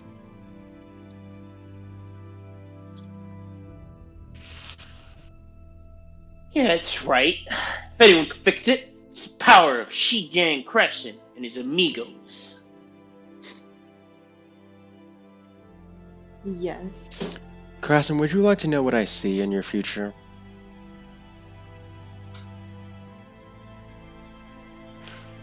Wish Shamanor could tell me that, but you work. I see two eventualities, Krasen. Well, three, actually.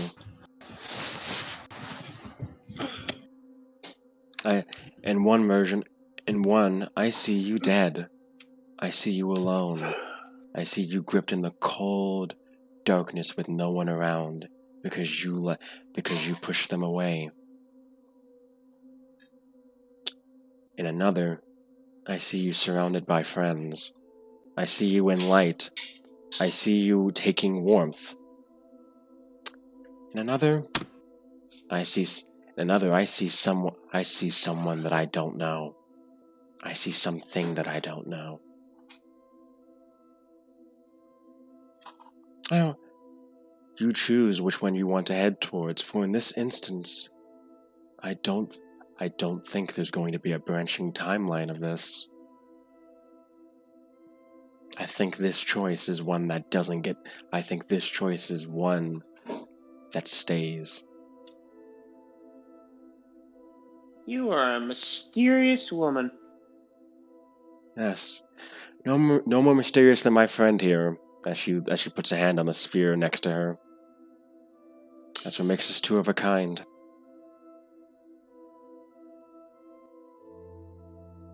He's the one thing I have left.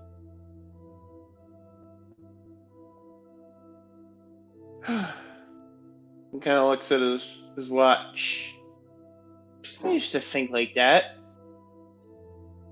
Maybe you have more friends than that, he says, putting his watch back in his pocket. Potentially. We'll see. You... I feel reminded before I came into this life. When I was back in Flokia. That was the only friend I had. Mm-hmm. I'm sure yours talks to you, though. That'd be pretty cool. Currently he can't, he says she looks in the thing, and he looks back sadly. What ails him causes him so much pain.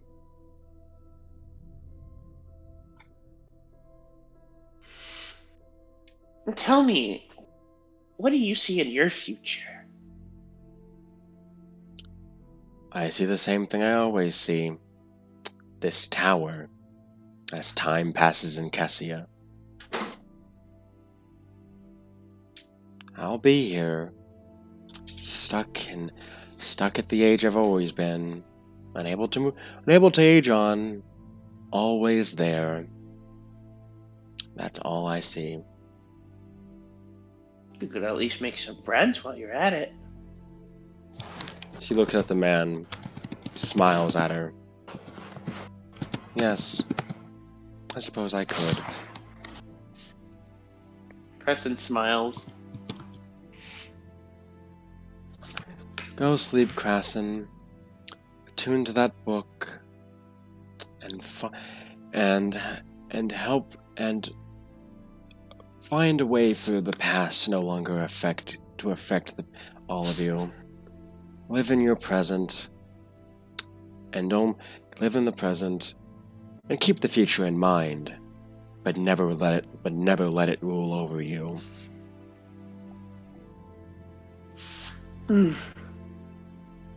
Yep, will do. Time is ominous. He salutes her. Time is ominous. And Time is ominous. And as you leave, he says, and time is unstoppable, as the door closes behind you.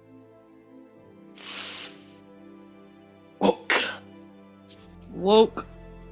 And the final one, I believe anyway, is Porzok, correct? Mm-hmm. I'm sorry. I'm sorry about this, about making you last, but. Mm-hmm. All right, let me just. So you're walking into your bedroom, and suddenly you appear in Shushu's workshop. You're used to this, of course, as she's sitting at her desk. What is it this time? I'd like to talk. I met with the others. They have what they need. Do they? Yes. I've given them the words they needed. And then she looks up at Porzok, and she looks tired. They'll be heading towards their course now. Same as you. We're all players in the stage, I guess. Heading to inevitable conclusions.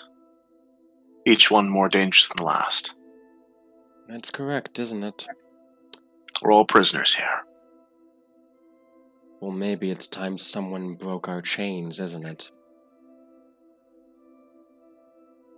Maybe. Just maybe. He looks up. Is there any windows? Yes, there are. You look up. What does he see out there? You look up and you see the starry sky. In the distance, you see a realm. You see a pure white, What's the word I'm looking for? A pure light star in the distance. You know that star to be Mount Celestia.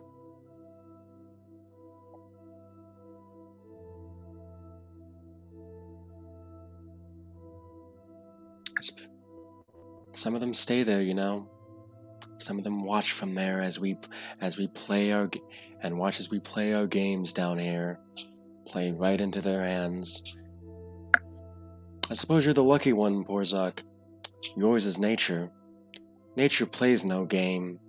It simply does as it must. And what it has always done. Has no future, simply lives in a present. Yes. But you don't, do you? You can't let go of him, can you? You can't stop thinking about the Green Knight, can you? He just smiles at that for a moment. I do not care for myself, really. I care for what's next. You may find that there are those who do. And you may find that caring for yourself is something very necessary. Porzak, I already know one man who has resigned himself to be a pawn in someone's game, who has resigned himself to sacrifice everything for some semblance of what he sees as victory. And she looks at the man in the magical sphere. Do I see the man? Yep, you see him. Can I at least make some features out of what the man looks like? You notice that he has brown eyes, and a bit of black hair comes out of his bandages. He resigns himself to a fate that will destroy him. And it is horrifying to watch, Porzak. And I've seen things. And I can tell that you might find yourself in the same place as this man.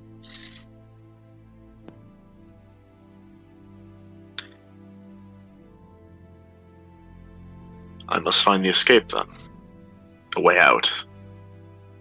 If I can. That is why you're with this group.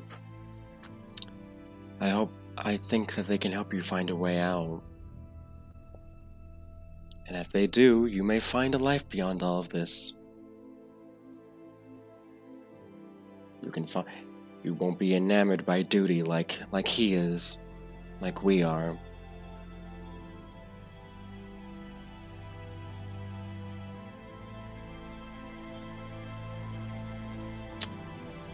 I have no items to give you, Porzak, only wisdom. That is all I need. As he was looking down, he was looking at this. He was looking at Mount Celestia, but then he turns back, just to say that. I'm glad that's all you need, because there'll be some who need it from you, and I hope you can guide them well.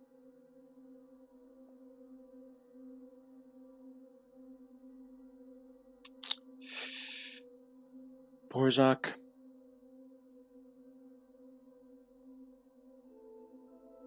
that voice you keep hearing, it's someone very near and dear to you, someone you haven't seen in a long time. You never got to see him before he was taken away from you.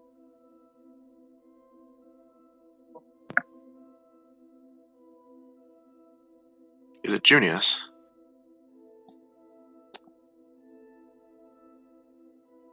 Or is it not your place to say? It's not my place to say, but I can tell you this much. Your path will lead towards the manor. It will lead towards where a red dragon fell, and where a Lupin walks to search for what's left.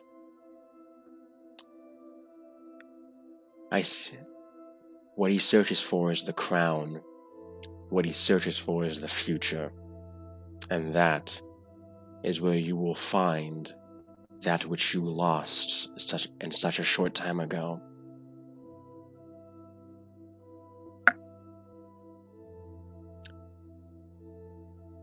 Yesterday was an anniversary remember what it was, and you'll know where to go. And with that, she takes her hand off the sphere, and the man sort of pulls his hand away. You notice that he begins to slump, and his eyes close, and then he falls basically unconscious.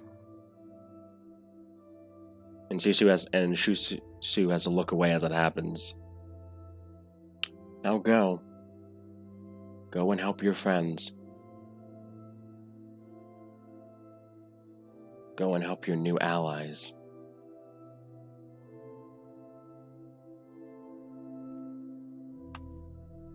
And Porzak, this time, make sure that bastard stays dead.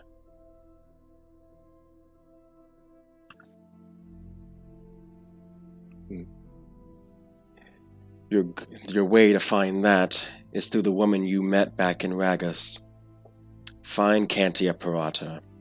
Find her, and you'll find what you need. And you were cast out just the same. Back in your room.